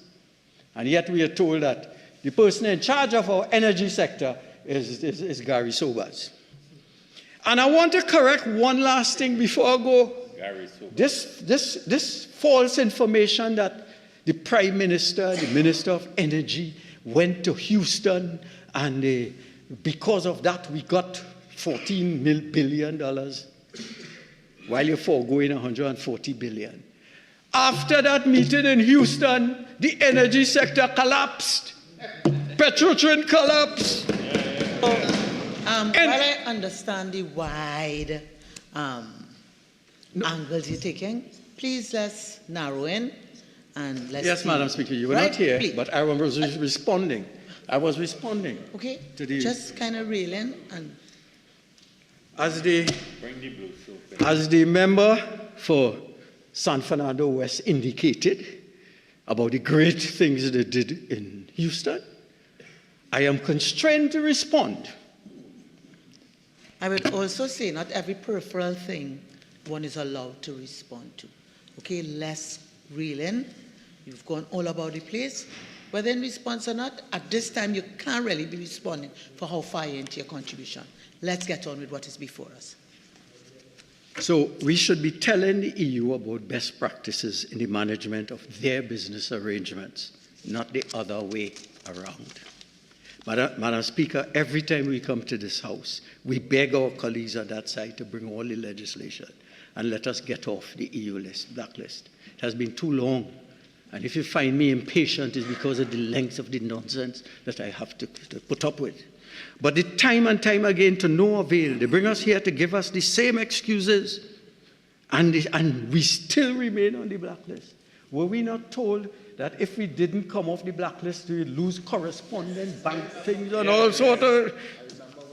We hope that with the passing of this legislation, that Trinidad and Tobago will be fully compliant by the end of 2024. But if for some reason we are not, I hope my colleagues on the other side will seek help from our CARICOM neighbors. I thank you, Madam Speaker. Minister of Finance. Thank you, Madam Speaker.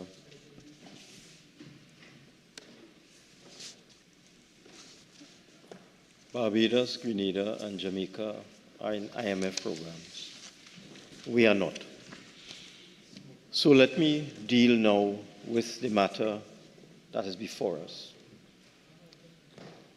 I'd like to reiterate and inform members that the Global Forum Secretariat is currently in Trinidad and Tobago from the 4th of March to the 8th of March, in other words, this week, to conduct an on-site mock review of Phase 2 of the exchange of information.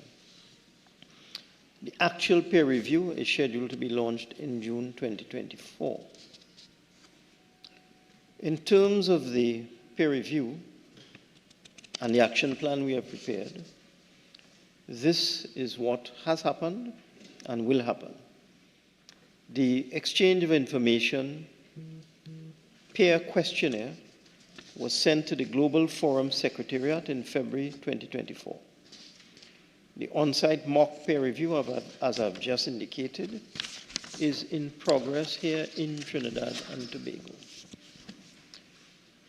A report will be prepared by the Global Forum Secretariat and will give us an assessment of our compliance with the Global Forum's exchange of information standards, and give us any opportunity, or give us the opportunity, to address any shortcomings. We expect that to be completed by May of 2024. We will analyze the comments and the recommendations of the mock peer review team, make the necessary adjustments by the end of May 2024. The preparation for the official Phase 2 peer review on the exchange of information questionnaire is to be sent to the Global Forum in June 2024. And the official on-site Phase 2 peer review by the Global Forum is scheduled for September 2024. We expect, once we successfully complete this schedule, that we will receive a largely compliant or partially compliant rating by December 2024. In addition, due to the BEPS legislation that we are completing today, and the work we are doing on special economic zones, we are expected to meet the criteria for removal from the EU list of non-cooperative tax jurisdictions by September 2024.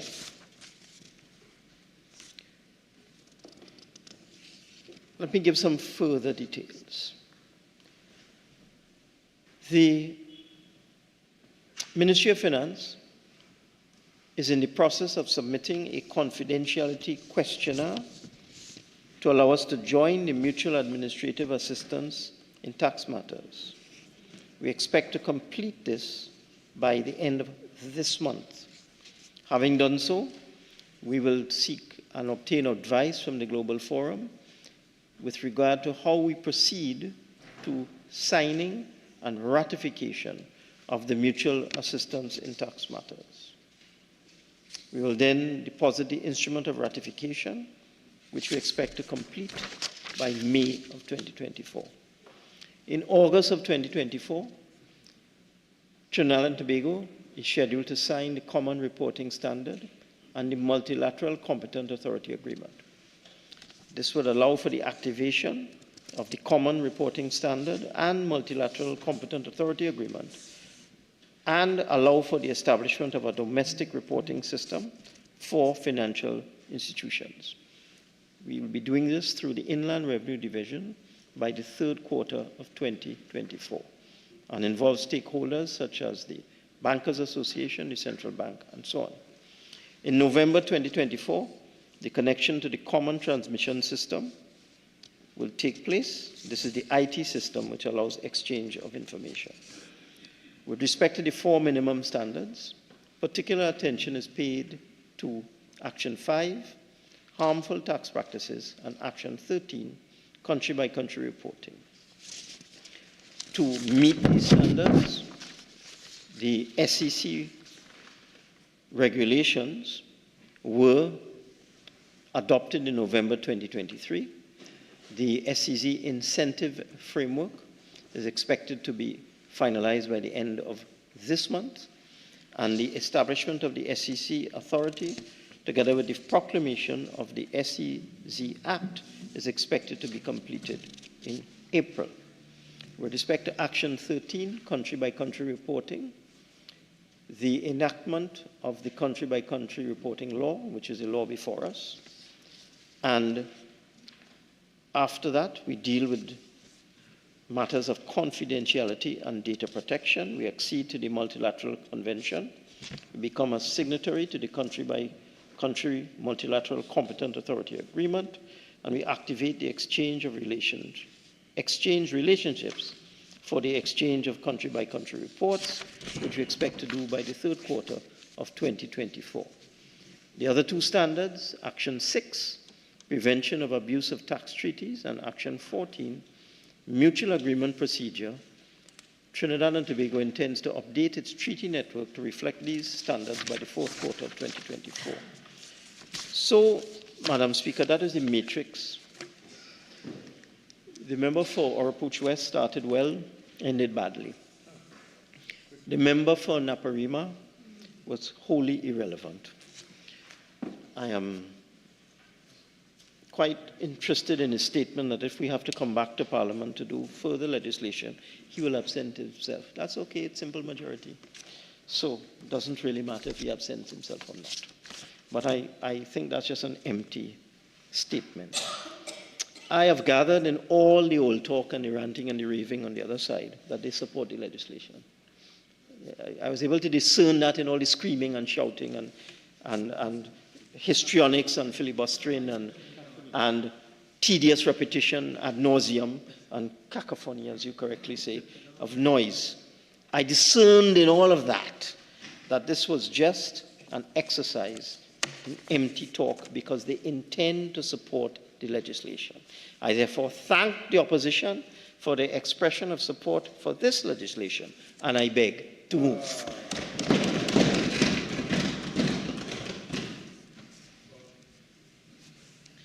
Honourable members, the question is that a bill entitled An Act to Provide for the Country-by-Country Reporting, CBCR, by multinational entities relative to the base erosion and profit shifting inclusive framework and to provide for other matters related thereto be now read a second time. All in favour, say aye. Aye.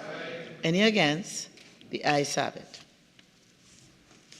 Bill entitled An Act to Provide for the Country-by-Country Reporting, CBCR, by multinational entities relative to the base erosion and profit shifting inclusive framework and to provide for matters related thereto. Minister of Finance. Madam Speaker, with full confidence of the support of all members, in accordance with Standing Order 68.1, I beg to move that the Base Erosion and Profit Shifting Inclusive Framework Country-by-Country Reporting Bill 2023 be committed to the Committee of the Whole to consider the bill clause by clause. Honourable members, the question is that the Base Erosion and Profit Shifting Inclusive Framework Country-by-Country Reporting Bill 2023 be committed to the Committee of the Whole to be considered clause by clause. All in favour say aye. Aye. Any against? I think the ayes have it. This House will now go into the Committee of the Whole to consider the bill clause by clause. This bill has 22 clauses.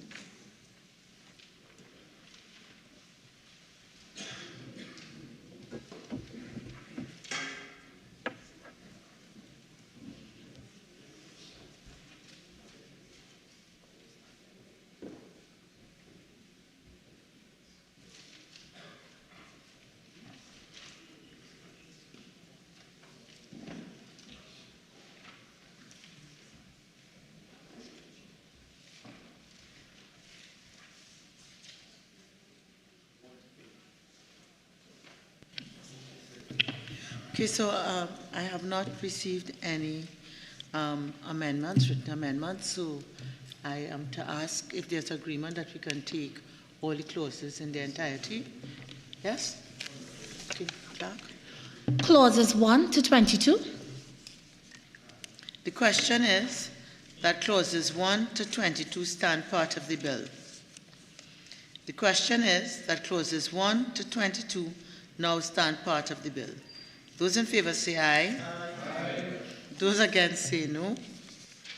I think the ayes have it. Clauses 1 to 22 now stand part of the bill.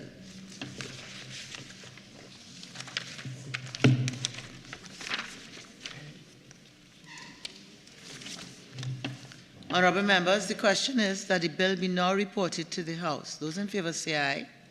Those against say no. I think the ayes have it. This committee meeting is now adjourned. The House will resume.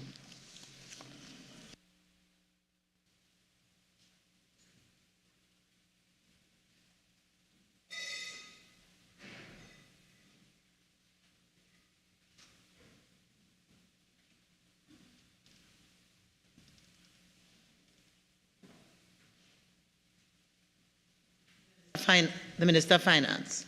Thank you, Madam Speaker. I wish to report that the Base Erosion and Profit Shifting Inclusive Framework Country-by-Country Reporting Bill 2023 was considered in Committee of the Whole and approved without amendments. I now beg to move that the House agree with the committee's report. Honourable members, the question is that this House agree with the committee's report on the Base Erosion and Profit Shifting Inclusive Framework Country-by-Country Reporting Bill 2023. All in favour say aye. Aye. Any against? I think the ayes have it. The Minister of Finance.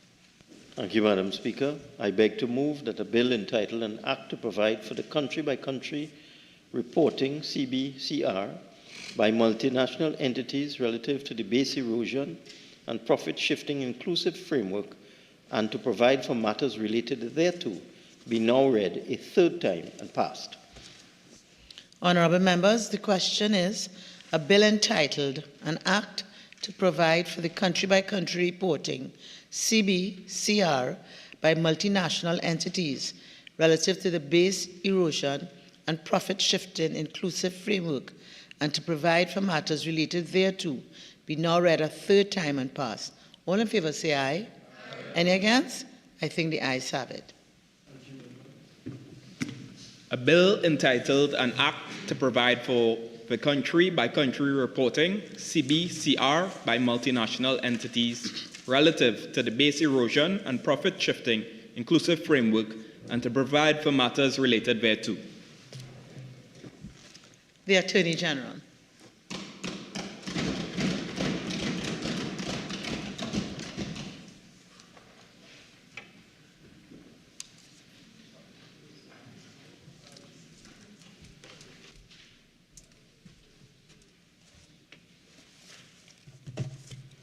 Thank you very much, Madam Speaker.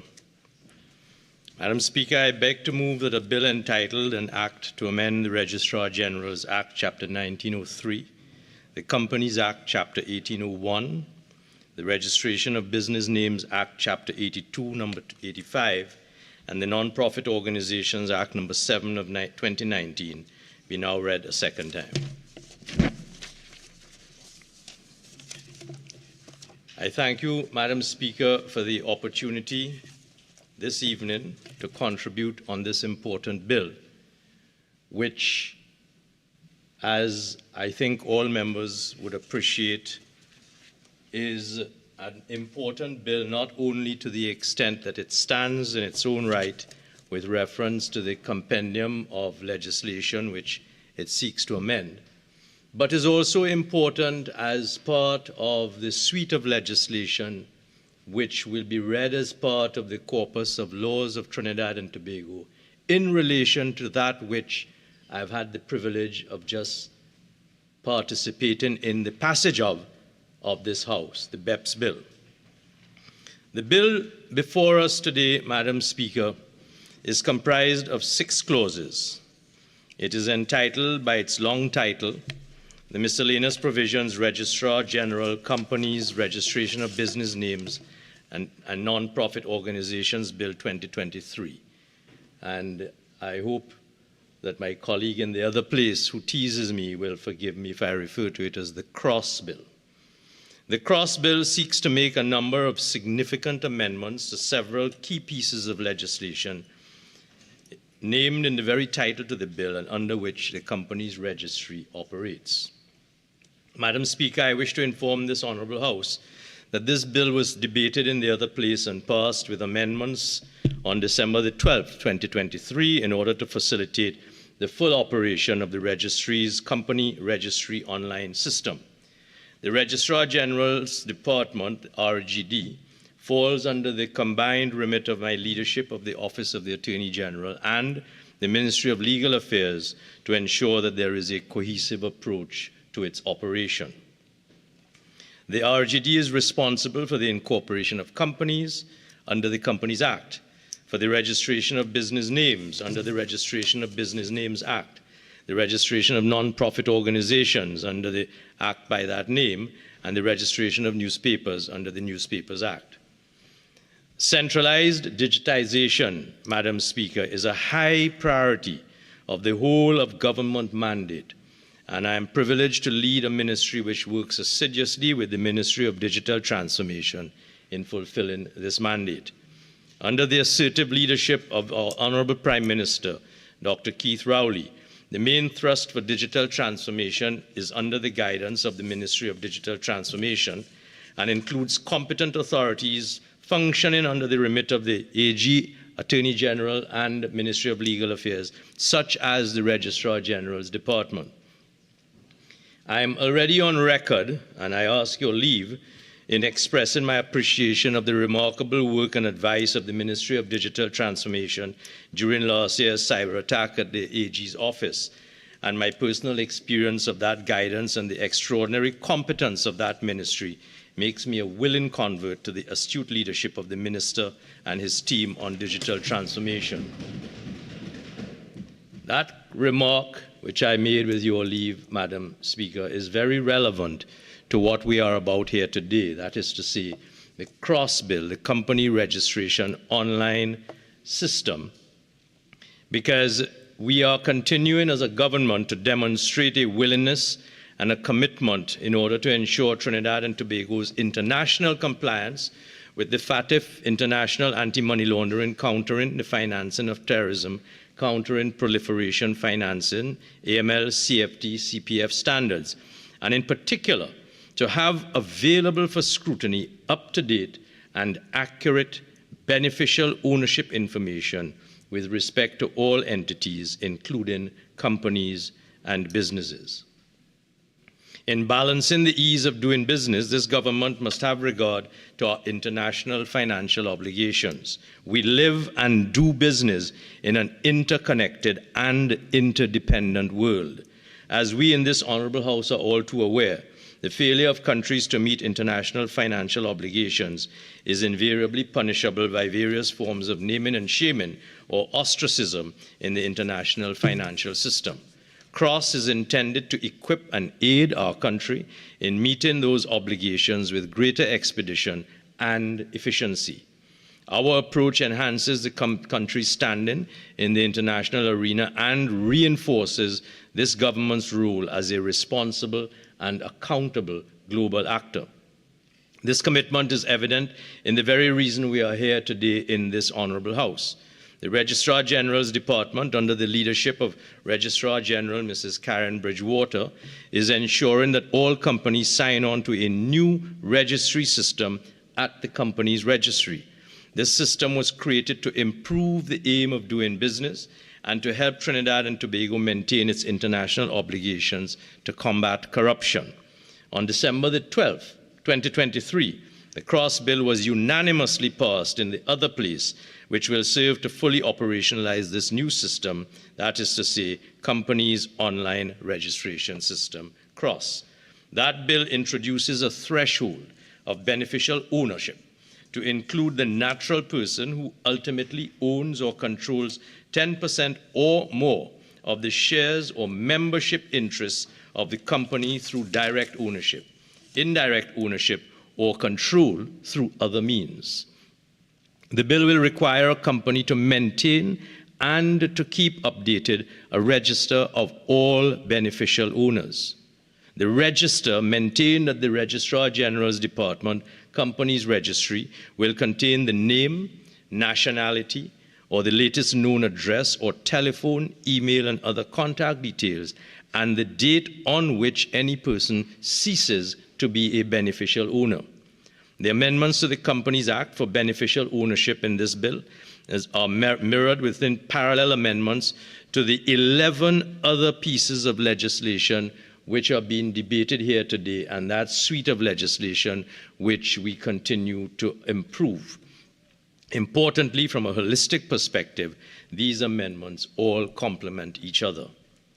Madam Speaker, by way of background, the Office of the Attorney General and Ministry of Legal Affairs and the Registrar General's team entered into a contract with an international provider for the development, configuration, and installation of a new system called CROSS for the Companies Registry of the Registrar General's Department. On the 1st of February, the Companies Registry launched CROSS, which is a single, fully integrated system designed to accommodate remote, instantaneous, transparent, and secure electronic interaction between the company's registry and its clients, the public of Trinidad and Tobago, and persons outside of Trinidad and Tobago wishing to do business with this country in a paperless environment on a 24/7 basis.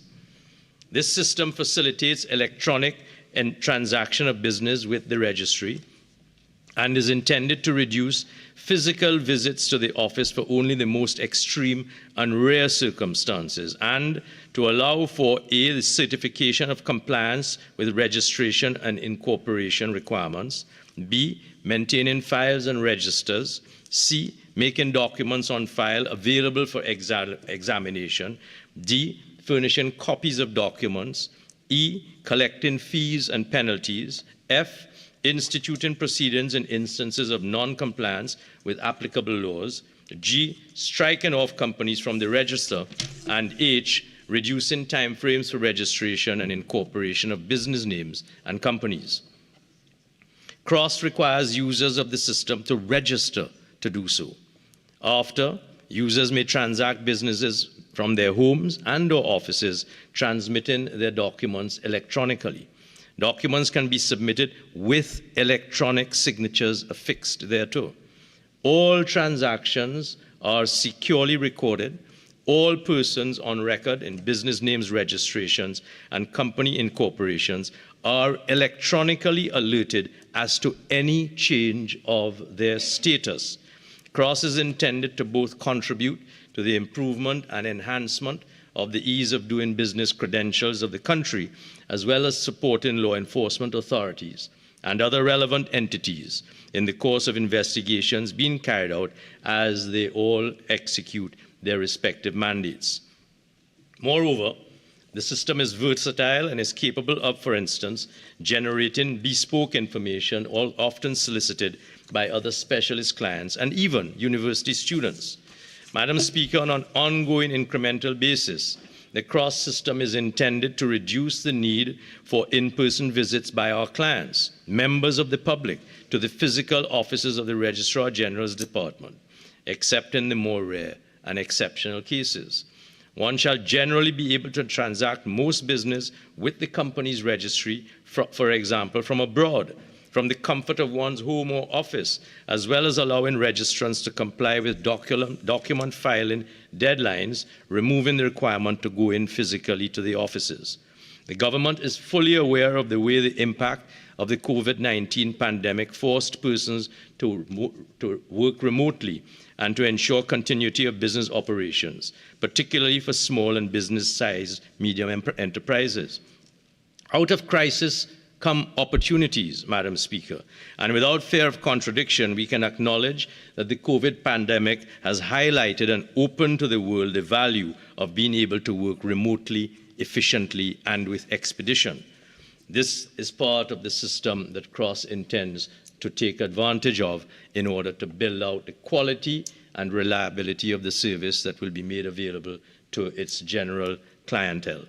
Madam Speaker, there are many other fundamental benefits which shall be derived from CROSS, some of which are fraud prevention, mitigation. CROSS accounts are password protected, and all authorized officers connected with a company are immediately notified of transactions. This should mean, for example, that the instances of persons being either removed or appointed as directors of company without their knowledge should become virtually non-existent. To be clear, one must first be associated with CROSS and give the necessary consents to being appointed as a director of a particular company. CROSS matches data from the civil and companies registries, which enables the detection of fraudulent cross-account registrations. Data security. I assure my colleagues in this House of our unwavering and our ongoing commitment to security and cybersecurity issues with respect to CROSS and all other public sector digitalized operations. Our policy shall be one of availing of state-of-the-art technologies to ensure that our publics may conduct business as effortlessly and as efficiently as possible, secure in the knowledge that there is proactive protection of their sensitive data. In this regard, the CROSS system allows for greater data protection and security. There are a number of secure connections, access controls, system audits, confidential agreements, security protocols, and antivirus software to protect the data and secure vulnerable areas. This will aid in combating cyber threats, preventing data breaches, and providing protection measures both internally and to the public users to ensure the confidence of the public. Digitalization of the company's registry. Migration of the company's registry to a fully digital space, enabling clients all around the world to register businesses, incorporate companies, and conduct corporate searches on a round-the-clock 24/7 basis. Creation of a paperless environment. The intake of paper into the registry shall be greatly reduced. CROSS shall remove or at least substantially reduce the need for us to build or otherwise source additional and expensive physical storage space insofar as the company's registry is concerned, while at the same time enabling a positive contribution to the preservation of the environment. Madam Speaker, we've also taken the opportunity to clear up some of the lacuna in and to modernize the subject legislation so that, for example, conservative references to Commonwealth in the Registration of Business Names Act are targeted for removal. In addition, the stipulation of the present Section 481 of the Companies Act to make provision for articles of incorporation to be filed in paper form and in duplicate is incongruous in an electronic and paperless environment. Madam Speaker, there has been reference before in this House and elsewhere to the failure of the predecessor company's registry system in December 22, which left clients of the registry unable to access a number of critical services for just under 2 months, that is until 1st February 2023. I'm on record on the 12th of December last year in the other place in addressing this hiccup, and Hansard bears testimony to that, so that I will not repeat myself today except to say that change always comes with challenges. And as these challenges have presented themselves in this sweeping set of changes that we are making by this bill, I applaud the efforts of the hard-working staff of the Registrar General's Department, led by Registrar General Bridgewater, and of the Chief Parliamentary Counsel's Department, led by Mr. McIntyre, and very ably assisted by Deputy Chief Parliamentary Counsel, Mrs. Ida Eversley, Senior Counsel, who have worked very hard to meet these challenges. I am confident that with the passage of the amendments in this bill, CROSS shall promote the positive development of our country. My contribution today will serve to separately address and to distinguish each clause of the bill. If I may turn then to the bill, Madam Speaker. Clause 1, the short title, refers to just that, the short title, the Miscellaneous Provisions, Registrar General, Companies, Registration of Business Names, and Non-Profit Organizations Bill 2023. Clause 2 is the commencement clause, which states that the Act shall come into effect on such date as is set by the President by proclamation. Clause 3 of the bill amends the Registrar General Act, Chapter 1903. The substantial provisions of the bill start with Clause 3, which seeks to amend that Registrar General's Act to provide in Section 1 a new Section 1A that will inform the interpretation section of the Act and introduce a number of new definitions for particular terms which are unique to the functionality of the cross system. Examples being administrative documents, the data message, document, electronic system, information system, public record, user account, unique identifier. Those are some of the terms one will find in the interpretation section. In Section 2, a new subsection 2A would add the post of Senior Assistant Registrar General and stipulate that the Registrar General is responsible for management of the office of the Registrar General and can do anything to facilitate or that is incidental to the discharge of the functions and authorize the use of an official electronic seal by the Registrar across the Republic of Trinidad and Tobago. In Section 3, in subsection 1, inserting the word general where it occurs. Second, the words or senior assistant registrar general. And secondly, by deleting the words Registrar General's Department and substituting the words the office of the Registrar General. In subsection 2 of 3, by inserting the word general where it occurs second, the words and every senior assistant registrar general. In section 4, subsection 5, to provide that the records, documents, and indexes required to be kept and maintained by the Registrar General may be kept in any form as approved by the Registrar General, inclusive of an electronic system. By deleting section 5 and providing for the public to have easy access to all public records and may search, inspect, and take notes or extracts from the public records for a fee to be prescribed. This amendment will allow all persons to have access to and be permitted to search all public documents. This is in line with the government's thrust toward transparency and accessibility throughout the Republic of Trinidad and Tobago.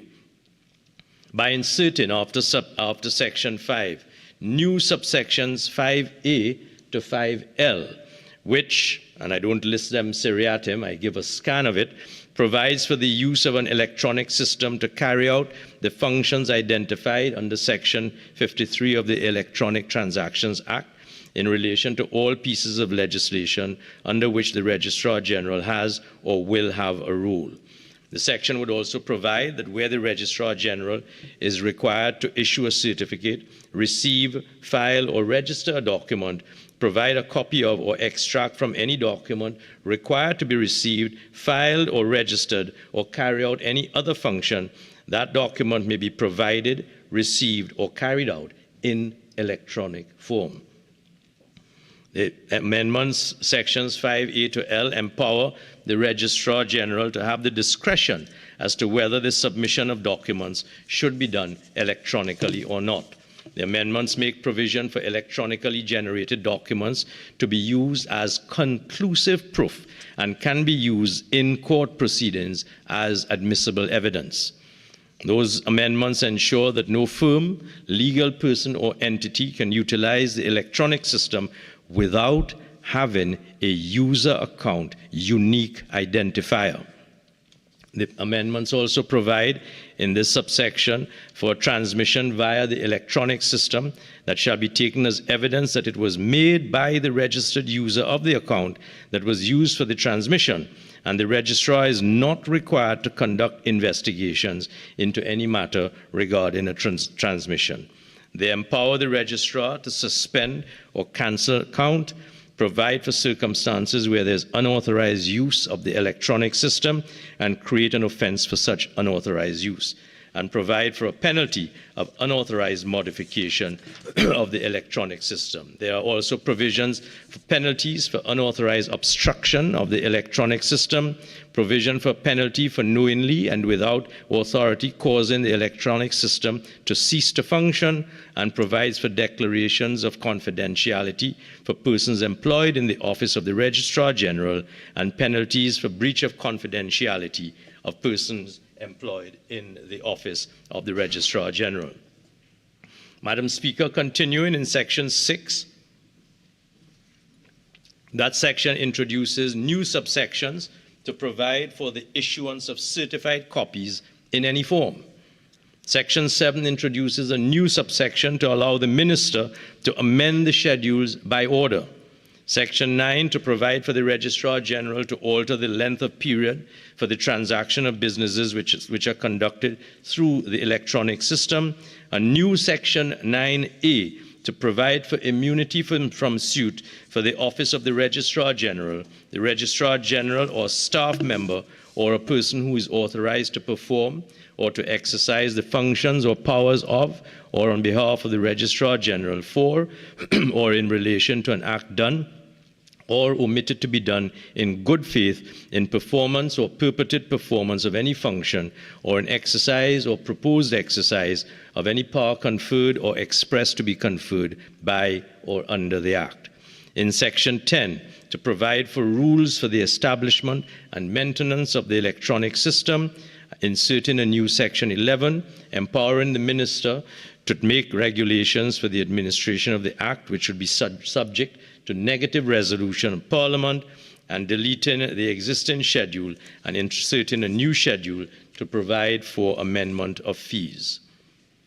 Turning to the Companies Act, Clause 4 of the bill amends the Companies Act, Madam Speaker, and makes provision in Section 4 for a new definition of authorized corporate service provider, which will now read, authorized corporate service provider an attorney at law or accountant who is registered with the Registrar General to perform functions pursuant to the company's electronic filing regulations 2023 and with the authority to act on behalf of and to bind an incorporated director or secretary of the company. And as I touched there, I serve notice of the fact that I will be circulating a few amendments which have come out of the Global Forum discussions that are taking place as we speak here, which I will be asking members to take into consideration for the passage of this bill. It seeks also to amend the definition of beneficial interest in Section 8 by inserting after subsection 2 a new subsection which provides for articles of incorporation to be signed and delivered by the incorporator or an authorized corporate service provider.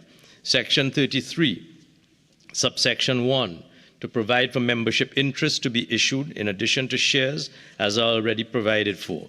This amendment will also amend subsection 1A to delete subparagraphs A and B and to replace with new paragraphs to allow for share and membership interests. Section 71(1), the requirement for the notice of director documents beg your pardon, to be certified by the incorporator or an authorized corporate service provider. Section 79(1), by inserting after the word change where it occurs, second, to require the notice of change document to be certified by the incorporator or an authorized corporate service provider. In Section 176, in subsection 1, requiring the notice of address document to be certified by the incorporator or an authorized corporate service provider. Section 177, subsection 2, by deleting A and substituting with a new paragraph requiring a company to keep and maintain at its registered office a register of members. And this is one of the significant changes that has been introduced under the concept of beneficial ownership, so that the details, tracking, and monitoring of beneficial ownership of companies can be kept under constant surveillance, regulated, and enforced as and when it becomes necessary. Section 178, inserting after subsection 4 a new subsection to provide for returns to be certified by a director or officer of the company or an authorized corporate service provider. Section 194(2) to require the annual returns to be certified by an authorized corporate service provider. Section 2171 to require the delivery of articles to be certified by a director or officer of the company or an authorized corporate service provider.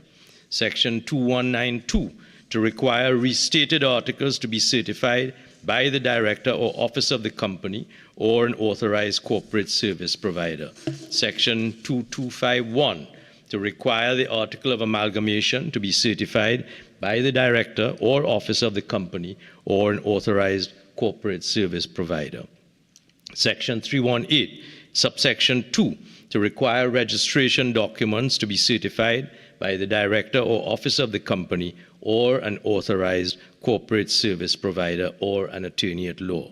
Section 3291, by inserting after the word effect the following words, and which shall be certified by a director or officer of the external company or an authorized corporate service provider. Section 332, subsection 1, to require the company to notify the registrar of such and to file duly certified copies of the instruments. Further amendments to require the external company to deliver a notice certified by a director or officer of the external company or authorized corporate service provider setting out the change. Subsection 7, providing for a penalty for failure to comply.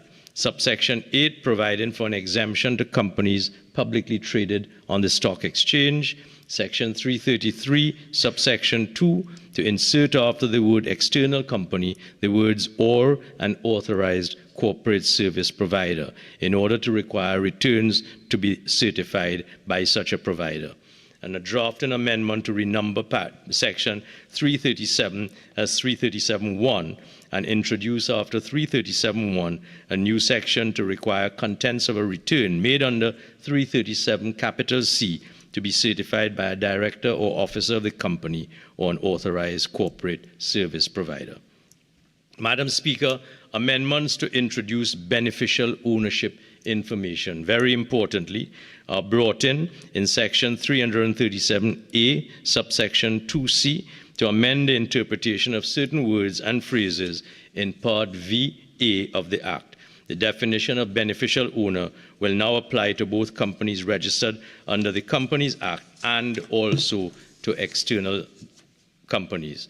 And that definition of beneficial owner will also include the natural person who ultimately owns or controls 10% or more of the shares or membership interests of the company through direct ownership, indirect ownership, or control through other means other than in the case of a company listed on a regulated market that is subject to disclosure requirements which ensure adequate transparency of ownership information. The point there being that beneficial ownership of 10% or more in any company other than companies traded on regulated markets is being introduced to ensure that at all material times one can't form companies and hide behind the facade of the company veil and conduct transactions unknown to the rest of the regulatory world. In section 337B, this section would delete subsections 1 and 2 and be replaced with 7 new subsections providing for the requirement of companies to issue a notice to all shareholders or to members whose liability is limited by guarantee or both shares and guarantee, and sets out the time frames for the issue of notice. Requirement of companies to maintain and keep updated registers of all beneficial owners. Prohibition of a company from removing beneficial ownership information from its register for a limited period after the person ceases to be a beneficial owner or the dissolution of the company. A requirement of a company to take reasonable steps annually to verify information on the register, and penalties for failing to register the beneficial owner. Section 337C is to be repealed and replaced with new subsections which will provide for a statement in respect of beneficial interest, issuance of a notice to submit a statement where the name of the person is entered in the register as the holder of 10% or more of the shares. Where no notice is received, a statement is to be submitted in the prescribed form to that effect. Requirements for persons holding more than 10% beneficial ownership and does not have his name registered, the submission of a statement. Requirement for where there are changes to the beneficial ownership of the shares or membership to submit a statement within 14 days in a prescribed form. Penalties for failing to submit statements. Requirements to update the register where a statement is made to a company within 30 days from receipt of that statement. Penalties for failing to file a return within the specified period. Provision to ensure that nothing will prejudice the right of the shareholder to receive dividends by him or by any other person claiming through him or her. Requirement for the forms to contain current and up-to-date prescribed information.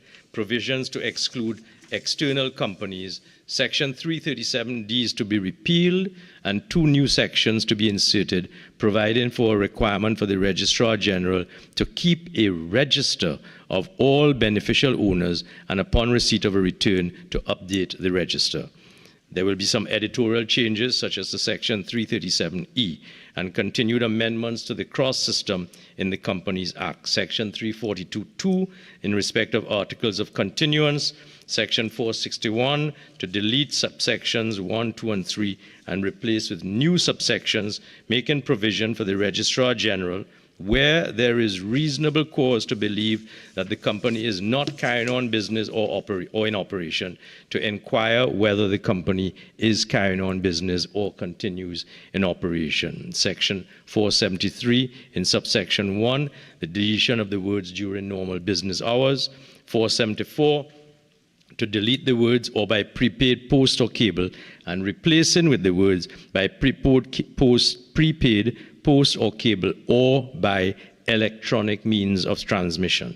Section 475, by inserting after the word mail the words or when it A enters the information system designated or used by the shareholder or director for the purpose of receiving information in electronic form or data messages of the type sent, or B, upon the shareholder or director becoming aware of the information in electronic form or data message in the shareholders or directors information system if the addressee has not designated or does not use an information system for the purposes of receiving information in electronic form or data messages of the type sent. Beg your pardon. In Section 481, Madam Speaker, by deleting paragraphs A and B, replacing with new paragraphs, providing for the requirement for articles to be signed by a director or an officer of the company or an authorized corporate service provider, and in the case of articles of incorporation, incorporator or an authorized corporate service provider, and further amendments to delete subsection 3.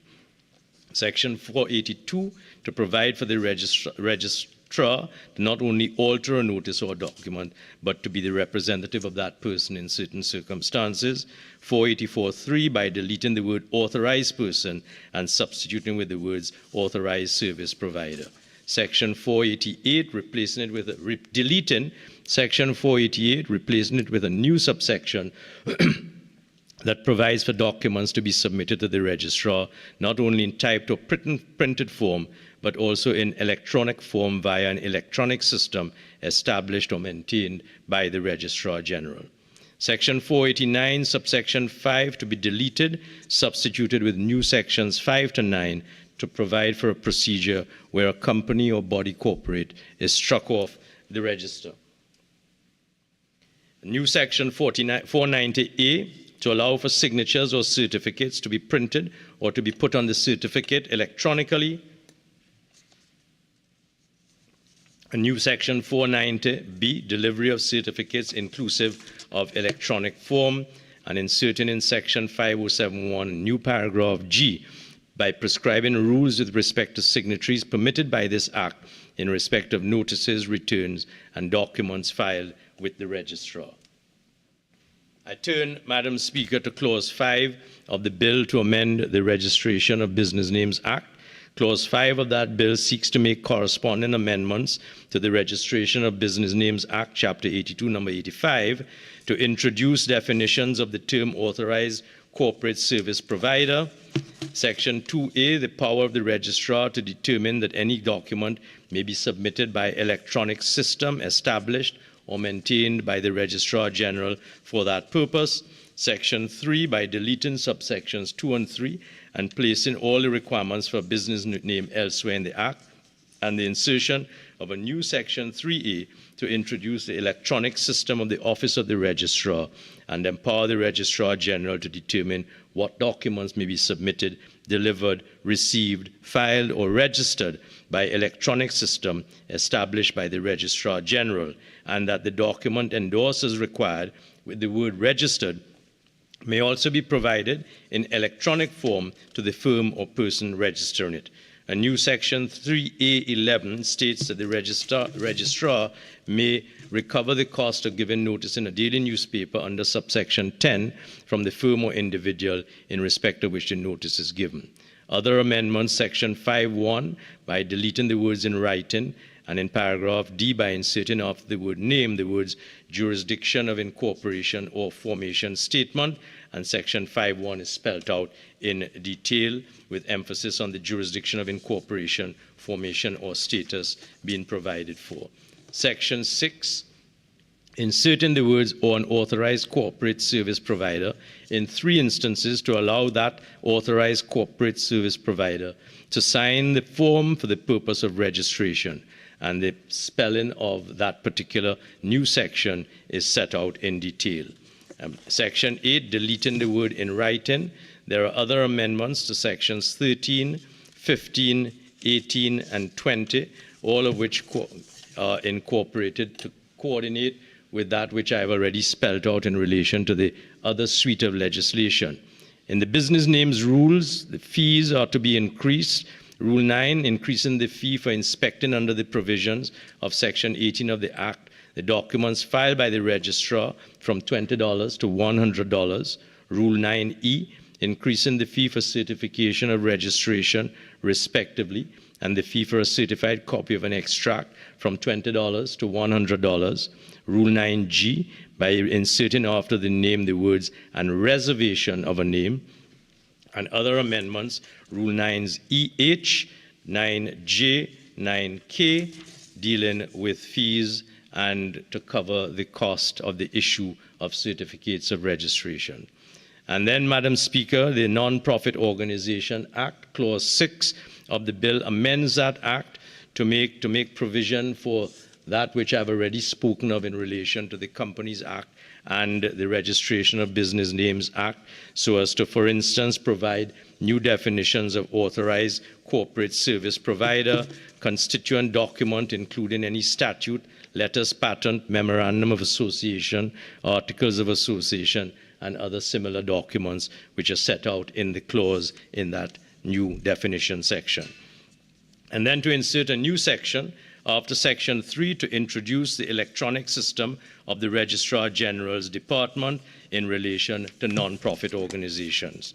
There are also other sections, Section 5.1 and subsection 4A, to introduce 3 more requirements for application for registration and other such changes. Section 6.1b, to provide for authorizing certificates to be issued with the registrar's signature electronically affixed, and other similar type amendments already expressed in relation to the Companies Act and the Registration of Business Act, but of course appropriately applied. Section 17, to provide for a new subsection where a non-profit organization ceases operations on the death of the controller within 3 months of the death, a notice together with supporting documents shall be given to the Registrar General of the death of the controller and the ceasing of operations. In that respect, I will also be introducing certain amendments for the consideration of members this evening. Madam Speaker, in conclusion, I am proud to lead this positive move towards a fully digital and integrated companies registry, which, when it becomes fully evolved, will be a benefit to all persons seeking to conduct business in Trinidad and Tobago. Trinidad and Tobago continues to make progress on its digital transformation journey, including building good foundations in the context of digital infrastructure, government policy and leadership, enabling regulation, improving the uptake of digital products and services across businesses and the wider society. The cross-system captures all AML, CFT, CPF requirements in the package of laws passed by the government over the last few years and will stand as part of the backbone of law enforcement data in investigations. These measures can only, I submit with respect, Madam Speaker, see positive results as they make Trinidad and Tobago more compliant in the eyes of various international monitoring bodies, consequently encouraging foreign direct investment. This government continues to work closely to ensure international compliance with its international obligations for beneficial ownership under the Global Forum and Financial Action Task Force. As the world becomes increasingly digitized and cross-border activities become the norm, administrations work together with this government. We work steadfastly and with great expedition towards passing this legislation in order to improve our international compliance and current ranking on the ease of doing business. Madam Speaker, I beg to move. Honourable members, I shall now propose the question for debate. The question is that a bill entitled An Act to Amend the Registrar General's Act, Chapter 1903, the Companies Act, Chapter 8101, the Registration of Business Names Act, Chapter 8285, and the Non-Profit Organizations Act, Number 7 of 2019, be now read a second time. Member for Barataria Sanwan. Thank you very much, Madam Speaker, for recognizing me to join this very important debate on a piece of legislation in relation to the digitization of our public records that are maintained, that are held at the office of the Registrar General. And Madam Speaker, I rise in this debate to say that this piece of legislation is a continuation of the work of several successive governments of the Republic of Trinidad and Tobago. And I say that in the context that there has really been a move, a transformation of the Registrar General's office. One would remember that right here in this very red house, deeds used to be stored. Then moved physically to the South Key. Then thereafter, the ministry is now housed at the Agla Towers. And you would know, Madam Speaker, in your other carnation, that persons will still come to the office and say that they want to get a deed from the Red House.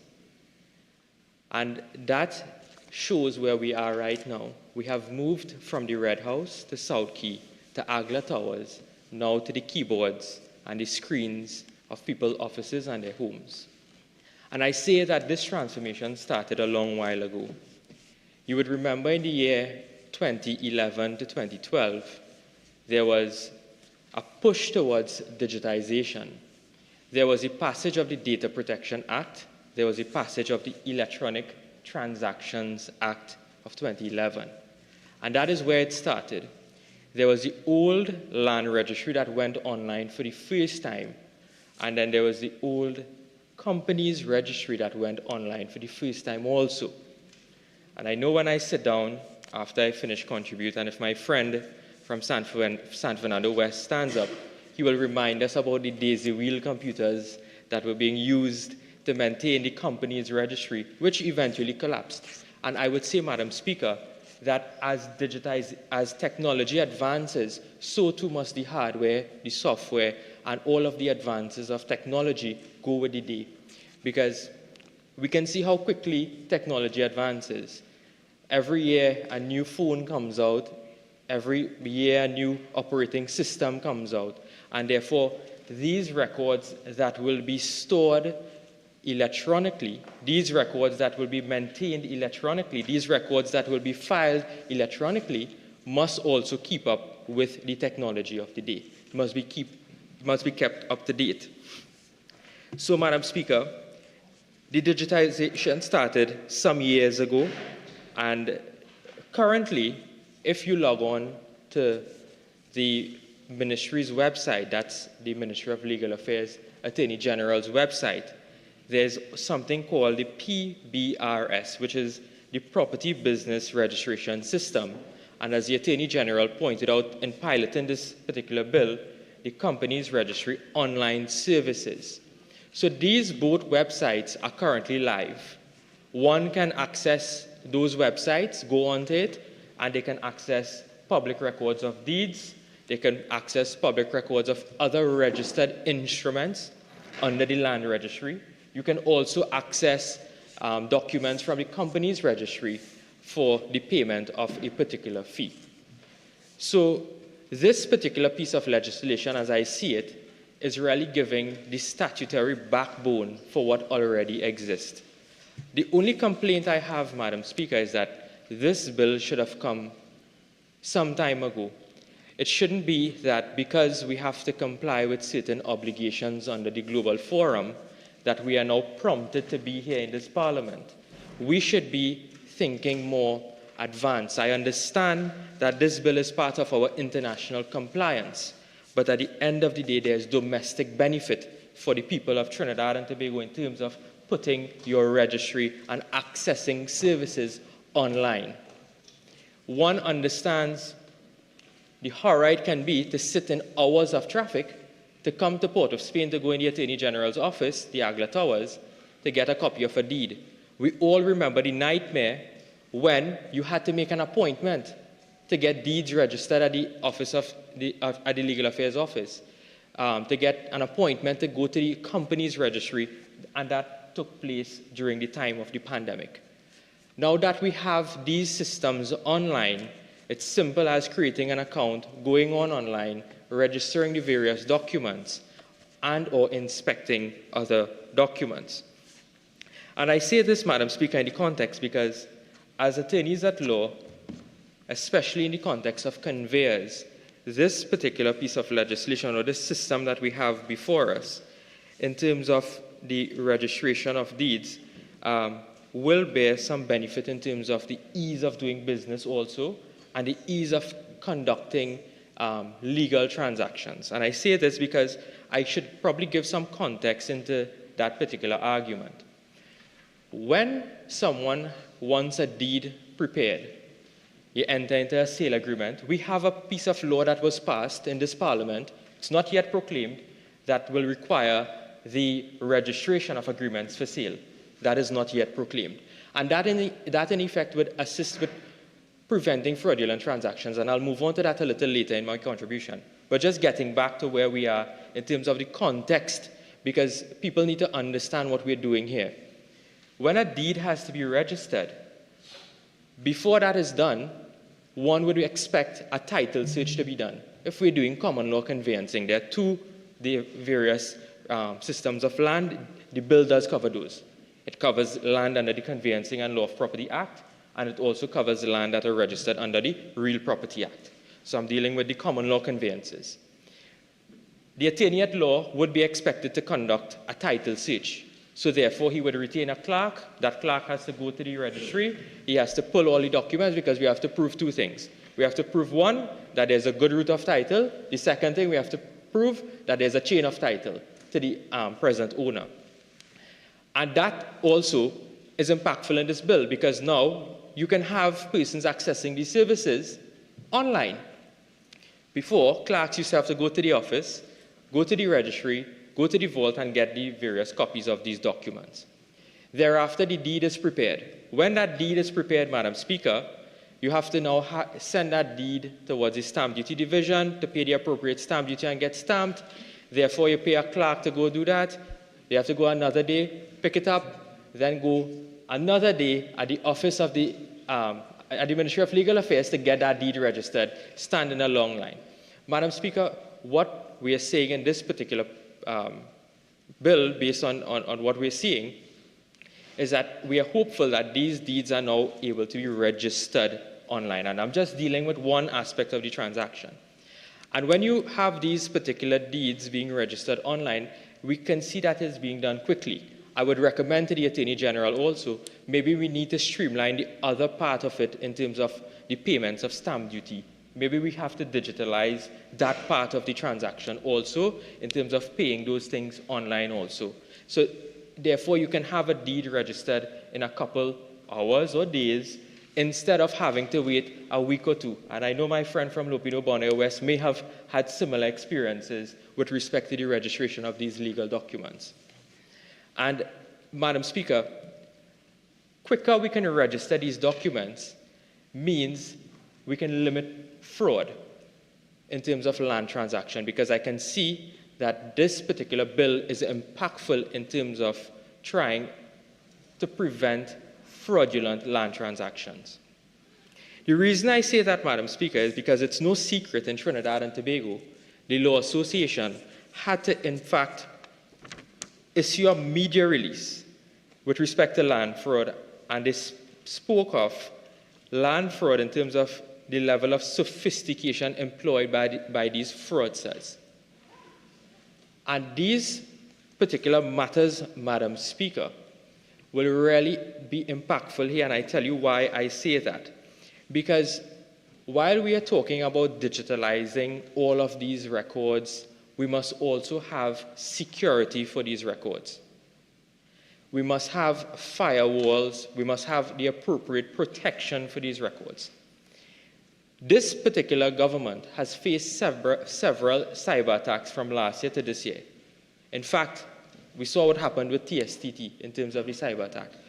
Where persons' records are being stored, we are hopeful that these records, the integrity and the security of these records are properly protected.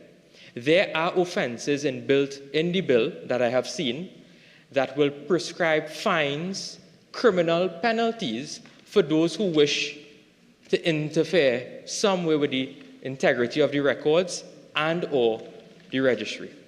And those are inbuilt here, Madam Speaker, with respect to that.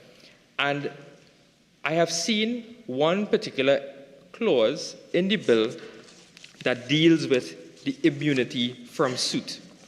And the immunity from suit issue is found at clause, and this immunity of suit deals with, it's found at page 17, and it's the insertion of new clause 9A. And it says, none of the following: A, the office of the Registrar General; B, the Registrar General; or C, a staff member or a person who is authorized to perform or exercise a function or power of or on behalf of the Registrar General, is liable to any action or other proceedings for damages for or in relation to an act done or omitted to be done in good faith in performance or purported performance of any function or in exercise of proposed exercise of any power conferred or expressed to be conferred by or under this act. So what I'm seeing here, Madam Speaker, is that there's a blanket immunity from suit where the officer is being found to act in good faith. I say this in the context, Madam Speaker, is because the Registrar General's office maintains the records of, let's say, for example, the land registry. While an officer may be acting in good faith, he can in fact be acting negligently or be guilty of negligence. In a case like that, Madam Speaker, if, for example, an attorney at law completes a land conveyance or a transaction, and there was some error with respect to the record, notwithstanding the officer may have been acting in good faith, then what is the recourse and or remedy for that person? Because this particular provision gives an immunity to the state. So is it that do we want to say it's only on good faith, or should we also add in terms of acts of negligence also, Madam Speaker? And that is something I would want to inquire about from the Attorney General or any other speaker who would rise to contribute to this particular debate. And also, I want to make an inquiry I have seen in this particular bill that there is now prescribed in a new schedule to be added the fees. So, for example, at Part A, there's a standard fee for any document to be registered as $100, and any document, a list pendants, judgment, charges, bills of sale, releases, upstamping, $100, certified copies, $100, attendance to the office of the Registrar General. If any person has to come to court to produce any documents, that's $100 also. And then Part C deals with general searches, the examination of a single deed, searches for the day, searches conducted by the Office of the Registrar General, and then a monthly service fee for the access. As it currently exists right now, fees are payable under the current PBRS system. However, there is no law to provide for the prescription of those particular fees. So is it that those fees that are payable now, I want to make the inquiry, which law or what statutory underpinning is the government using or the Office of the AG using to collect and or utilize those fees that are being paid for those various accounts? If there is now the statutory introduction of these particular fees, Madam Speaker. Madam Speaker, one other aspect of the bill that I saw and I would like to address is that of the certification of the records. In terms of the certification of the records, as it currently stands, the law provides that when you get a certified copy from the registry, there's a certificate that is annexed to the back of the deed, the document that is registered, indicating from the Registrar General, saying that this document comprises X amount of pages, it is registered for this particular year, and then a signature is found at the end of that particular certified copy. When you look at this bill, we are now seeing that there is a particular provision that deals with the authenticity or the certification electronically of those electronic records. And those particular electronic records will now be used and allowed to be introduced into court based on the various amendments that are also being proposed here. Now, what I want to ask, Madam Speaker, is whether or not these particular provisions will be in conflict or will they collide with that particular provision that is found in the Electronic Transactions Act that deals with the authentication of electronic records. That provision, I concede, is not yet proclaimed in that particular piece of law, but whether or not that, if that has to be proclaimed because it's assented to, whether or not it will be in direct conflict or contradiction to that particular existing Act of Parliament, that's the Electronic Transactions Act. Also, Madam Speaker, I want to make an inquiry.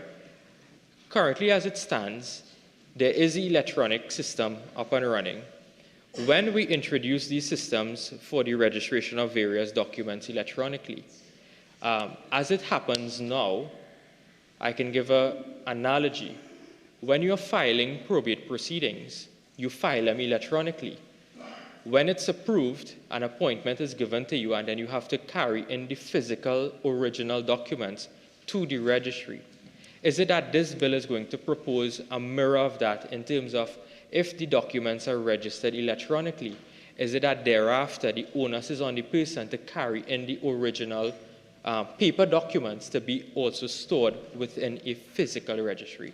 That is something that was unclear to me on the reading of this entire piece of legislation, whether or not there will be two registries operating side by side. Also, with respect to RPA transactions, Real Property Act transactions, because this bill at Section 5A also covers transactions under the Real Property Act.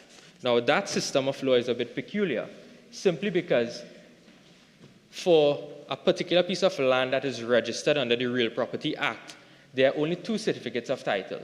One is given to the owner, the proprietor, and the other is stored at the registry. And it's called the mirror principle, where whatever is endorsed in the certificate of title within the registry mirrors that what the owner has, because you will prove title through the various endorsements being stamped at the back of that certificate of title. Now, this raises a little peculiar circumstance because in order to have that endorsement made, there has to be a physical submission of the certificate of title. Now, if you're telling us that we're going to do an electronic transaction, an electronic registration of a memorandum of transfer, memorandum of assent, memorandum of transfer by way of gift, is it that now you send that electronically and then you have to hand deliver that particular certificate of title thereafter? So those are some granular details that still probably have to be worked out with this particular piece of legislation, because when you deal with land transactions, there ought to be no room for any error. We try to minimize whatever error that there may be. I can understand the company's registry. There are prescribed forms. Those can be electronic forms, uploaded, submitted, signed electronically. Those are basically covered. But when it comes to the land transaction, that is where I am placing my focus, simply because there is some room for some further guidance, some further clarification from the Honorable Attorney General and or any other members that may wish to contribute in the debate. So with respect to that particular point, Madam Speaker, of the land transactions that will fall under this particular legislation, that is something that I have had some issues and questions with, and I would wish to get the necessary clarification when it comes to those particular matters. When it comes to the amendments with respect to the Companies Act, we have had a history, Madam Speaker, where we came to this Parliament in my previous, when I wear a previous hat as a senator in the other place, we had now started to introduce those legislation that dealt with beneficial interest and beneficial ownership. And really, that deals with our compliance with anti-money laundering, countering the financing of terrorism. And that really is to expose the persons who control companies, but their names are not registered on the documents as directors, as shareholders, but they really control the companies. And the Attorney General indicated the benchmark of 10% ownership and above are the persons who are required to fall under that beneficial ownership provision. And this particular provision, as it stands now, you can access their prescribed forms for the declaration of beneficial ownership as it stands now in the existing Companies Act. I know these particular amendments are, in fact, according to the government, those that were expected of us to have been incorporated into the legislation for the compliance with Global Forum. And I want to put it on the record, Madam Speaker, that it is the UNC's position and the opposition's position that we wish for Trinidad and Tobago to find its way out of that blacklist by the Global Forum. That is our position with respect to these pieces of legislation. But as we say, Madam Speaker, we can't just pass the legislation and rubber stamp. We must also have the opportunity, because that's our duty here, to scrutinize, make amendments, suggestions, and also better the legislation, because as I said when I started my contribution, while this particular piece of legislation may assist us with international compliance, there can be domestic advantages and benefits right here to the people of Trinidad and Tobago. And with respect to the NPO amendments, Madam Speaker, that's the non-profit organizations, I just want to make a point to the government that there are a lot of citizens of Trinidad and Tobago who get involved in these particular organizations. The Global Forum and other international bodies such as the Financial Action Task Force, the Caribbean, the CFATF organizations have indicated through research and experience that sometimes these particular non-profit organizations are used as vehicles for nefarious activities by persons in terms of terrorism and other illegal and or criminal activities. And therefore, that is why this particular regime or body or incorporation is now being so heavily regularized. The only warning, Madam Speaker, that I wish to signal is this, is that there are a lot of persons, we are members of Parliament, we understand on a monthly basis, sometimes a weekly basis, we always get a letter for a donation from a various club or a group right in your constituency, because these people do good work. They are an integral part of our society, and we don't want to make it too onerous upon them and or expensive for them to have to comply with these heavy regulations. We understand it's something that the Global Forum wants. We understand all of that, Madam Speaker, but at the end of the day, we don't want to heavily regulate this particular part of society, because it's all voluntary work in most instances that they start to whittle away, Madam Speaker. We should be the ones encouraging and including them, integrating them, making it easier for them to operate within the various communities, constituencies of Trinidad and Tobago. Those are the few words I wish to add with respect to that particular provision when it comes to the non-profit organizations, because they also have that, that regulation in which they have to comply with various regulatory framework as outlined here, and also in the Parent Act, which is the Non-Profit Organizations Act that was passed in 2019, Madam Speaker. So, Madam Speaker, with respect to those few issues that I have raised, and with respect to some of the issues that the Attorney General has raised in terms of the data security and cyber security issue, I wish you to permit me, Madam Speaker, I have a peripheral issue to raise, but it's directly related to this. In terms of registration of documents, while these things may speed up transactions that we're trying to do here, Madam Speaker, there's one area that is really slowing down a lot of things, and that is the probate registry. And there are documents here that are required from the probate registry to be registered in terms of the protocol, in terms of wills, deeds of assents. I'm trying to have a very creative way to integrate it within the registration. I was trying to give you a little leeway to see how creative you could be, but I think you yourself recognized your challenge, okay? And therefore, having recognized your challenge, I am sure you will recalibrate and come back to where we are. But in a way, I would say I'm empathetic, but... Madam Speaker, the same spirit that the government is using to speed up, digitalize these transactions, I hope they do it in other parts of the framework, Madam Speaker. And I want to specifically call out that of the probate registry. And Madam Speaker, the reason I raise this concern is because I'm concerned from my... I understand that, and I allow you that much. I allow you that much. Thank you.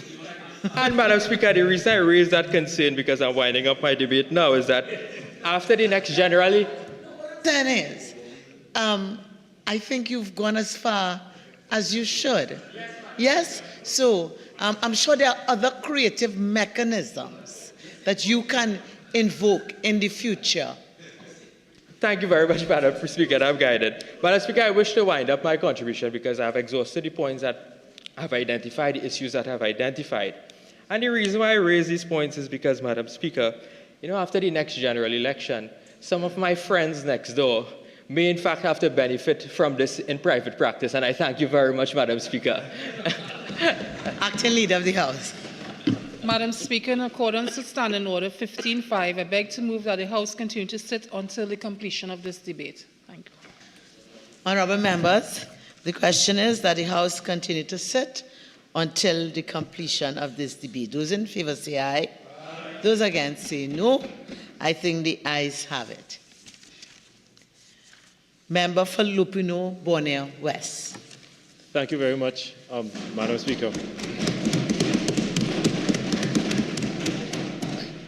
Madam Speaker,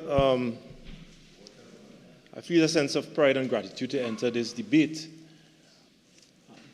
at a time when it seems to me that both government and opposition are in support of this very sound piece of legislation was brought by the Office of the Attorney General to advance the work of the Registrar General Department of Trinidad and Tobago. And therefore, I wish to congratulate the hard-working men and women, public servants of the Office of the Attorney General for the great work that they have done in putting together this bill, which would advance the affairs of the people of Trinidad and Tobago. Madam Speaker, my colleague from Barataria San Juan, as he was seeking to steal one on us, no pun intended, by raising an issue that was too far away from the remit of the matter that is before us. I think I should remind him that the government of Trinidad and Tobago has recognized digital transformation as one that is an important developmental pillar to transform the economy, the public service, and the way we do business in Trinidad and Tobago. And if you look at the way in which we set out to achieve that, we first engage in widespread public consultation, and the government has done great work in putting together a developmental program for Trinidad and Tobago, which is now contained in a document entitled Vision 2030, a national development strategy 2015 or 2016 to 2030, where a list of activities were set out to advance the way in which we do business in Trinidad and Tobago. In addition to that, the Roadmap to Recovery, dated July 2020, outlined a number of activities that we ought to do to seize upon the opportunities that are available to us as we emerge out of the COVID-19 pandemic. And if you were to allow me to quote from paragraph 6.2 of the Roadmap to Recovery 2020, Enabling Environment, it says as follows: COVID-19 has gifted Trinidad and Tobago with an incredible window of opportunity to reinvent itself and trigger transformative change at a deep and broad societal level.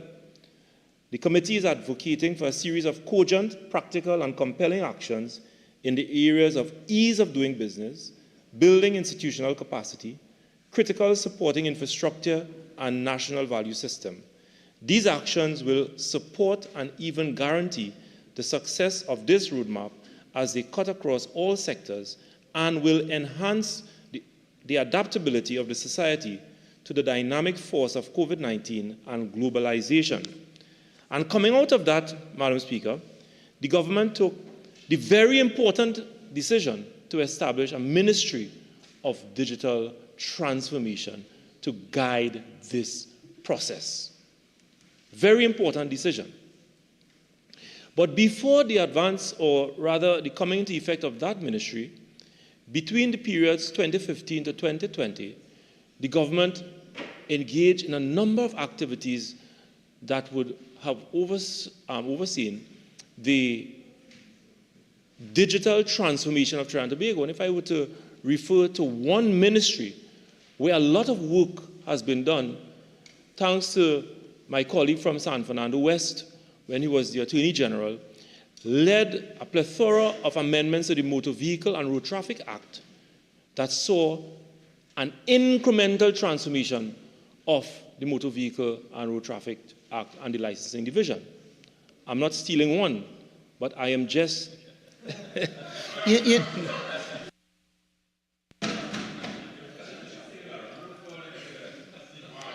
No, and this is not about stealing one. I mean, it's good when members could self-regulate, okay, so that you just, I thought that you were preventing me from standing up by you yourself trying to recalibrate. While we understand the context, I'm quite sorry to say that I am not going to allow further incursion into road traffic, etc. I understand the framework, and tie it now, please, into what we have before us.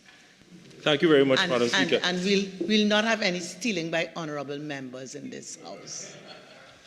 Sorry, Madam Speaker. Thank you very much for your guidance, your kind guidance. Madam Speaker, the point I was about to make is the fact that This is a very important debate that will, and what this bill is seeking to do is going to transform in a very significant way in which the Registrar General Department operates and how it conducts its business. As the Attorney General would have moved in his opening contribution, he would have made it abundantly clear that the Registrar General's Department in Trinidad and Tobago is responsible for a number of activities, very important activities, Madam Speaker. Responsible for the registration and maintenance of vital records, companies, business names, and non-profit organizations. Traditionally, these processes have been all paper-based, Madam Speaker, requiring manual submissions and record keeping, as my good friend, the Honorable Member for Paria would have alluded to. And therefore, Madam Speaker, the proposed amendments aim to modernize and streamline these practices and these processes by enabling the use of electronic systems, thereby enhancing efficiency, accessibility, and accuracy. Madam Speaker, we would have heard over the years the number of complaints from all over Trinidad and Tobago, from citizens, from businesses, from stakeholders, their engagement and the number of issues that they would have encountered by doing business with and by the Registrar General's Department. We would have heard, Madam Speaker, that they would have impacted negatively in the way and the ease at which we do business in Trinidad and Tobago. We would have heard on numerous occasions the amount of fraud and the amount of corrupt activities taking place in state agencies and public institutions that maintain a paper-based system in the way in which they conduct business. But, Madam Speaker, as we would have done in so many organizations and so many institutions, public institutions in Trinidad and Tobago, today we are tackling and putting in place a legislative framework that will modernize the way in which we conduct our business at the Registrar General's Department. The Attorney General would have maintained and would have told us about the virtues of the company registration, online registration system. We would have heard, Madam Speaker, that this system would have come into force by the introduction of this technology a couple years ago. But we did not put in place the legislative framework that would bring full benefits to the people of Trinidad and Tobago, because it would require amendments to the Companies Act, amendments to the Registrar General's Act, the Registration of Business Act, Chapter 82, 85, and the Non-Profit Organizations Act, number 7 of 2019, all putting in place a legislative framework that will bring about all of the benefits for a fully digitalized and digitized company online registration system. And Madam Speaker, the Attorney General was spoken about that this system would prevent fraud, it would prevent it would ensure data security for all of the personal data and the personal information of companies, the digitalization of companies' registry, and, example, the creation of a paperless environment at the Registrar General's Department. Madam Speaker, the bill, it appears to be a very voluminous bill, but really contains 5 major clauses. So the Companies Act, that will include amendments to the Companies Act, the Registrar General Act, and the other pieces of legislation that I have just itemized. Madam Speaker, The bill at Clause 3, it amends the Registrar General Act by including the definition of an electronic system, which means an information system established and maintained by the Registrar General's Department. It continues, Madam Speaker,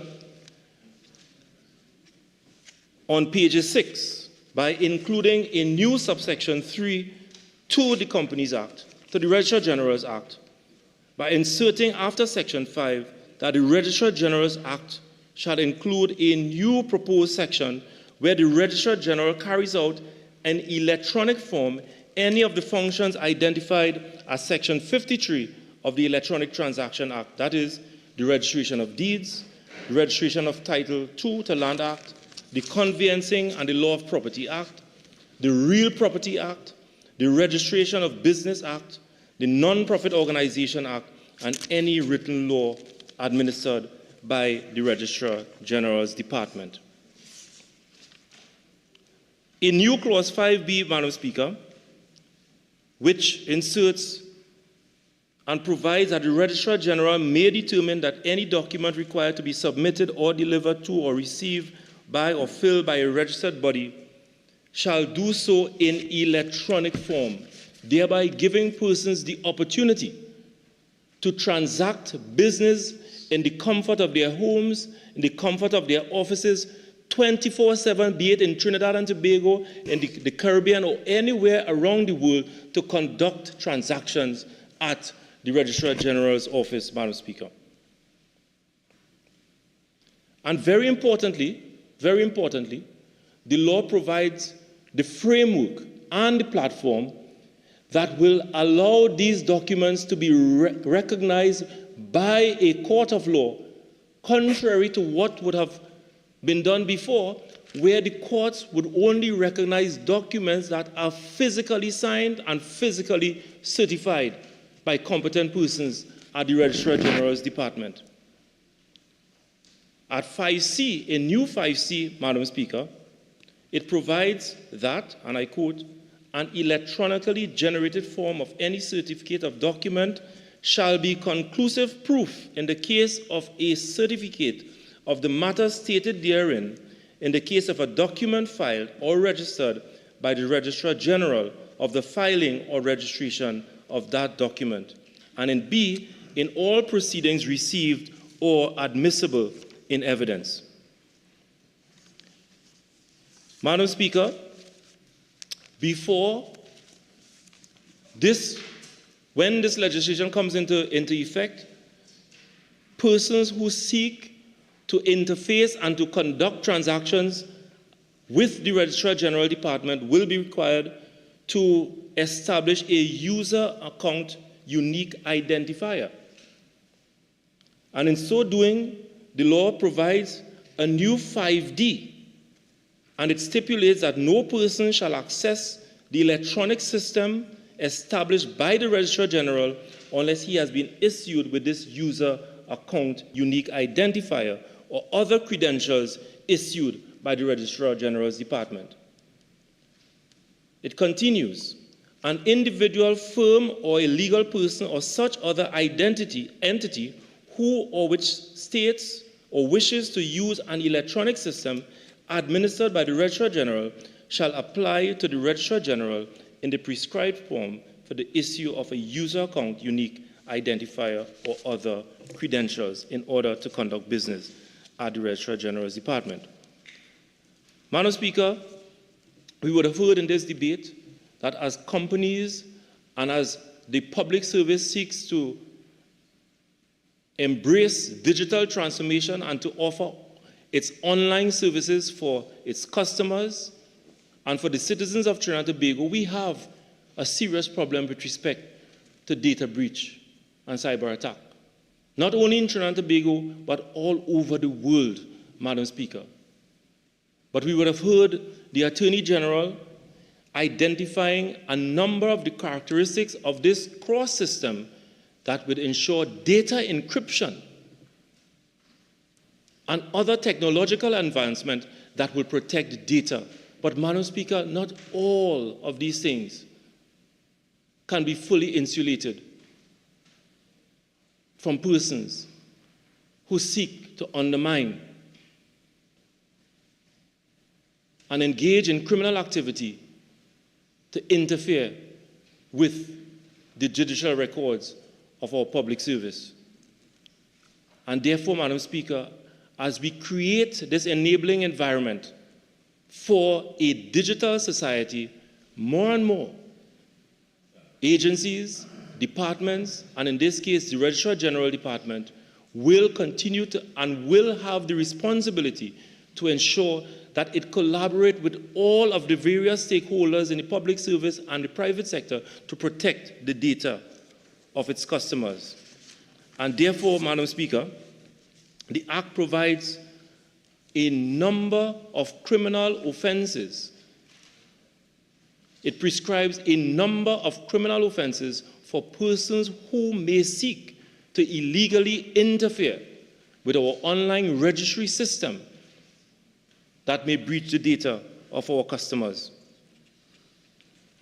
Madam Speaker, in this vein, the new Clause 5G in this bill criminalizes the unauthorized use of electric systems or the electric system and create specific offenses for persons who interfere illegally with these online electronic systems by prescribing fines and imprisonment for persons who engage in these types of activities. A new Clause 5H speaks to the unauthorized modification of this new electronic system to be established by the Registrar General's Department. And it stipulates as follows: subject to subsection 2, a person who knowingly and without authority causes an unauthorized modification of any program or data held in the electronic system commits an offense and is liable on conviction on indictment to a fine of $10,000 and to imprisonment for 3 years. Madam Speaker, at Clause 4 of the bill that is before us, it seeks to amend the Companies Act in Section 4 by inserting after the definition of auditor the following new definition of an authorized corporate service provider, which means an attorney at law or accountant who is registered with the Registrar General Department to perform functions pursuant to the company's electronic filing regulations 2023 and who has been authorized to act on behalf of and to bind an incorporator, a director or secretary of the company. Madam Speaker, in Section 8, it inserts, after subsection 8, a new subsection which stipulates that the articles of incorporation under subsection 1 may be signed by the incorporator or an authorized corporate service provider. And in subsection 9, by inserting after the words the secretary of the company, the words of an authorized corporate service provider. Madam Speaker, the bill that is before us, it creates a sound legislative framework that will bring about the necessary changes at the Registrar General's Department that will ensure that we create a framework for the ease of doing business and will ensure that all our citizens will continue to access the Registrar General's Department records and to conduct business on a 24-hour basis. And therefore, Madam Speaker, would help create an environment where we can advance our economic activities. Madam Speaker, the records would have shown, and the data would have shown, that a number of small businesses, for one reason or the other, lack of accessibility and what have you, cannot comply with all of the requirements at the Registrar General's Department because they don't have accessibility for one reason or the other. This bill, Madam Speaker, will ensure that our small and micro, medium enterprises in our various communities all over will now have the accessibility at our Registrar General's Department to conduct their business, to submit information on directorship, and all of the other activities that are required to conduct their affairs. And therefore, Madam Speaker, I believe that what we have before us will advance the interests of the people of Trinidad and Tobago in a very positive way. I commend the folks and our team at the Ministry of the Attorney General for putting together this very important piece of document. I recognize, Madam Speaker, that our colleagues in the Senate would have supported, and all of the independent senators who would have spoken on this piece of legislation would have supported it overwhelmingly because they recognize how important it is in doing the great work and advancing the good work that we are doing here.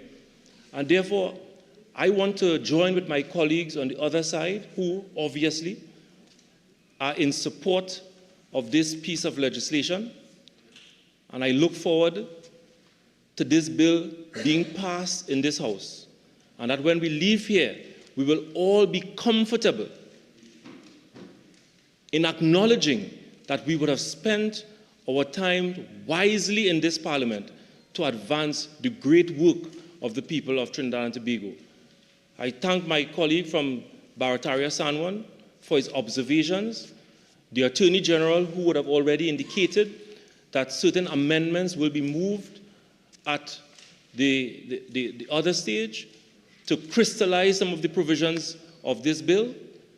And at the end of it, Madam Speaker, we will have a sound bill, a legislative framework that would advance the work of our Registrar General's Department, to advance the work and to crystallize the legislative framework in our company's registry. And all of the critical pieces of legislation that we have before us that will advance and promote the affairs of the Registrar General's Department. Madam Speaker, I thank you very much. Member for San Fernando West. Member for Miaro. Thank you very much, Madam Speaker. Madam Speaker, thank you for recognizing me as I join this debate on this miscellaneous provisions, Registrar General Companies, Registration of Bills, Names and Non-Profit Organizations, Act of 2023. Madam Speaker, I too will be as brief as my colleagues who spoke before me, and I will do my very best to stay on the straight and narrow so you don't have to rise unnecessarily for any admonishment, Madam Speaker. Madam Speaker, I wish to speak on this bill from the eyes of a non-legal person. My colleagues, all of them who spoke before, would have given an angle from legal perspective, all being attorneys at law. I will attempt to speak on behalf of the people of Mayaro, who I represent, who are, many of them not attorneys, not in a legal frame, but they may be small businessmen, farmers, young entrepreneurs, people wanting to get involved in business. And there is a uniqueness about the Mayaro constituency where we do have a mix of people who have access to technology. Those who don't have access, the penetration is not as wide as much as the country. But then you have a huge middle and older category of folks who may not be too technology savvy. And what does this bill mean to them? And what are some of the challenges that they may face?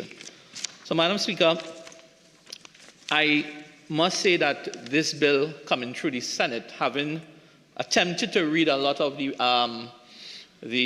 amendments that was made in the Senate, I am quite sure that the legislation would have been interrogated in its fullness, and that those in the upper house would have done a reasonably good job to bring a bill before us today that we all can lend some support to, taking into consideration the importance of what we're doing with this particular piece of bill.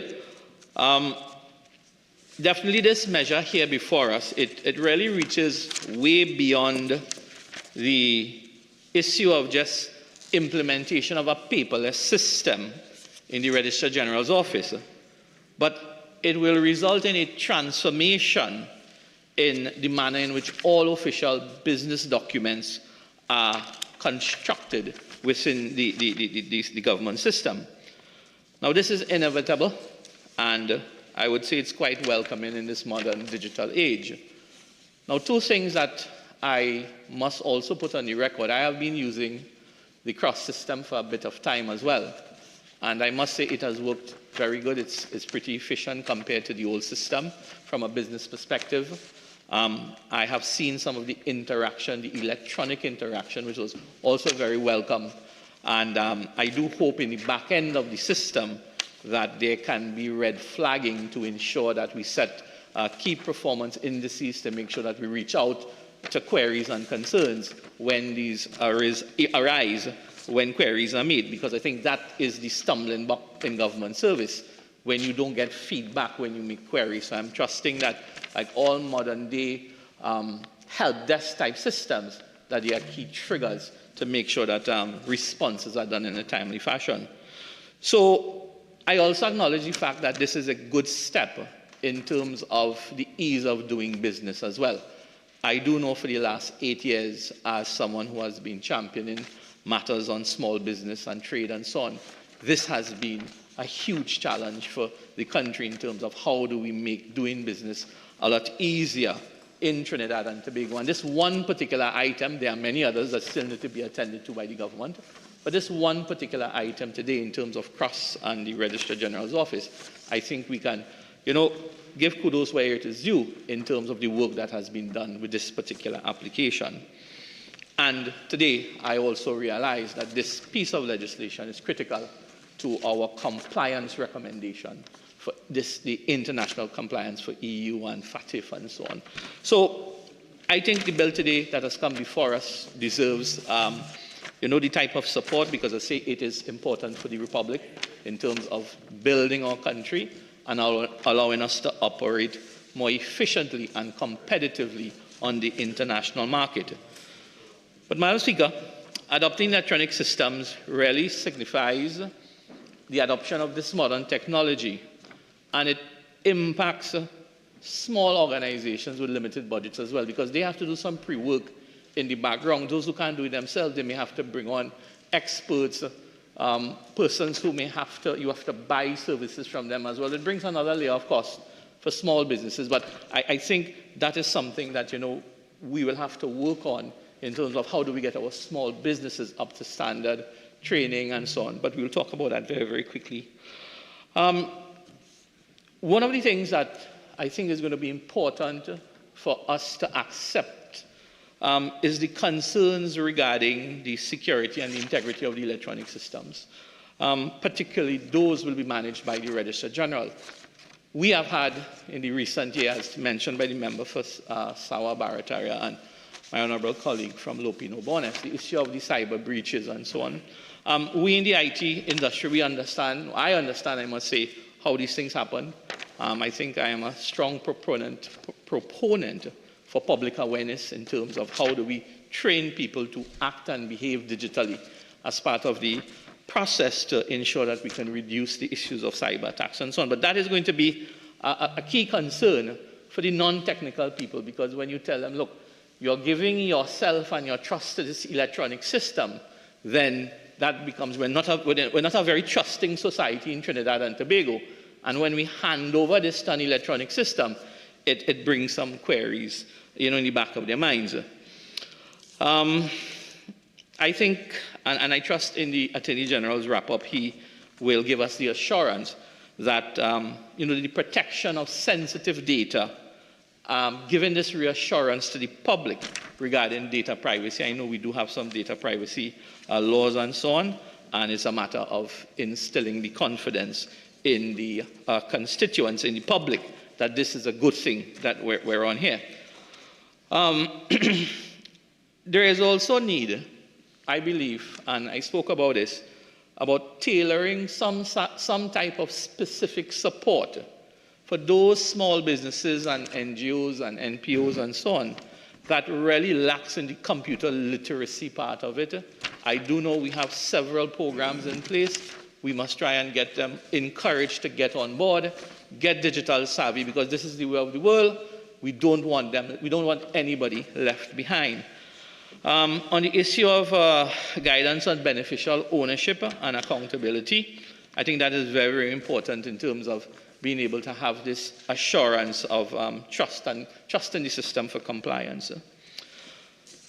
Madam Speaker, I just want to give a couple issues and some suggestions, and I hope that the Attorney General can probably speak to some of it. Perhaps some of it is inside the legislation that it will be addressed as we start to effect it, and perhaps it may be being addressed. So first of all, Madam Speaker, accessibility and capacity is one concern that I would have. Small organizations and individuals, particularly those with limited financial resources, may struggle to adapt to the electronic systems due to the lack of literacy and access to technology, as I mentioned.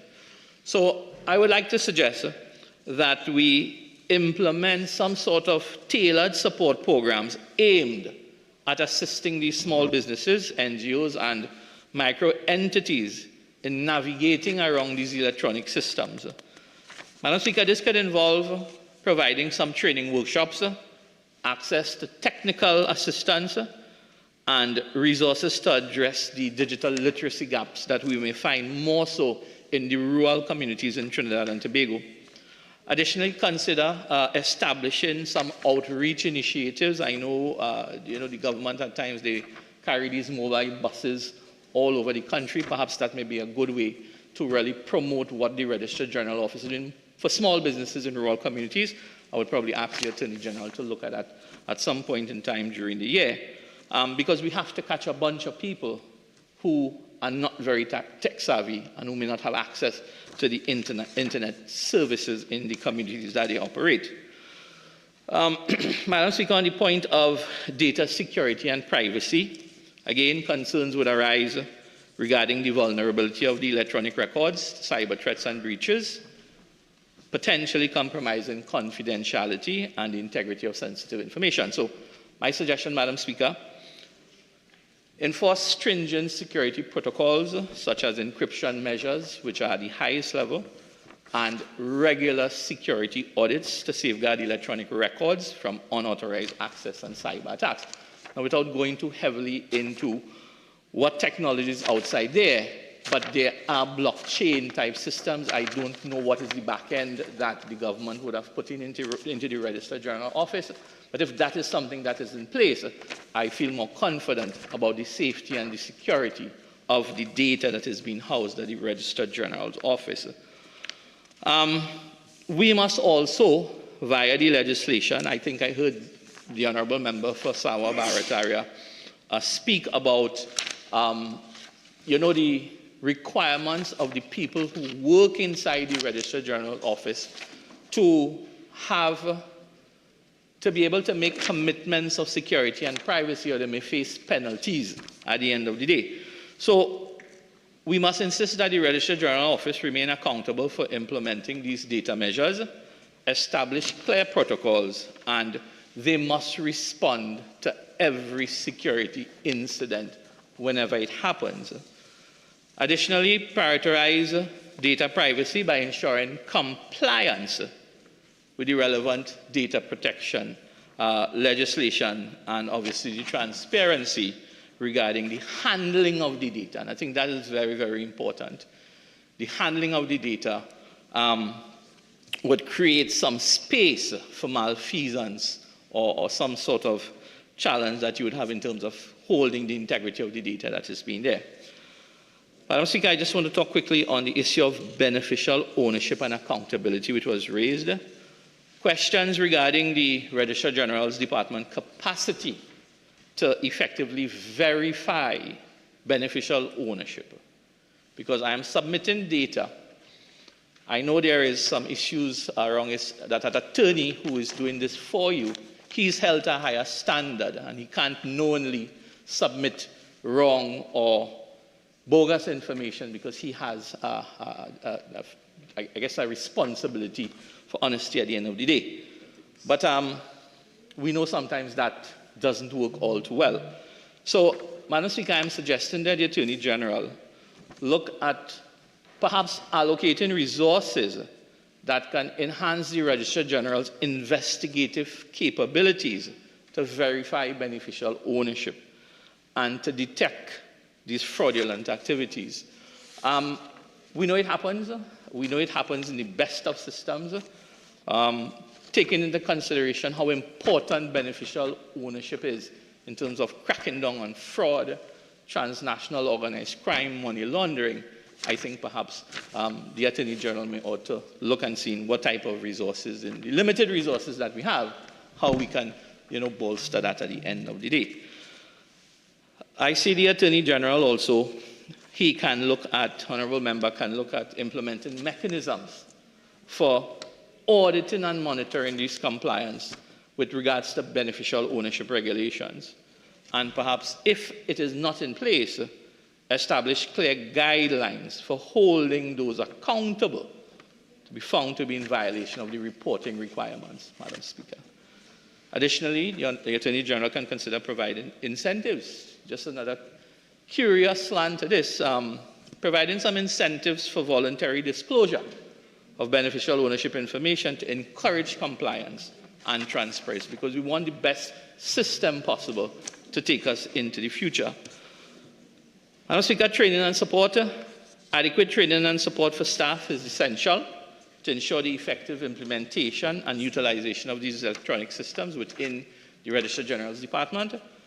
I would hope to see that some development can be done with regards to comprehensive training and get some programs that would be tailored to the specific need of staff members, covering topics such as system navigation, data management, and obviously digital behavior, because we do have a lot of persons in our public service who are on the upper end who may not be too tech savvy, and getting everybody on board on the same page will be critical to the success of the organization and success of the country as well.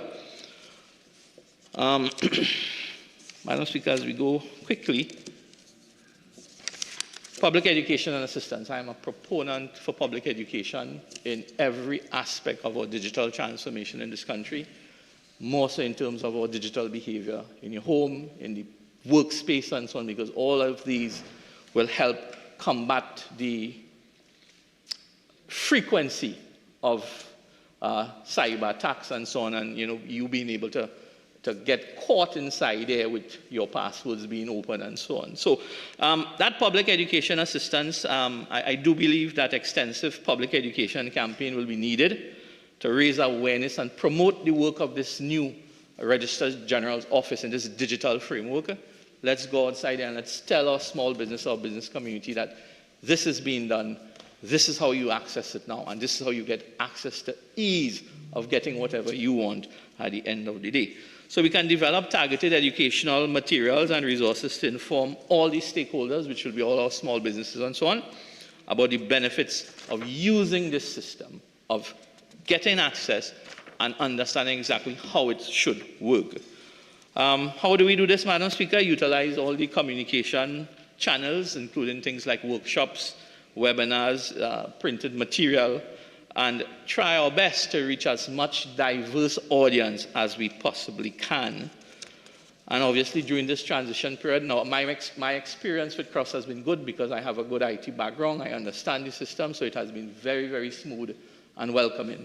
But there will be people who will have some challenges, and perhaps this is where the help desks and online tutorials would assist them going forward. Most importantly, again, Madam Speaker, establish mechanisms for feedback. And again, I think this is where we run aground in the public service from time to time. When we make queries, you don't get feedback, and you have to be running more so from Mayaro to Port of Spain or from Rio Claro to Port of Spain on a regular basis to get a query done. So the feedback would be important, more so to promote the Registrar General's office and making sure that we give the public feedback for queries and so on as we implement this further. So, Madam Speaker, as promised, in being very, very brief, the adoption of this electronic system really represents a really pivotal step in modernization, even for small organizations. But it will come with its challenges, including concerns on security, data integrity, and more so the accessibility for all sectors of Trinidad and Tobago. Addressing these challenges would require a concerted effort from government agencies, such as the Registrar General's Office, to implement all these requirements as they go forward, providing accountability and adequate support and education to users. Madam Speaker, I do believe by prioritizing these efforts, we can harness the benefits of digital transformation while safeguarding the interests and privacy of all our stakeholders in our society. Thank you very much, Madam Speaker. Member for San Fernando West. Thank you, Madam Speaker. Madam Speaker, I wish to join this debate with great pleasure. I'd like to compliment the Honourable Attorney General on bringing forward this critical piece of law. I know that a lot of effort has been poured into this. I'd like to start by acknowledging the tremendous work of the Registrar General, Ms. Karen Bridgewater, who has with her team, the Assistant Registrars General and the entire team there, along with the CPC's department and the Ministry of Digital Transformation, been working at this assiduously. Madam Speaker, the law before us has a significant amount of history behind it. The move to create a digital environment for ease of doing business, and in particular matters connected with the company's registry and other registries, has significant amount of root when the member for Aruka Maloney was in fact the Minister of Legal Affairs. That was back and close to the year 2000. Madam Speaker, the laws that guide our work on electronic transactions are very important to today's proceedings. The Electronic Transactions Act, which was passed in 2011, along with the Data Protection Act, which was passed at that same time, those two laws have significant coordination with the bill before us. But Madam Speaker, it was this government that really brought the pieces together.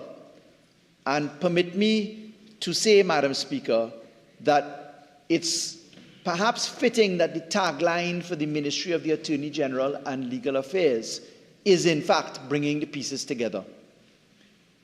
The real connection comes in the year 2015, when the Honourable Prime Minister merged the Ministry of Legal Affairs with the Office of the Attorney General, as well as with the Ministry of Justice. That allowed for a unification of purpose, because in the agenda to fight crime, which this bill is very much associated with, the government went on an anti-corruption agenda, and we went on a follow-the-money agenda. And to treat with that, the government actually spent a lot of time in making sure that we went behind the Al Capone approach. The government had the philosophy that crime could be found and trails and evidence of it if you followed the money.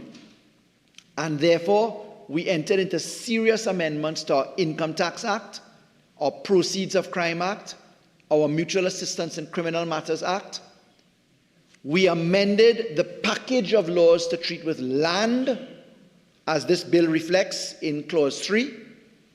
We amended the package of laws to treat with money, including the demonetization of cash. And we amended, very importantly, the package of laws that treat with businesses and companies.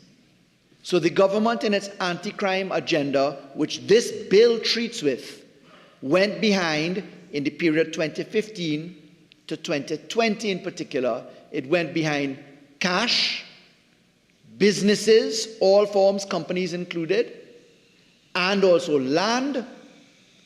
And we set about in a mission of a formula that works for us: plant and machinery, people, process, and law. So while we were fixing all that there was in the judiciary to include its pace, we took digitization to the judiciary. When we passed the law in the criminal division and the family and children division to put online courts, people said it would never be used. When we did the payments into and out of court, they said it would never be used. When we said that we would have virtual sittings of court, they said that would never happen. When we introduced electronic filing in the judiciary, they said that would never happen. But, Madam Speaker, what we were able to do is to put a suite of law together built on the back of plant and machinery. And in 2015, when the government entered into office, the land registry, the company's registry, and the birth registry at the Ministry of Legal Affairs was at South Key, where every time it rained, it flooded out, and books went missing. And we went into a dedicated exercise where we said we will move the registry and we will digitize it. We moved the registry, Madam Speaker, and in moving the registry, we commenced an immediate digitization program where we actually closed the registry for more than a month.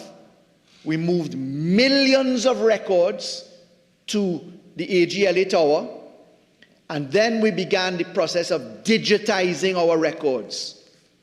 We took the property, business, real estate solution. We put that into effect to transfer what is called PIMS, the Property Information Management System, which is where all of the indices for title to land reside. It was an old system. We completed the exercise of digitizing land registry, millions of records, to upload them, to put them into a new system, which the member for Barataria San Juan mentioned today, the PBRS system, the Property Business Registration Solution or System. In 2018, I informed the House that the company's registry was the weakest link. And while we were talking about digitizing and ease of doing business, we made the submission, I made the submission then, that you cannot have ease of business if you could reserve a name in the Companies Act, but you have to go down the road and pay $25 at the counter. It made no sense.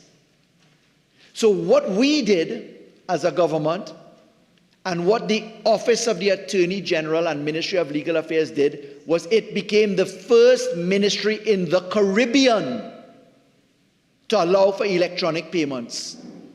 And the member for Barataria San Juan asked, under what authority of law we are accepting payments? I can answer that.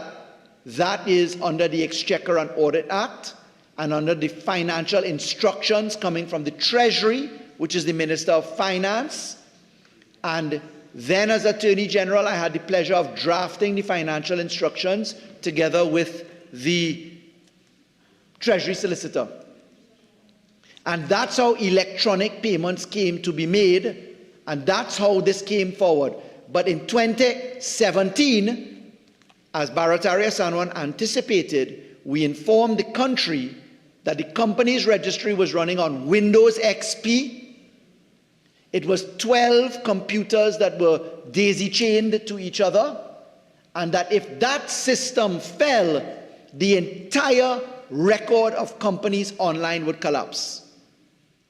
And therefore, we took a note, AGLA took a note to the Cabinet, and in 2019, we hired the service provider who provides the births and deaths registry. That is Axial, it's a Canadian company. We hired them to build the company's registry. And the company's registry gave birth to the cross system, company's registry online system, specifically intended to replace the old company's system. And that old company's system, as I have you back now, Madam Speaker, that old company's system was destined to fail because we knew it was on its last legs. So this bill recognizes in Clause 3 that we are putting into effect that all of the indexes which the Registrar General manages, if you look at clause 3, subparagraph F, the new 5A, we say the Registration of Deeds Act, the Registration of Title to Lands Act, the Conveyancing and Law and Property Act, the Real Property Act, the Companies Act, the Registration of Business Names Act, the Non-Profit Organizations Act, or any other written law administered by the RG, which may include scrap iron dealers, etc. We say that all of these functions may be carried out using an electronic system. Today, I would like to be very careful to clarify something that Paria Sanwan said. I didn't want to interrupt the honourable member. We are bound to be mindful of the parameters of the Electronic Transactions Act. The Electronic Transactions Act, from which these amendments flow, specifically in Section 6 of that Act, says Parts 2, 3, and 4 of this Act shall not apply to any written law requiring writing, signatures, or original documents, B, for the conveyancing of real or personal property or the transfer of interest in real property.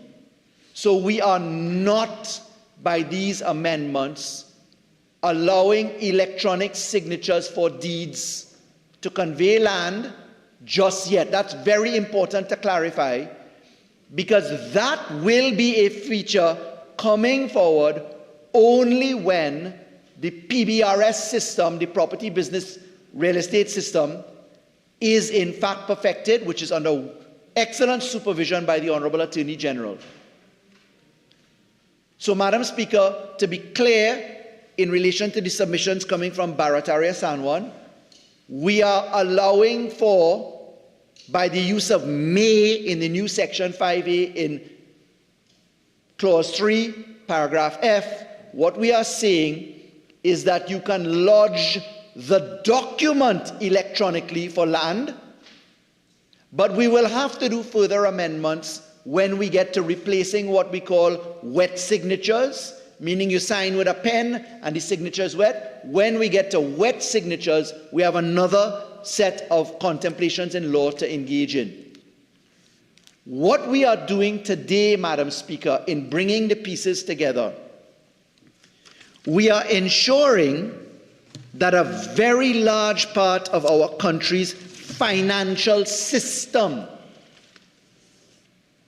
and a number that is in fact 312,421 entities in law, comprising 105,672 for-profit companies, 9,969 non-profit organizations that have been incorporated, 1,139 external companies, 3,199 companies, again non-profit organizations that are registered, 161,604 business names, 30,838 firms or partnerships, totaling 312,421 entities, which run our country's business sector. When you think of every company, every business, if you look at the contribution to GDP,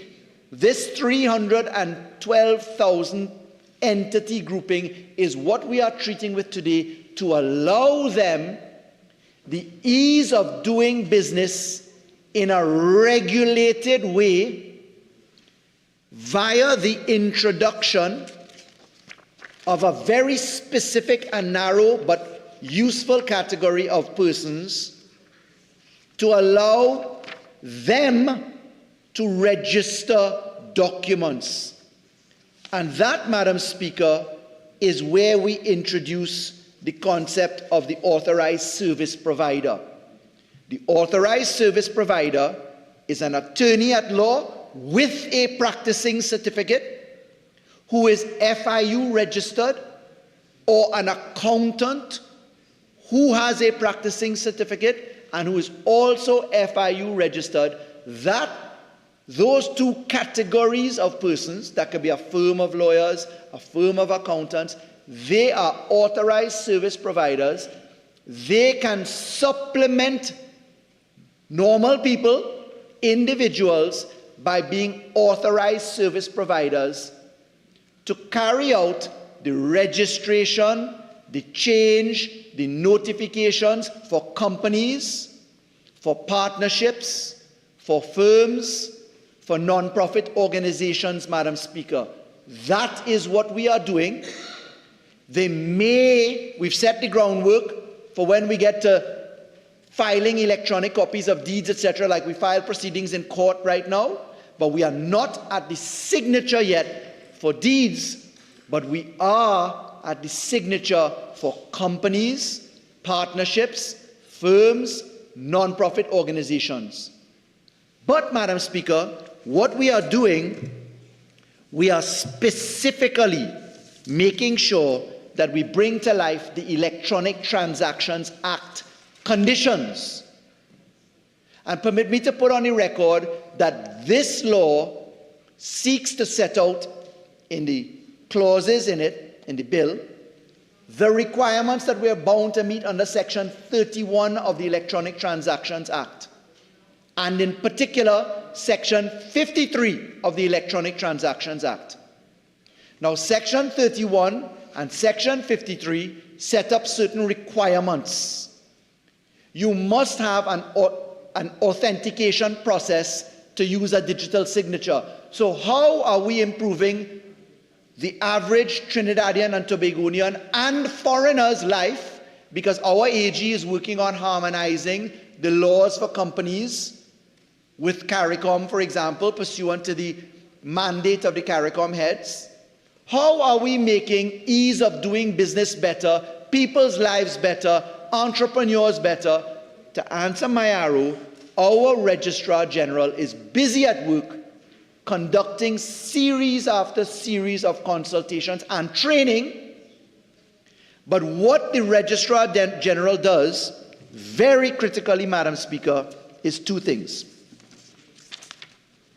In meeting the requirements of Section 31 of the Electronic Transactions Act, which is where you have to have authentication technology that uniquely links the user and the signature. In other words, then, we need to know the person who came online and who entered the document is you, is authorized to be you, and takes the liability for being you.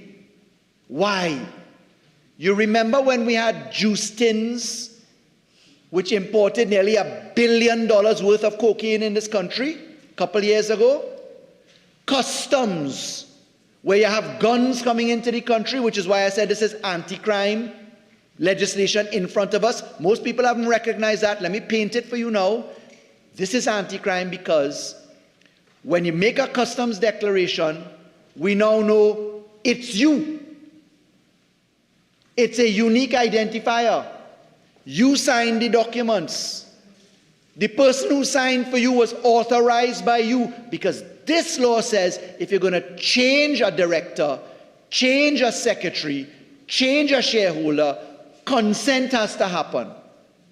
This law says everybody will be notified by email. This law allows some 47,357 companies that have not complied in updating their company's documents to be struck off, so that we will not have the juice cans importing cocaine, which was really a defunct company that they used, that they had just left on the register. You understand why the AG's tagline is bringing the pieces together.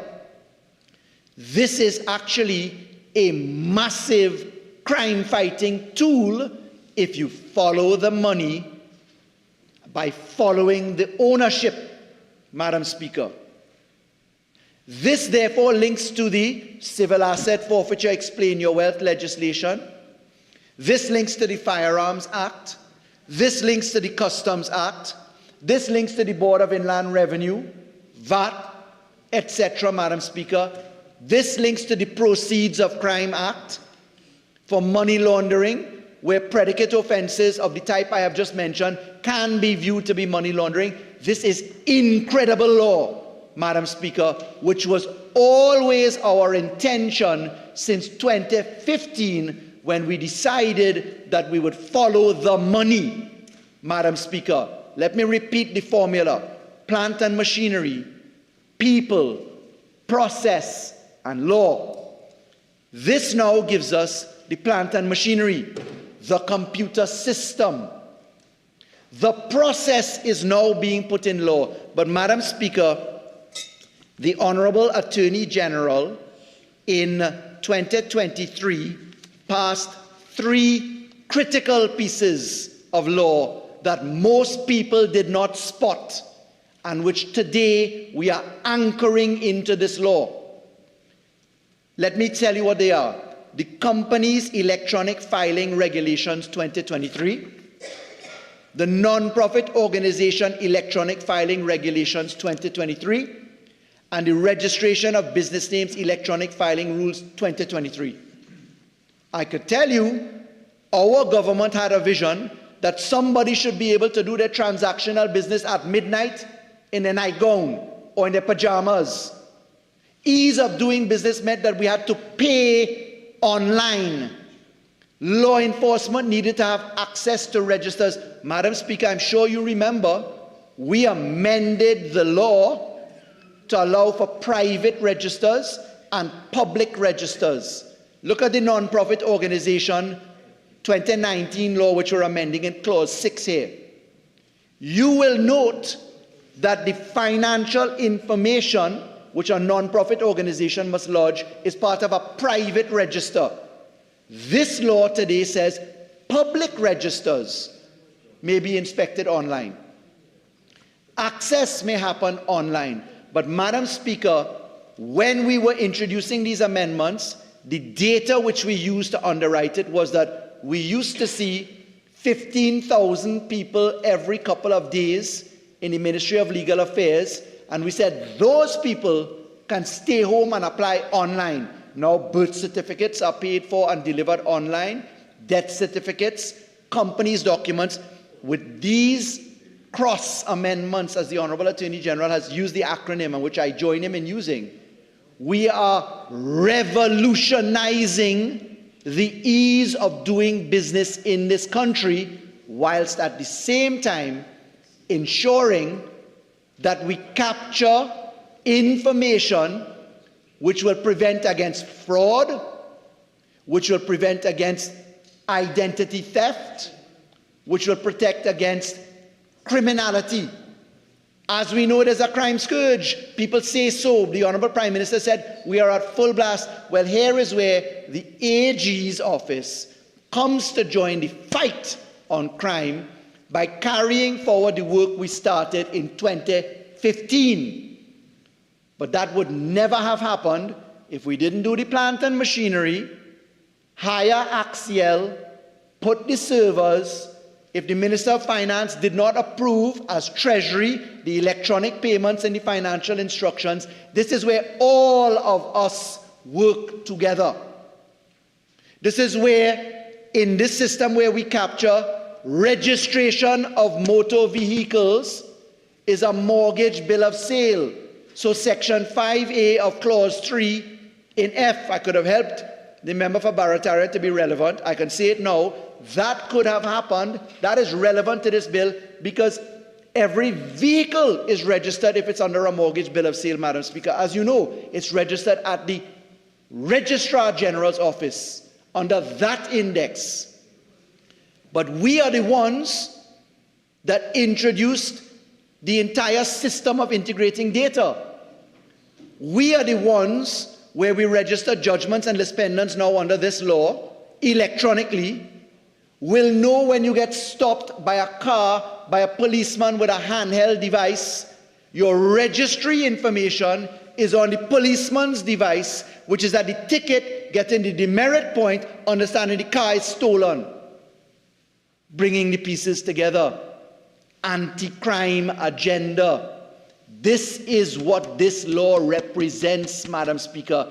It is a powerful piece of law that I have been looking forward to for a very long time, as the baton was passed from Camille Robinson Regis, the Honourable Member for Aruka Maloney, as she was then Minister of Legal Affairs, up through the ranks, passing through my hand, now passing to the Honourable Attorney General's hand, passing through the member for Lopino Bonnet when he was the head of legal at the Motor Vehicle and Ministry of Works and Transport. We have all had a part, but you have to have the vision to understand the connection of the dots, Madam Speaker.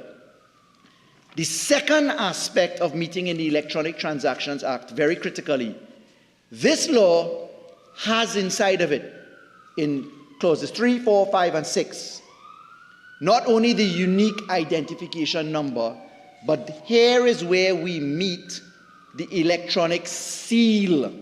You see, we can allow you to sign electronically, number one, if we meet section 31(1) of the Electronic Transactions Act. But number two, it's only perfected with an electronic seal. And that electronic seal generates a barcode, which is now a QCR code. And back when I was at the Office of the Attorney General and the ministers assembled, Minister Young, Honourable Minister of Energy, the Honourable Minister of National Security as he was there, as we all worked on this pot, we had this vision of data entry happening off-site. And we said, instead of taking a paper document, Madam Speaker, and dropping it by the registry, and then the clerks at the registry have to sit down and transcribe the information and enter it onto the register and do a PDF photocopy, and then you access it. We said, no. Sit down on your computer at home, enter the data on a form. We design the form, prove it's you. You'll see in the regulations I just referred to and in this law, the use of the term a headshot. You know where that came from, Madam Speaker? In discussing with the Registrar General how to prove it's Faris Al-Rawi, we said, put on your camera, the Honourable Member for San Fernando West, but it's me myself I'm referring to, so that would be a little odd. In proving that it is me, Madam Speaker, I would hold my identification card or my driver's permit next to my face, and that way you know who is who. And what we do here in this law, in the amendment, you see it in the Companies Act, you see it in the Registrar General's Act, clauses 3, etc., move on, you will see that we're criminalizing if you make a false submission. So we are moving away from the need for an affidavit to certify that what you're saying is true, or a statutory declaration from what you're saying is true, and instead we are criminalizing summary offense, $10,000, 3 years. We are criminalizing, as we do elsewhere in the Companies Act. If you go to that section of the law, the bill here now, that clause, you'll see that that's what we are doing. So, Madam Speaker, in summary, for that point, we are bringing in the unique identification number. We're allowing certification. It's an anti-crime measure. It's an ease of doing business measure, Madam Speaker. Now, Madam Speaker, very importantly, you will see that we traverse the issue of beneficial ownership in this law. And the Minister of Finance, the Attorney General, we have already spoken, without going back into another debate, on, but relevant to this debate, we spoke about the global forum telling us that we have obligations to meet. So, Honourable Member for San Fernando West, you have 2 more minutes of ordinary speaking time. You're entitled to 15 more minutes for extended time if you so wish. Thank you, Madam Speaker. You. Madam Speaker, the Global Forum, the Financial Action Task Force, have the concept of beneficial ownership. Now, Madam Speaker, why are we amending beneficial ownership in the Companies Act? Both in respect of local companies, for profit or guarantee, that is limited by shares or limited by guarantee, as well as external companies, Madam Speaker. Why are we treating beneficial ownership in the Registration of Business Names Act, in the Non-Profit Organizations Act? Because in 2019, when we brought the law to treat with beneficial ownership, we in Trinidad used the English law, which was approved by FATF then, But the definition has now changed, and the Global Forum and FATF have agreed that we can insert the provision of a threshold, and the threshold is 10%. What we do as well is we remove the burdensome nature of having to file continuously by leaving the obligation in the companies. But, Madam Speaker, we are also addressing an important lacuna in the law. We did not capture before companies by guarantee, which are members. And therefore, Madam Speaker, we wanted to capture companies by members, meaning companies limited by guarantee, as opposed to companies limited by shares. And that has come about because we have always said that we would keep our eyes on revisions, Madam Speaker. There's another lacuna in the law that we're addressing as well. That lacuna has to treat with surrenders and redemptions. Madam Speaker, if there are two shareholders in a company, one shareholder can disappear by surrendering the shares to the company, or the company can redeem the shares. In other words, then, people who were caught red-handed, people who were corruptly involved in sharing in the spoils of something, and who happened to find themselves as members of companies, they could have redeemed their shares or surrendered their shares. Now we are giving legal obligation to inform of beneficial ownership on surrender and redemption, Madam Speaker. We are narrowing the net. So if you put God out your thoughts and you look to import guns into this country using a company name, your beneficial ownership will be found. Your obligation to, we can do the Al Capone approach, which is why our financial intelligence unit, our financial investigation branch, and the fraud squad have access to the private information in registries, as this law permits and other laws permit, Madam Speaker, so that we can tackle crime, Madam Speaker. So I know that what I have said has not featured in many contributions coming opposite.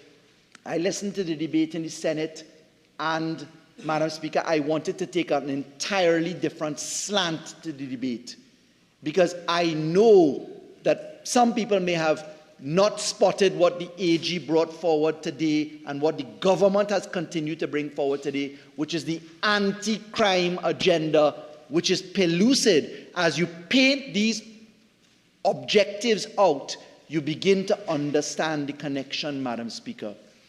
Madam Speaker, I don't think that I have more to say, because my colleagues, the Honourable Attorney General in piloting and the Minister of Public Utilities, went through a lot of the individual clauses. I've sought to structure these clauses.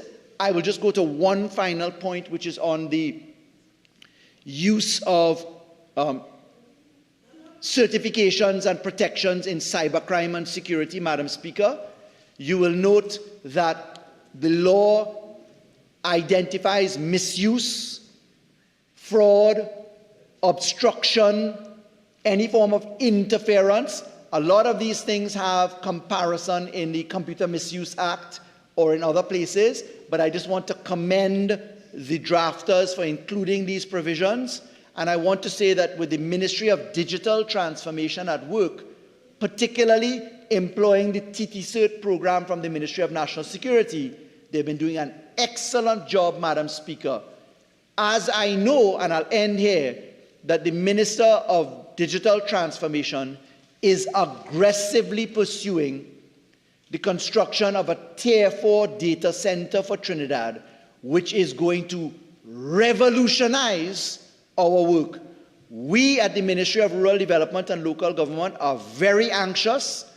Our local government reform articulates with this law here today in the use of structures for our business development units, our local economic development. We are active users of this, Madam Speaker, so I support the initiatives, and I wish to commend my learned colleague, the Honourable Attorney General, for bringing forward today one of the most important pieces of law, in my mind, in our agenda. Thank you very much.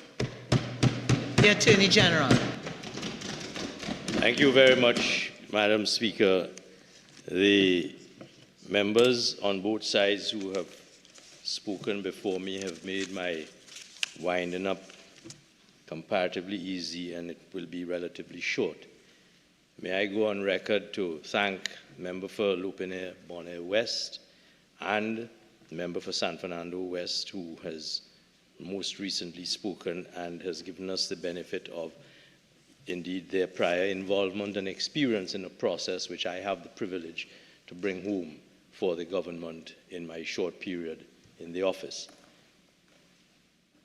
I want to thank Member for Mayaro in particular, because one of the things that will always represent itself as a challenge is when we bring change, and particularly change of a quality when technology is involved, that can seem intimidating.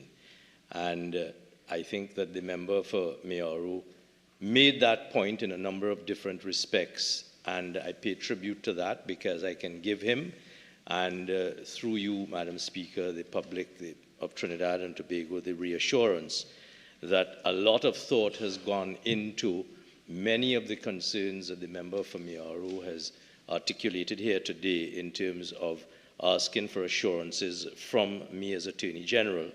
And I can say without fear of contradiction, and in the hope that once we pass this legislation today, we will then begin to see the rollout and the implementation of this legislation.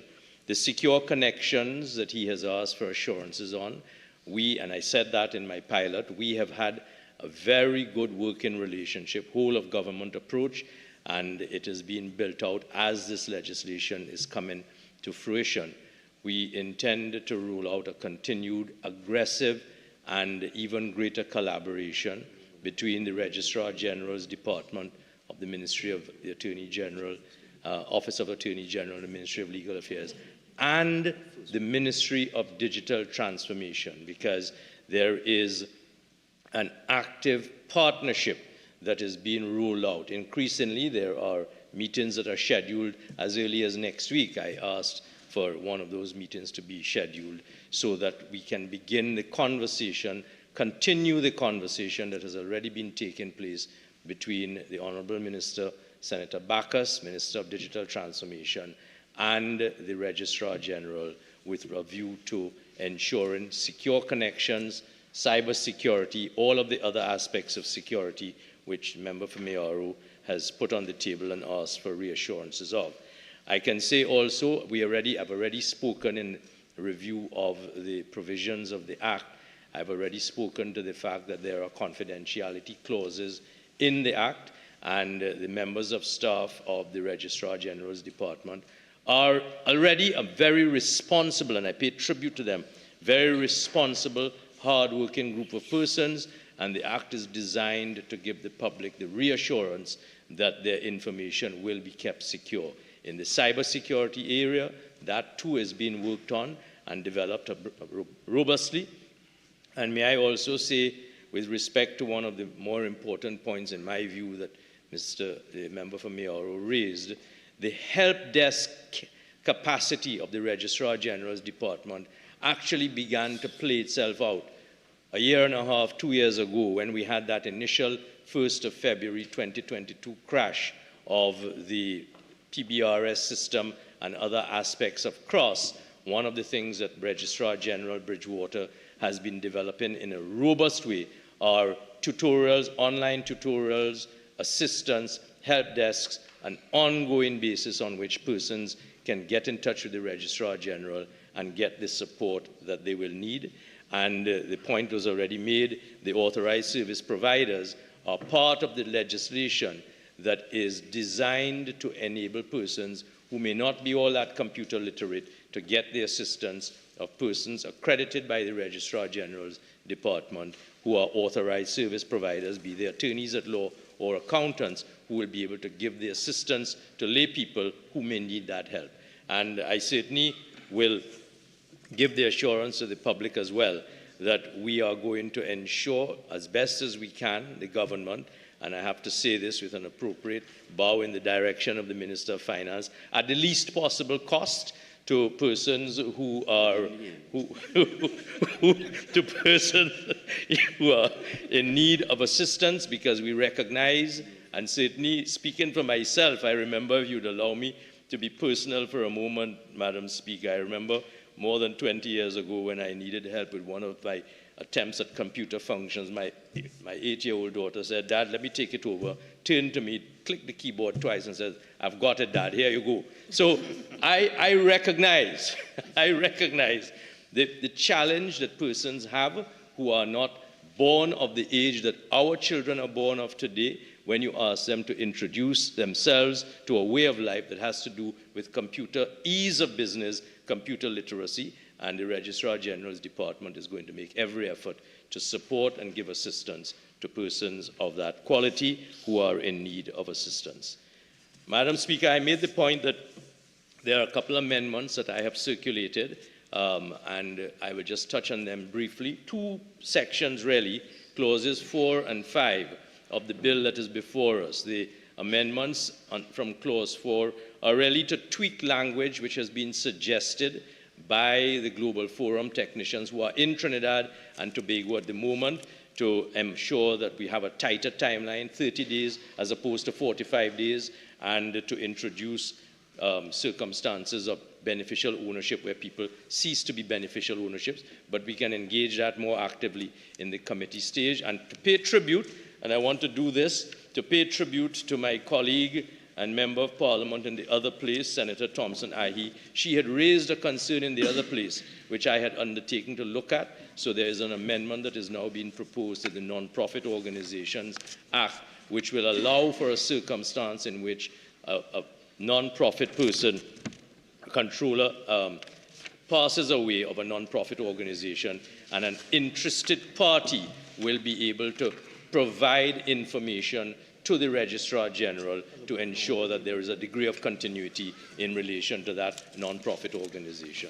So the amendments are simple, Madam Speaker, and without belaboring the point, I emphasize, as everyone has recognized, and I'm happy to accept that we have good support from the other side.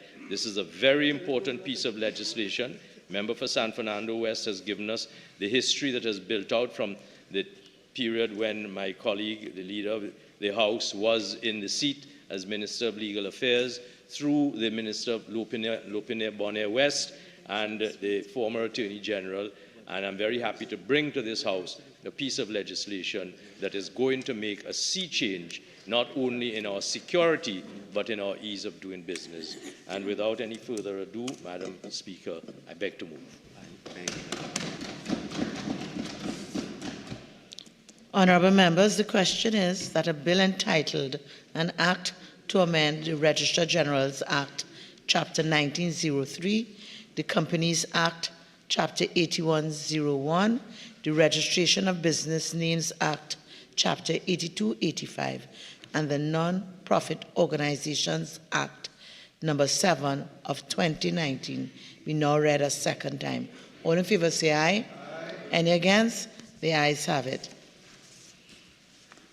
A bill entitled An Act to Amend the Registrar General's Act, Chapter 1903, the Companies Act, Chapter 8101, the Registration of Business Names Act, Chapter 8285, and the Non-Profit Organizations Act, Number 7 of 2019. Attorney General. Madam Speaker, in accordance with Standing Order 68.1, I beg to move that the miscellaneous provisions, Registrar General, Companies, Registration of Business Names and Non-Profit Organizations Bill 2023 be committed to the Committee of the Whole to consider the bill clause by clause.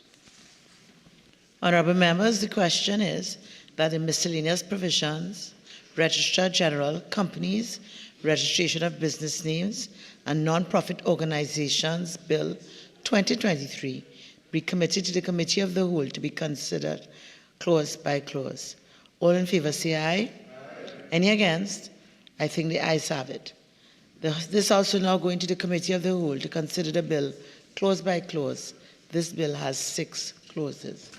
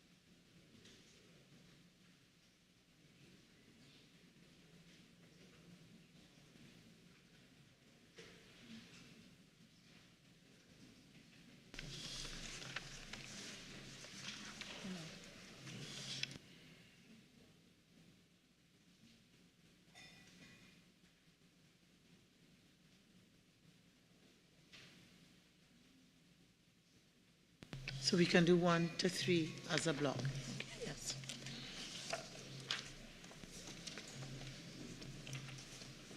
Clauses 1 to 3. The question is that clauses 1 to 3 stand part of the bill. The question is that clauses 1 to 3 now stand part of the bill. Those in favor say aye. Those against say no. I think the ayes have it. Clauses 1 to 3 now stand part of the bill. Clause 4. The question is that clause 4 stands part of the bill.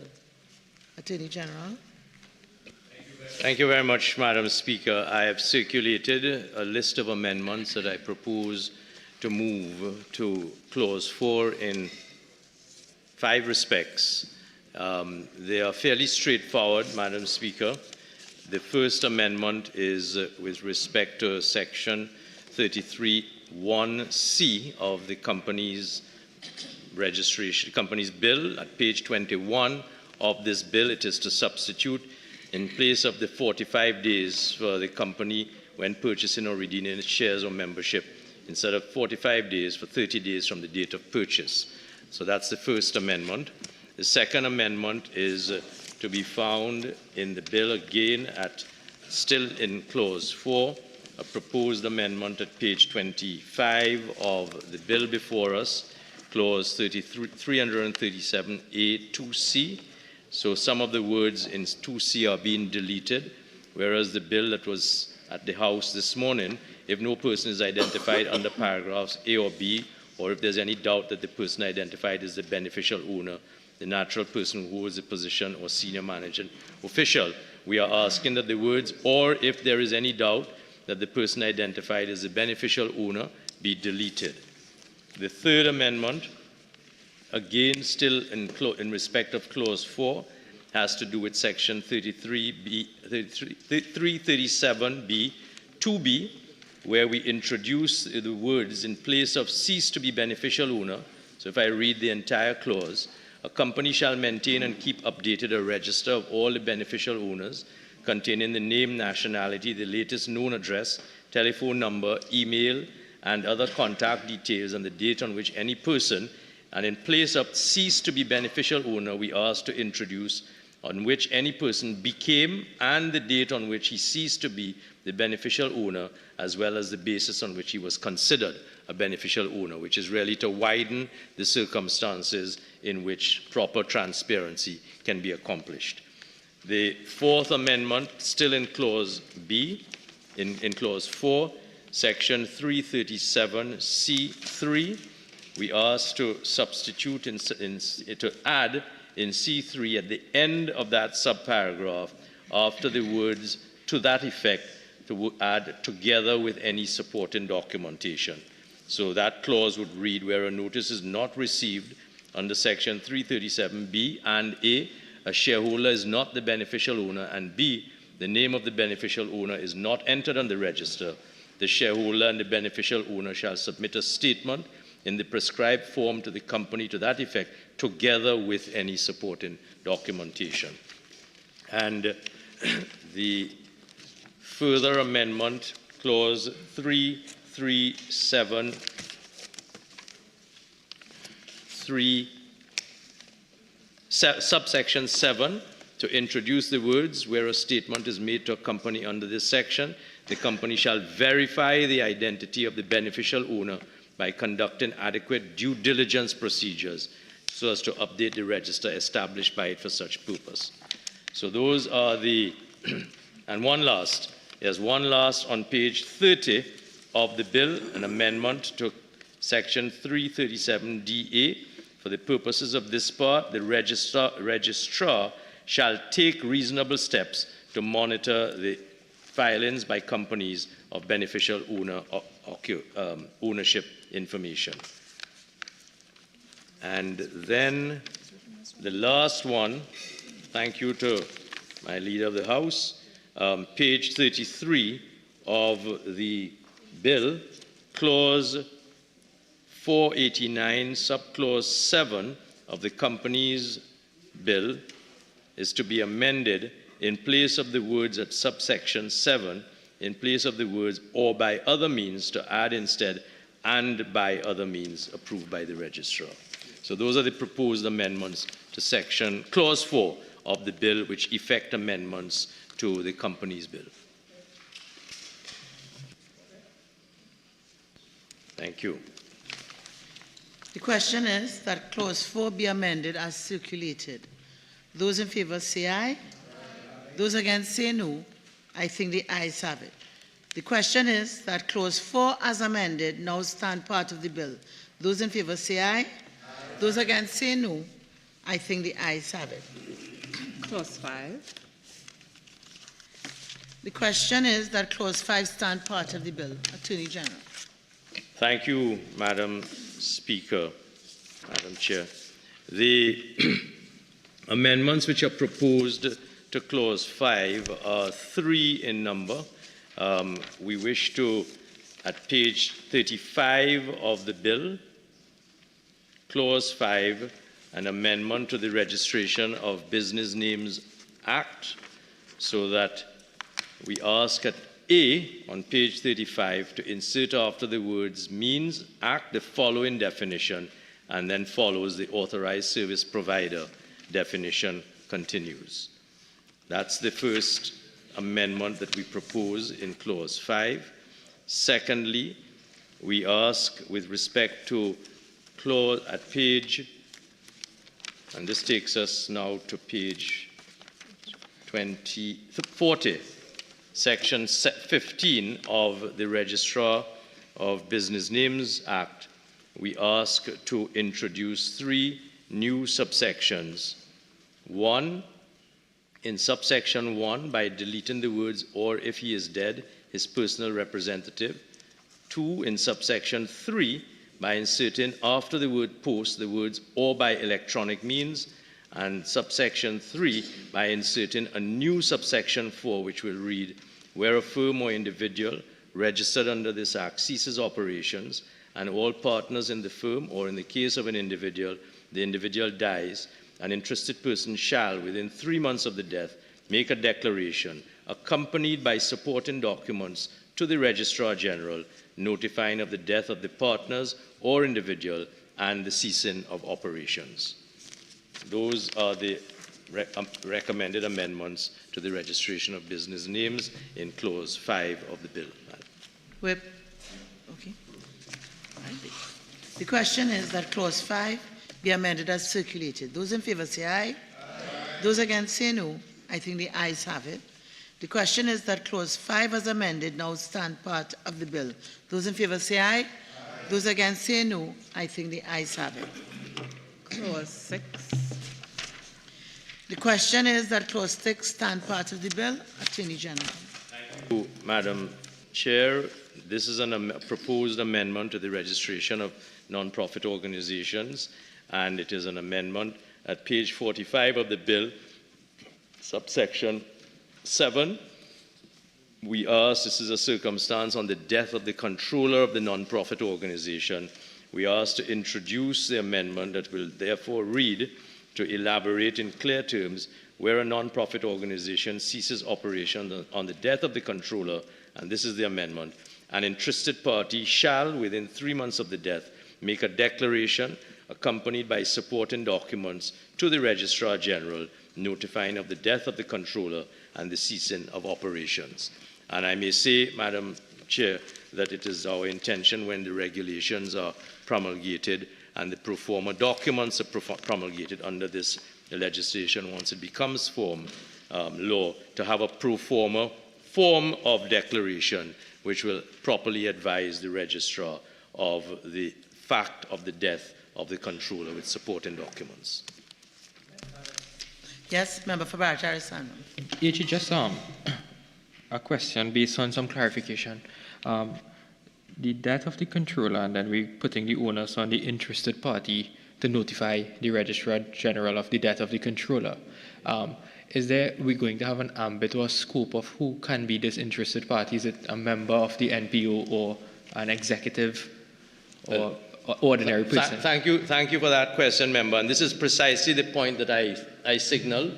This is the Enabling Act. It makes provision for the interested party to do this, but we are going to build it out in the regulations and a prescribed pro forma declaration form so that we are very strict on who and what are the qualifications for that interested party to be able to make that declaration. Yeah, because the reason I raise the point is because some of these organizations, there's conflicts, and we all know that what happens. So it's good that it will come in the regulations after. Yes, we are going to be careful about it. Yes. Thank you. The question is that Clause 6 be amended as circulated. Those in favor say aye. Those against say no. I think the ayes have it. The question is that Clause 6 as amended now stand part of the bill. Those in favor say aye. Those against say no. I think the ayes have it. Honourable members, the question is that the bill be now reported to the House. Those in favor say aye.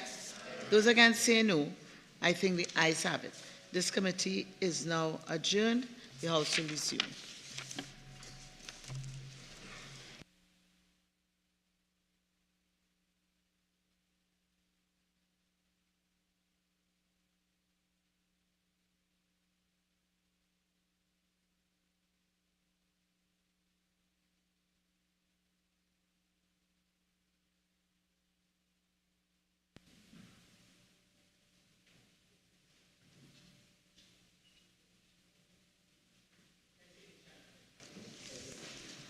Madam Speaker, thank you. I wish to report that the miscellaneous provisions, Registrar General, Companies, Registration of Business Names, and Non-Profit Organizations Bill 2023 was considered in the Committee of the Whole and approved with amendments. I now beg to move that the House agree with the committee's report.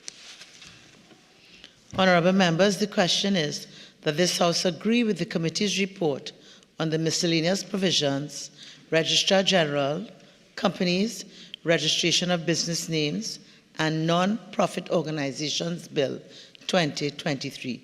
All in favour say aye. Any against? I think the ayes have it. The Attorney General.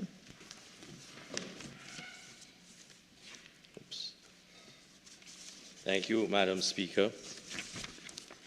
Madam Speaker, I beg to move that a bill entitled An Act to Amend the Registrar General's Act, Chapter 1903, the Companies Act, Chapter 8101, the Registration of Business Names Act, Chapter 82, Number 85, and the Non-Profit Organizations Act, Number 7 of 2019, be now read a third time and passed.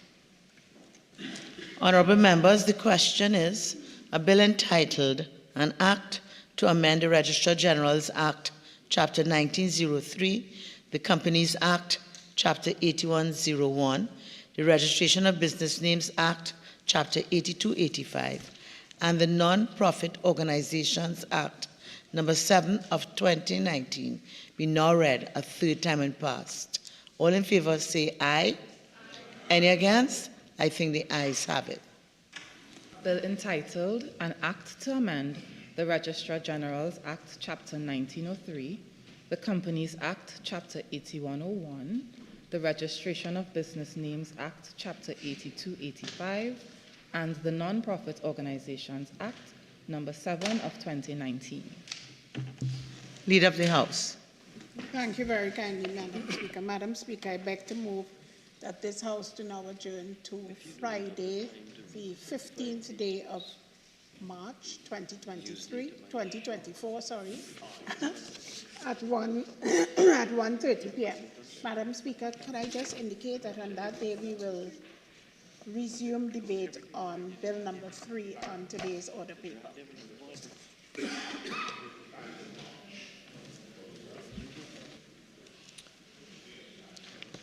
Honourable members, there is one matter that qualifies to be raised on the motion for the adjournment of the House. I now call upon the member for Caroni Central.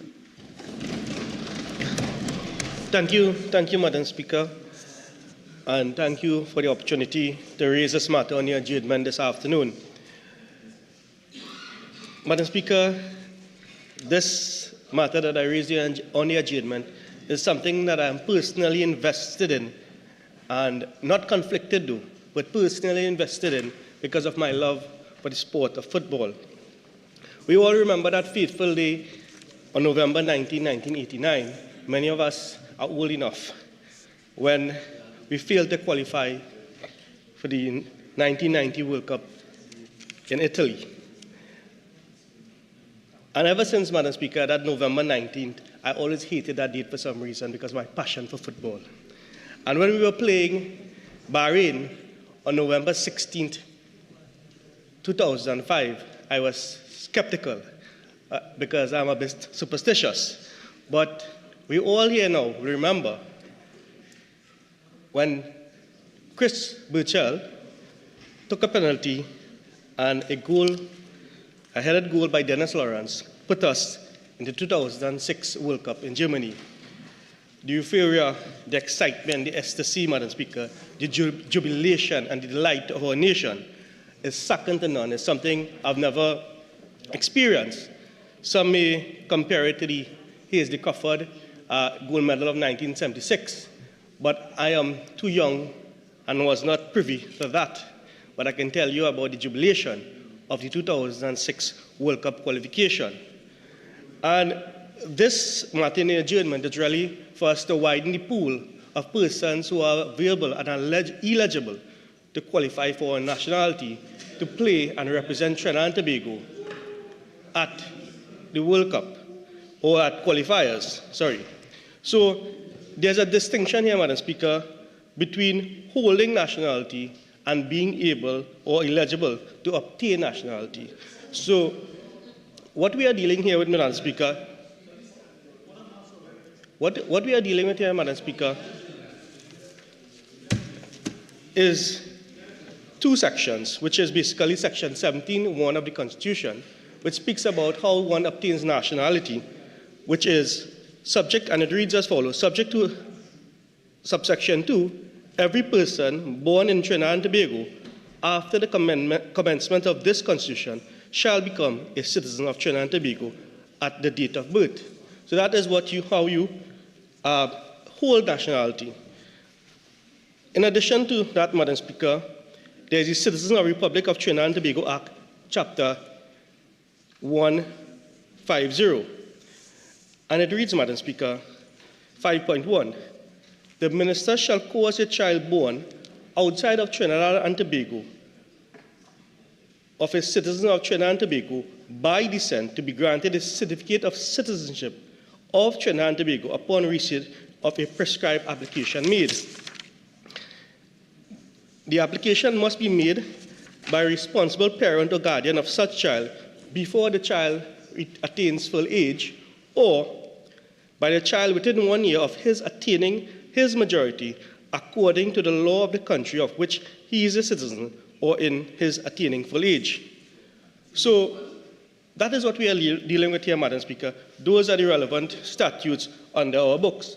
Now, if, for example, Madam Speaker, the allowance by FIFA, which is the governing body for football, if the goalpost is a regular 8 feet high by 24 feet wide, and by our laws, it is the Citizen Act in particular, we are narrowing our goalposts in respect of only allowing persons or parents to apply before the child reaches 18, or by the child themselves upon 1 year upon reaching majority. According to FIFA rule, Article 7 of the statutes says any player who refers to Article 5 to assume a new nationality and who has not played international football in either a full match, in an official capacity, or any category or any type of football shall be eligible to play for the new representative team only if he fulfills one of the following conditions. 1, A, he was born on the territory of the relevant association, which is nationality. His biological mother or biological father was born on the territory of the relevant association. C, his grandmother or grandfather was born on the territory of the relevant association. Or D, he has lived continuously for 5 years after reaching the age of 18. So that is the allowance by FIFA. There's no age limit by which someone could qualify to play for another representative team or another football team, another country. But by our laws, we restrict that to being, you have to do so, your parent have to do so by you reaching the age of 18 or by yourself, by yourself, 1 year after you have reached majority, Madam Speaker. So that is something I think that has caused us to really, narrow the gap in terms of narrow the span of players we are allowed to choose. And it's something that, even the national football coach, Angus Eve, he said on 11th of January 2023, he stated in this article by Jonathan Ramnanansing, 11th of January 2023, he says, Soccer Warriors head coach Angus Eve said that this law, the present law, is detrimental and hampering the expansion of TT football and its player pool, while smaller nations capitalize on available players and move forward. He said that the majority of other territories can invite players whose grandparents have local lineage to represent their nation on the international stage. He says, however, TNT is limited to calling on players whose parents have TNT lineage. So, Madam Speaker, just before my time up, there are quite a number of players who will qualify if we are just to remove the age restriction of when they can apply. And I read as follows. Levi Colwell, who plays for Chelsea, Brandon Austin, who plays for Tottenham Hotspur, Ty Barnett, who plays for Wolves under 18, Henry Lawrence, who plays for Stanford Liège in Belgium, Darren Payne, who plays in Netherlands, Dante Seeley, who plays for FC Dallas, and his father was Scott Seeley, a former national footballer, Christian Fletcher, DC United, Antoine Hackford, Sheffield United, Bradley Abraham, Hertha Berlin out of Germany, Ryan Innes, Forest Green Rovers, Luca Fernel Gill out of Liverpool under 18, and Shannon Harrison out of Romania. So in my last minute, Madam Speaker, I just want to let you all know, or let the House know, Madam Speaker, that Jamaica is going fully steam with this. Curaçao is doing, French Guiana is doing it, Grenada is doing it.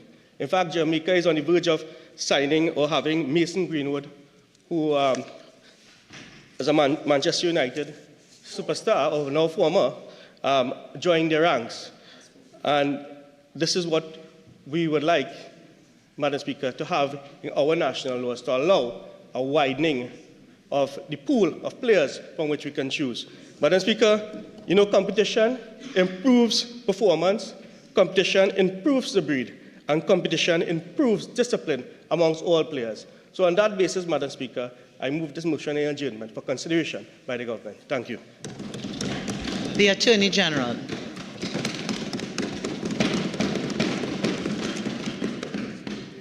Thank you very much, Madam Speaker. And I think it's important that, with your leave, of course, Madam Speaker, that for the benefit of the public who no doubt would be interested in understanding the context for the question and the answer, that the question should be stated. The question which I am addressing is the need for the government to urgently introduce legislation to amend Section 17 of the Constitution of the Republic of Trinidad and Tobago and the Citizenship of the Republic of Trinidad and Tobago Act, with a view to facilitating third-generation citizenship, which may benefit potential players to the national football team for World Cup qualifiers in 2024. And may I start immediately, Madam Speaker, by paying appropriate recognition and tribute to the class and group of named players who have been identified by the member who has brought this motion to the House for consideration. And I stress the word class or group because what we are being asked to consider is the question of an amendment to the Constitution of Trinidad and Tobago and/or an Act of Parliament, the Citizenship Act of Trinidad and Tobago, and there are therefore principles of law, statutory construction and constitutional law that would have to be very carefully examined to guide any consideration of the question which has been posed. One is not easily permitted to pass laws to favor or give treatment to a particular class of persons, because one can run up against the principle of legislation ad hominem, where that legislation may single out a class of persons as opposed to the wider general public. It introduces questions of equality of treatment.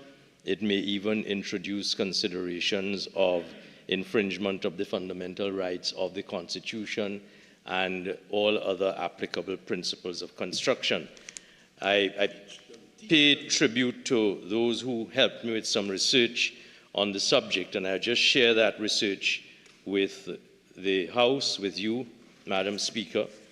The point is that in most modern democracies, the right of citizenship is governed by very careful legal doctrines. The Latin phrase for one of those doctrines is jus soli, the right to citizenship based on location of birth, or jus sanguinis, the right of citizenship based on blood relations. And these two doctrines are inherent within the Constitution of Trinidad and Tobago and the Citizenship of the Republic of Trinidad and Tobago Act. Generational citizenship, or citizenship by descent in particular, is primarily based on the latter doctrine, the doctrine of jus sanguinis. Section 17(3) of our Constitution expressly provides that a person becomes a citizen by the blood of his parents once they were citizens at the time of his or her birth. Section 21 of the Constitution defines a citizen by descent to mean a person who is a citizen under Section 17(3). And Section 5(2) of the Citizenship of the Republic of Trinidad and Tobago Act provides that a person may apply for citizenship where he is a descendant. Unlike the Constitution, however, the Citizenship Act does not specifically define the word descent, and in such a case, normal principles of statutory construction will apply. We've had the advantage not too long ago of a judgment of the High Court, Mr. Justice Rajkumar, as he then was, in the case of Susan Ruth Jackson and Jordan Matthew Lieber, an infant, suing by his next friend and mother against the Chief Immigration Officer and Minister of National Security, claim 2010, number 05104. And Mr. Justice Rajkumar reminded us of the principles which are applicable in circumstances such as this by reference to two well-known decisions of the Privy Council. In Worm and the Commissioner of Police of Grenada, it was stated at paragraph 27, where possible, legislation should be interpreted in such a way that it is consistent with the Constitution. So where two possible constructions are reasonably available, the courts will choose that interpretation which is consistent with the Constitution and reject the one which is not. I say this in the context of the fact that citizenship by descent is defined in the Constitution, whereas it is not in the Citizenship Act. And the principles of law which would therefore apply will mean that we must construe the definition of the word descent in the Citizenship Act to be consistent with the contemplation of the Constitution. And therefore, we have to be guided by the fact that if any question arises for amending the Citizenship Act, we are going to have to take due cognizance of the definition of citizen by descent in the Constitution. And therefore, the Citizenship Act would have to be read in light of Section 17(3) and therefore limit the word by descent to second-generation citizens, which is what the Constitution recognizes. This is a question that has actually engaged different jurisdictions around the world. Some countries such as Malta, the Maltese Citizenship Act, Bulgaria and Italy do not impose limits on generational citizenship to a particular ancestral lineage, be it first, second, third, or even fourth generation. The common element of their laws, Madam Speaker, is that a person must satisfy certain criteria in order to prove his ancestral lineage to the state. So if we are going to consider putting the question that the member asks up for consideration, we are going to have to give very careful consideration to what are the criteria which will be introduced, because the concept of third and fourth generation citizenship is rare. And I say that against the background that the member has given us the benefit of his research of the FIFA rules that identify particular criteria, but those are criteria that would have to be very carefully looked at. I have consulted with the Law Reform Commission of the Office of the Attorney General, and I am assured that this would have to be a question that would not only require policy research, but would also require a level of consultation at a national level that will take some time, so that I don't think that we can give any guarantees, albeit I accept that it is a question that the public should be interested in. I don't think that we can give any guarantees that it will all happen before 2024, the end of 2024. But I certainly give the assurance to the honourable member that he's raised a serious question that deserves some consideration, and I will put it further to the Law Reform Commission of the Office of the Attorney General to give me such advice as I may be able to bring back to the Cabinet. Thank you very much. Honourable members, the question is that this House do now adjourn to Friday, 15th day of March, 2024 at 1:30 p.m. All in favour say aye. Aye. Any against? I think the ayes have it. This House now stands adjourned to Friday, the 15th day of March, 2024 at 1:30 p.m.